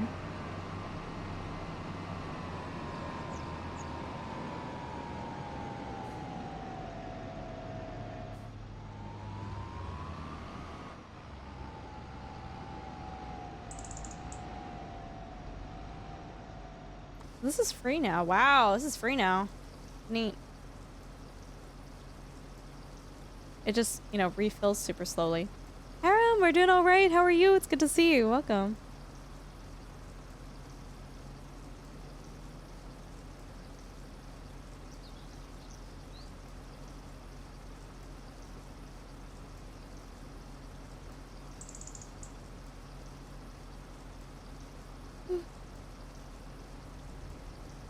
Hi, Dave. Yeah, good to see you too. Are you able to send me links and stuff and account info? Or do I need to make my own account for things?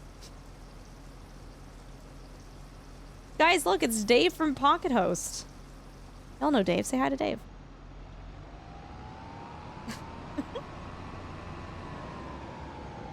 Here, can I put the clip? unless Bink permits you before you post it, you'll get yeeted into the universe, but I'll still see the clip. Evan, have a good night. Thanks for hanging out. I appreciate you. Bye. Get some good rest. Uh-oh. Dave, I can see what you wrote. You just had a very unfortunately placed period. Send me all the links? Yeah, sounds good, dude. Sounds good. Was unfortunately... What are you sending me? ZX? Dude. I like how I learned something through chat asking me a question. It's pro driving skills.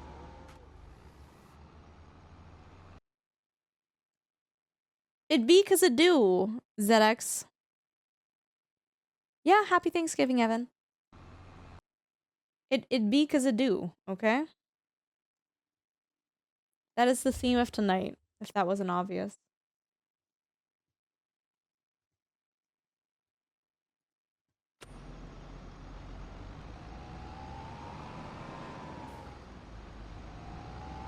Oh, there we go. Dave, how are you doing? It's really good to see you. I went to bed so early yesterday. I was so tired. I was so wiped. I think when I went to bed, it was like, I don't even know what time it was.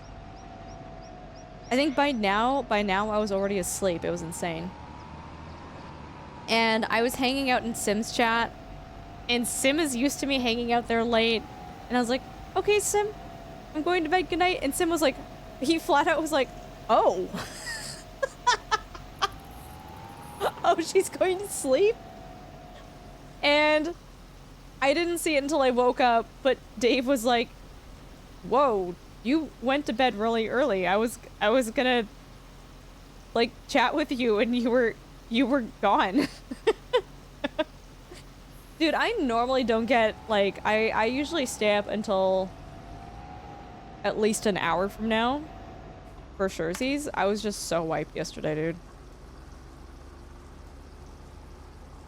Just teasing the cows, right?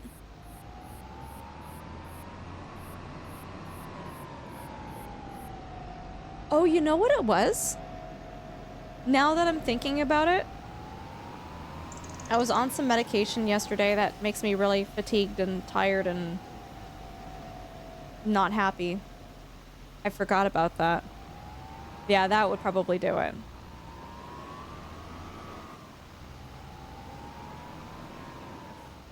Oh, Benadryl. That also does it, but it was not Benadryl. It was a super fun, I don't want to talk about it, medication on stream. Christoph, thanks for the follow. Welcome.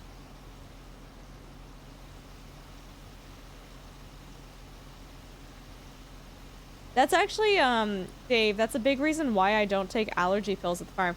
So fun fact, Coastal, don't even. I'm allergic to everything on the farm, by the way. I'm allergic to hay, dust, grass, and animal dander. And I work on a farm. It's kind of awful. And people are like, oh, why don't you take allergy pills for it? I'm like, because the allergy pills make me feel worse. Okay. Aaron, Coastal, how you doing?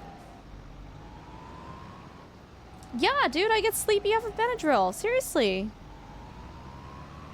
Am I working towards any goal? Yes, getting out of debt and getting more animals. Have you considered allergy shots? I just...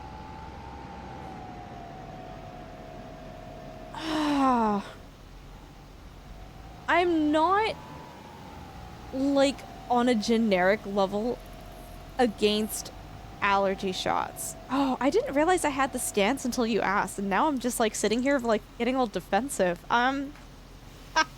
It's not often that someone says something in chat and I feel myself getting defensive about it. I don't like taking any extra medications that I can avoid taking. And I'm sure allergy shots are fine, and I'm sure it's not a big deal.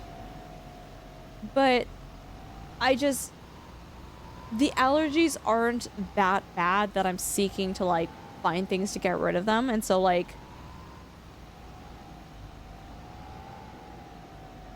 I don't know. I literally don't have a good reason for why I haven't taken them other than I would rather suffer a little bit than to, I don't know.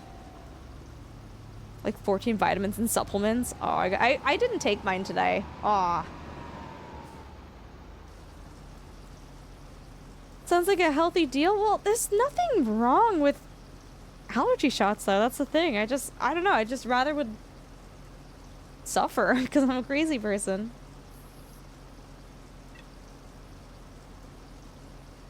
I have never had this experience because I lived on the Frickers? Bennett drill? You got a pill cure against grass allergies. Oh, no way.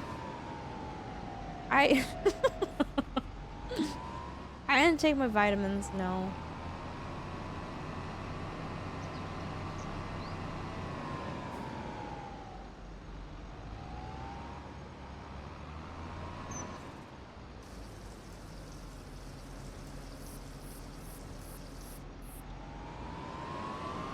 Hi, Izzy. How are you? Yeah, it's not often where chat says something and I feel myself getting defensive over it. I'm like, whoa. It's one of those moments where you stop and you go, that's interesting. Didn't know that was a sensitive topic, but I guess it is.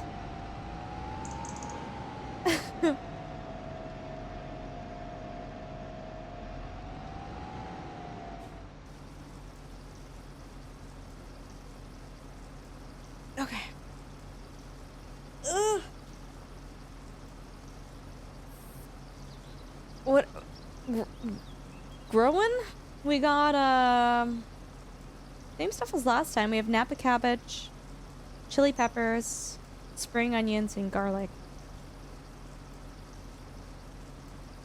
Also, guys, friendly reminder, we're like 22 Partner Plus points away from 300.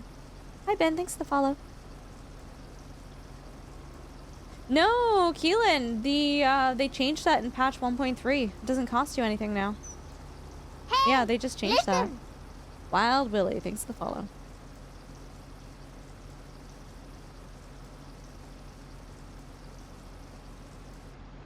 Hey, Rev, what do you mean?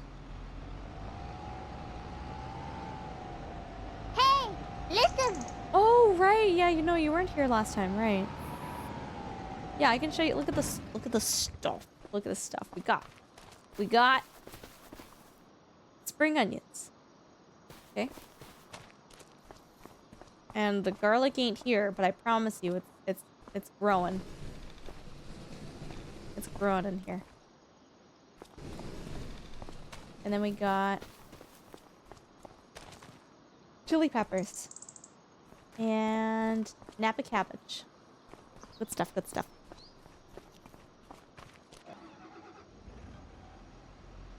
You learned to reverse the trailer for nothing. No, now you have that skill set. Serio, I don't know. I think it's mostly just this one.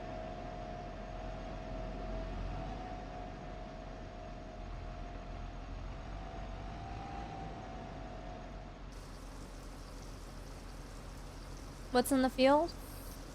Saving the 2 left fields for rice from when we can plant them, and the green field in front of me is wheat.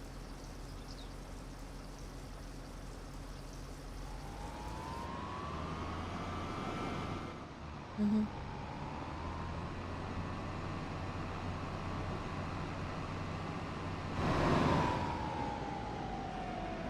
Okay, chat. So there's a few things that we can do here. We could, if we were responsible human beings. Damim, thanks to follow. Welcome. So we could pay off our loan, right? We could go, hey, we are $655,000 in the hole. That's not good. And we could pay it off.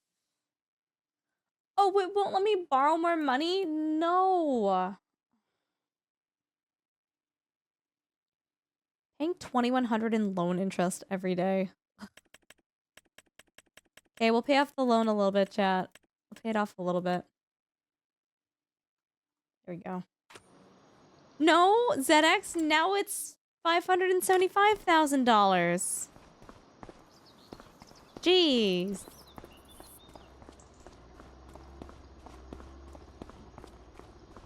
Okay, listen. Hey, listen. Oh, right, we can sell that.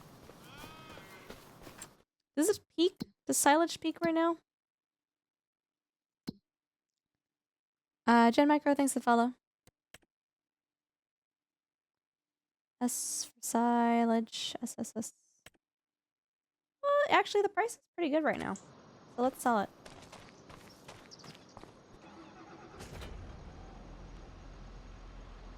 Yeah, Izzy.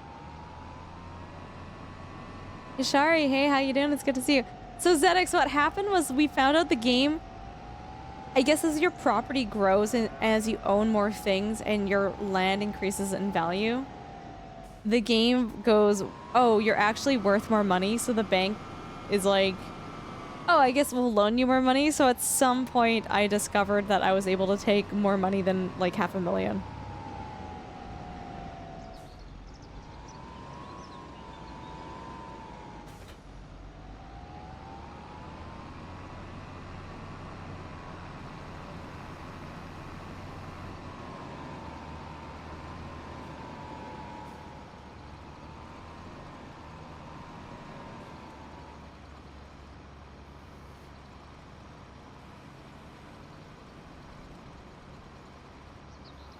Has barn, stores nothing in barn? What do you mean? Excuse me? We got stuff in the barn? This is not nothing. Hello? We have so much stuff in the barn. Oh my goodness. Now, is it ram jam full? No. You can't tell me that's nothing, though. Oh, my lord. You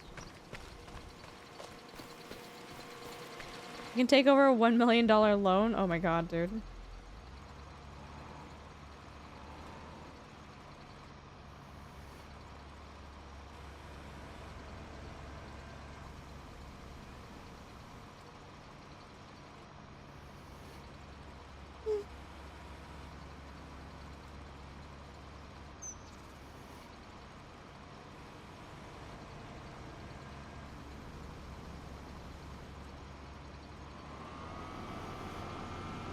Crazy how different it is. Wait, in a good way or a bad way? Oh, Rev, no. The questions are fine. Oh, sorry. I didn't realize you asked a question. Oh, dude, I'm so tired. I need question marks. You need to... Sorry. I thought what you said to me was like a statement. I'm rereading it now and I'm like, oh, there was definitely a question in there. Hold on.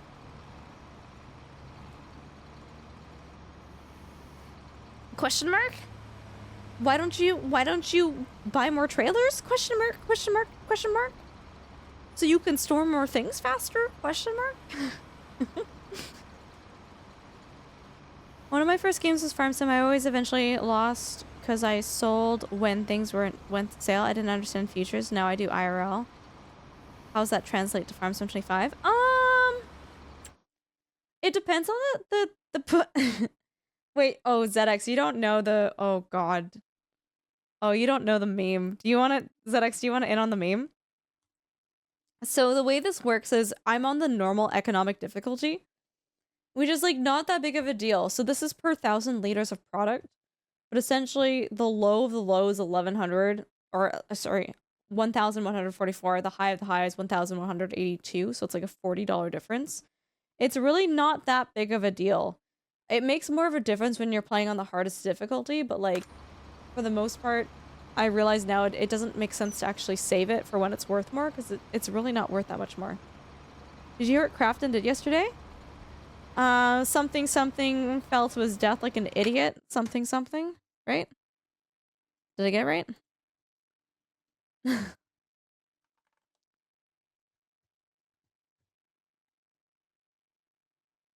Yeah, if you have hundreds, then yeah.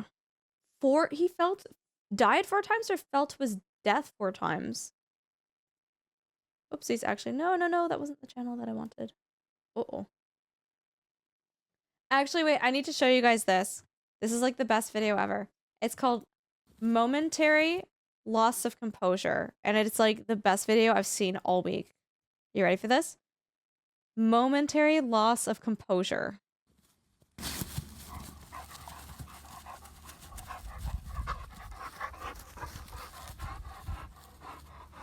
What a good boy.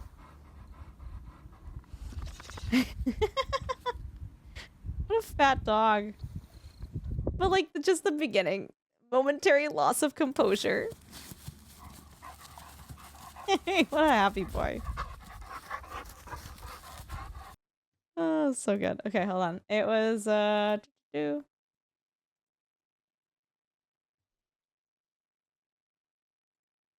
keep forgetting it's on the VODs channel. Do we remember what episode it was again? It was like episode... Oh no. It was... This is gonna make me really sad trying to find it.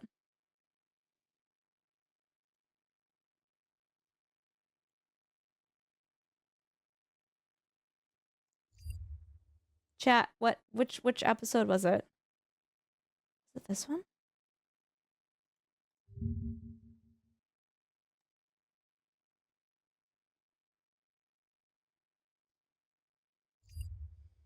She's visiting an adult foster this weekend. Oh, your new pup loves Katsumis. Oh, we love that. That's really sweet.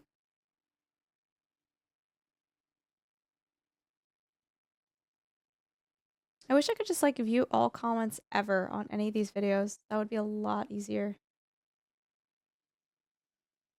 Oh, was it number 16? Nope.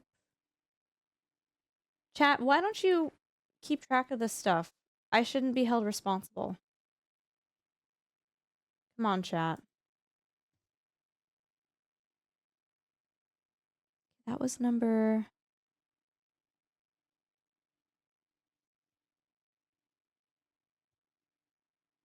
Reasons you don't stream? Oh, I found it!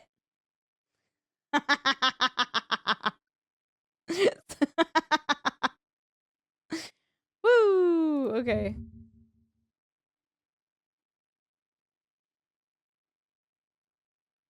Okay, 1 second. Also, big thank you to Opera GX. Because of the system, I don't have to deal with ads anymore, so thank you so much for that. Okay, you ready for this? Comment. You should buy... Hold on. You should buy a bigger trailer? Question mark? Like, do they... Are they sure? I don't think they're sure. I don't know. I should? Question mark, question mark, question mark.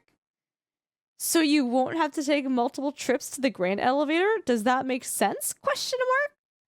I'm just trying to help you, you know, right? Question mark. And then I said, what's a trailer? Question mark. And I think they just think I'm the village idiot and they've given up on me, so they stopped responding, but that was giving us life for a few days. Yeah, right, that was quiet. Quiet's like say what's a trailer, bro? Just everything that was said was with a question mark.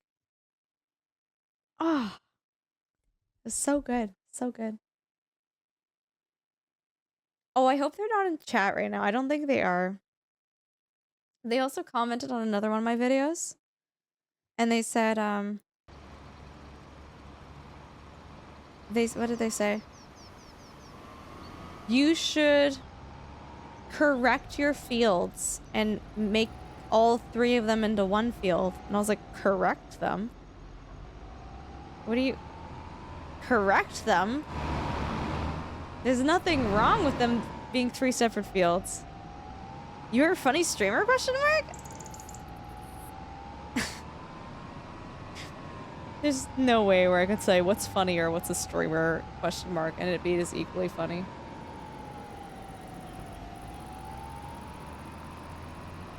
Yeah. When are you going to correct your fields? As if there's like a right and a wrong way to do your fields. Mr. Coleman, have a good night. We'll catch you later. Later, bye.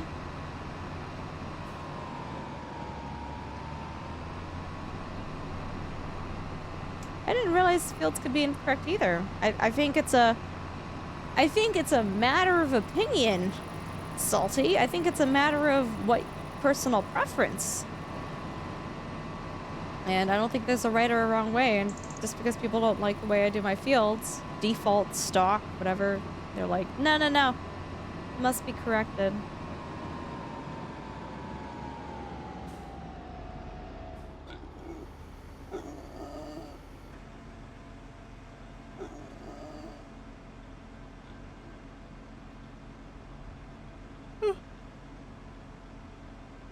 Delinquent fields. So much money. Oh, does the camera bonk the bridge? I never even realized that. No, Izzy, that's literally what I said to respond. I was like, well, I'm like, I don't think there's a correct, there's like a, what did I say?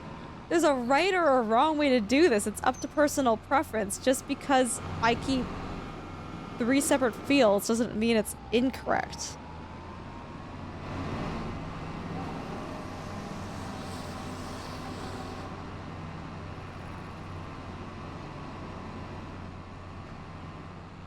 I'm just realizing now, though, they've been watching the VODs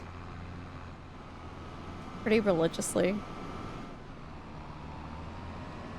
Meaning they're probably gonna see that part. Ah.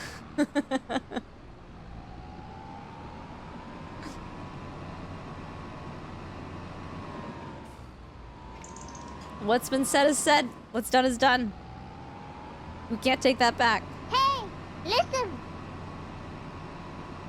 Maybe they'll tell you what a trailer is. Oh, true. Dangerfield, thanks for the follow.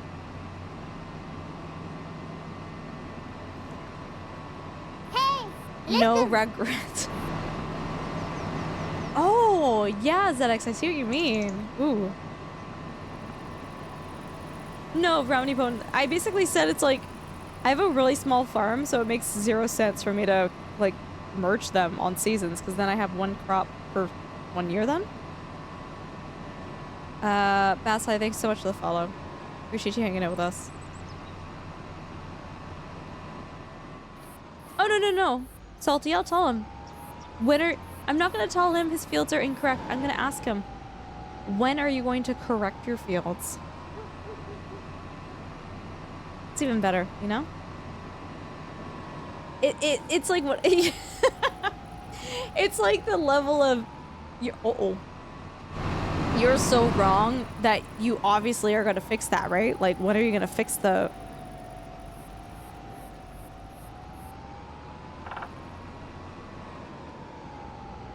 Do you think he's awake right now? Should I just message him on Discord? Hold on. I don't know if he's still awake. Hey. Question. Does Salty... Is he playing on Riverbend Springs? Does he have the same map as me? Listen. This is important. This is important for me, Ming. Just ask him if he's using a Hippo manure. No. Yeah, he's playing on the Central Yurt map? I noticed you were using a bunch of small fields in Farm Sim. Just wondering when you were going to correct them and turn them into one big field.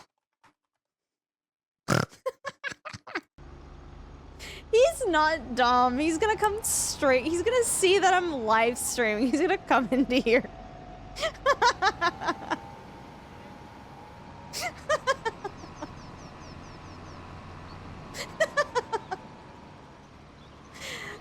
There's no way he doesn't come into stream.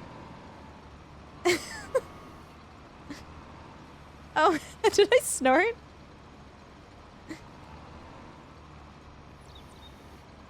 Oh god, he's responding in Discord. Please don't take me seriously. Oh, I'm gonna be so upset if he takes me seriously.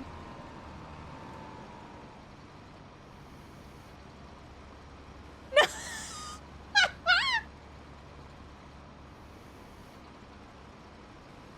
No, he took me seriously! He gave me an answer! Hippo!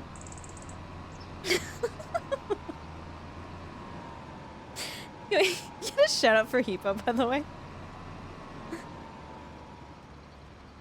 We have a few giant fields and then 2 smaller ones, and the one I'm using just to put factories on. Okay, but when are you going to correct the small ones?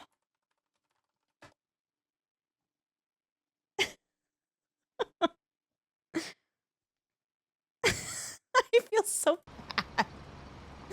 He knows me well enough.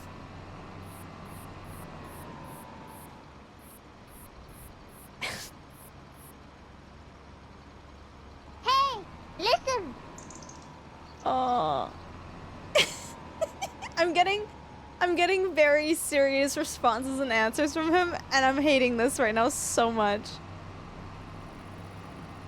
I'm hating this so much. Guys, check out Hippo. Hippo also...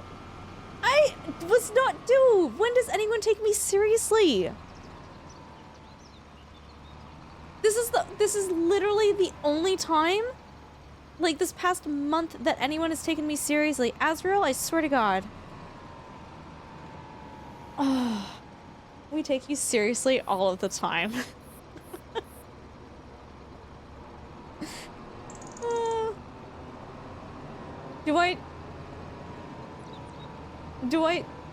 Do I tell him it was a joke?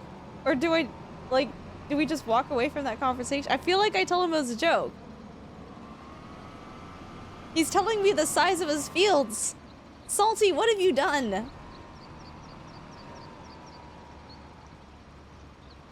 I'm literally getting acres. I'm getting numbers of acres, dude.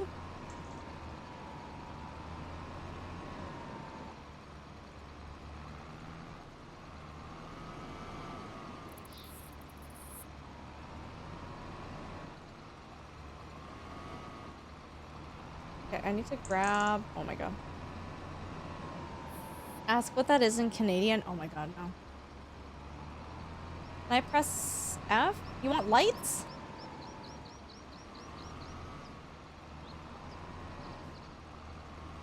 Okay, let me respond to him. Okay, oh, Jesus. It's not the size of the field, it's how you use it. Okay, I'm totally stealing that. So, there was a meme happening, and Salty, I'm throwing you under the bus, dude, was determined we throw it on you. And I was not expecting that level of seriousness from you. And I am so sorry. This is a train wreck. No one should ever take me seriously, ever. This is not my fault. This is everybody else's fault for taking me seriously. Okay?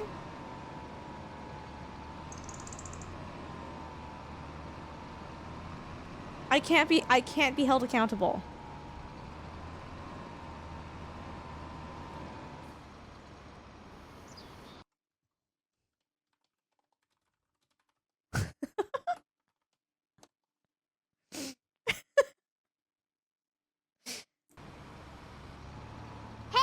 Okay. Listen. I told him to come to your stream.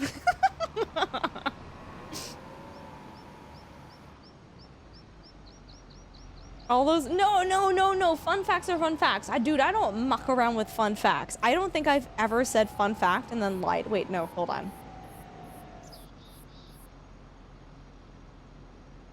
Okay, no, hold on. I take that back a little bit. I will say that I have said fun fact and then I've said some absolutely outrageous things.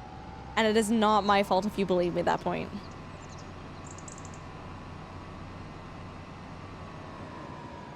They're perpetually buzzed?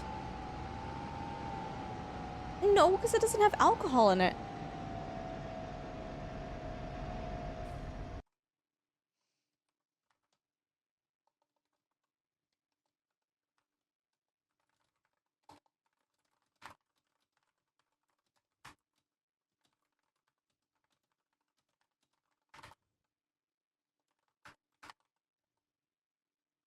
How do you spell mortified? Oh my god. Mortified. There you go.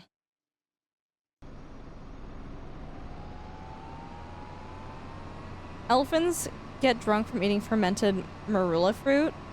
Did you guys know that in Alaska they have a drunk bird tank?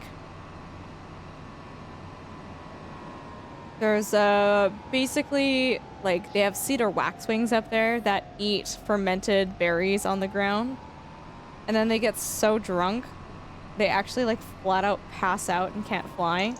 So you'll be walking in an area with a bunch of, like, berry trees with, like, tens of birds littering the ground, just, like, belly up.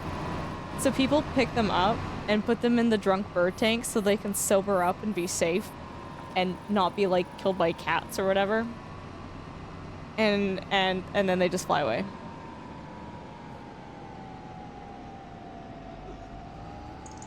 Yeah, that's the thing. It's kind of cute. Little birds. Little cedar waxwings. Little pooters.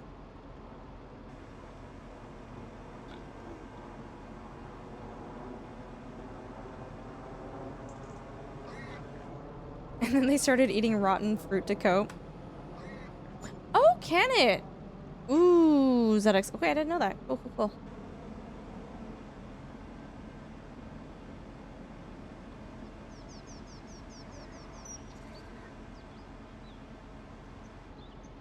Ever notice how birds have the craziest names in the kingdom? What do you mean? As a bird enthusiast, I don't know what you're talking about. Oh, you're talking about boobs and tits and boobies and tits and honkers and oh wait, no, those are gooses. And oh my god, what are hooters and floaters and packers and oh, I'm trying to remember all of the coasters. We have coasters of all of these. Hold on, what do I have on my desk? I've got cocks. I've got cocks here. Oh, right, shags. Yeah, that's another one.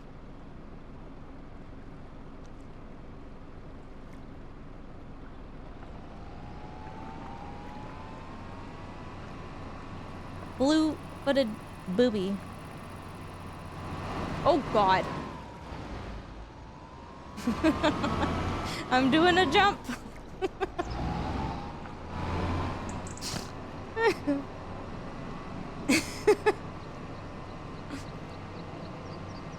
Production chains, they're better, Eric. They're better. There's even more of them now.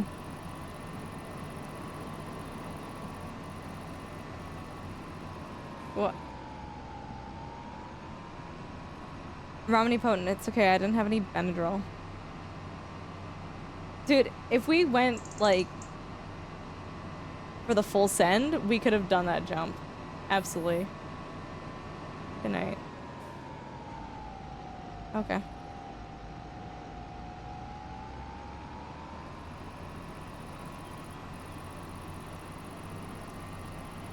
So we have $33,000, guys.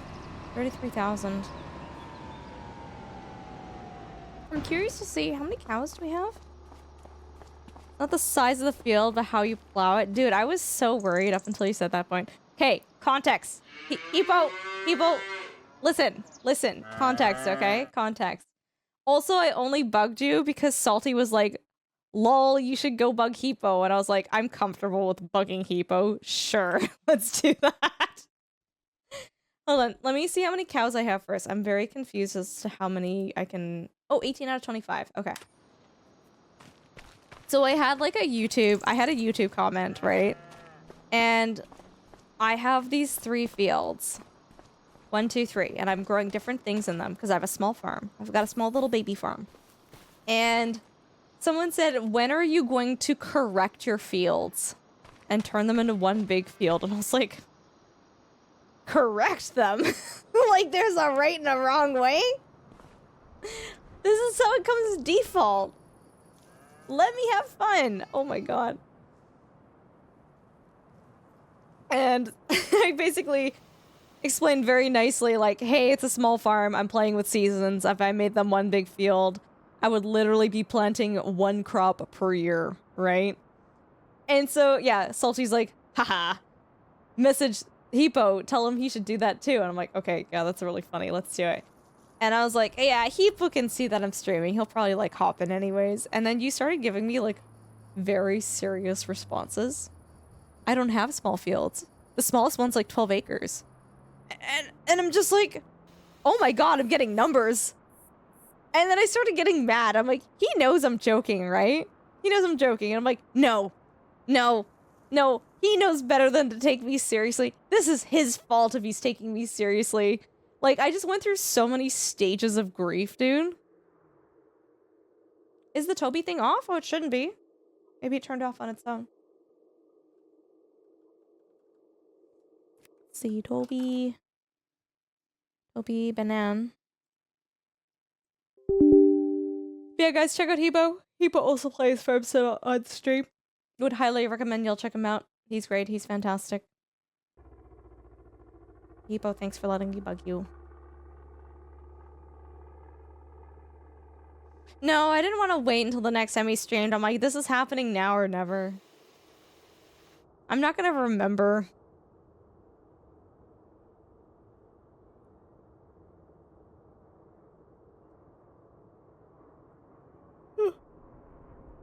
Hippo, how are you liking Zelonka? Circle, yay! Oh no, Hippo, has your internet not been good?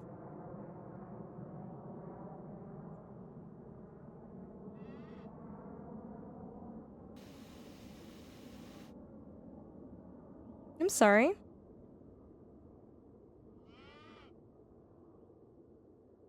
I have too much stuff to do for my 2-person dude ranch. I believe it, dude. I believe it. Oh my god. You've moved to a new home too, haven't you? Like this is in a new area? I said X is like, you're just sitting there like gaslighting yourself. Is this me or is it the stream? Unsure. Don't know.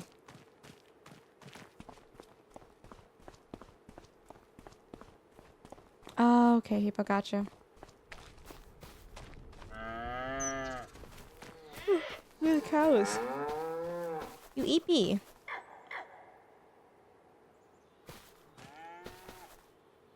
So cute.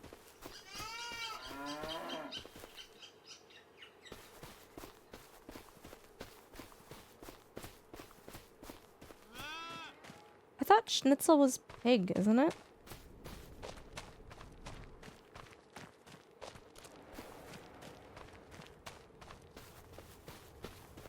Alright guys, I'm gonna be right back real quick. I just need to run to the washroom again. Hold on to your butts. I won't be gone for very long.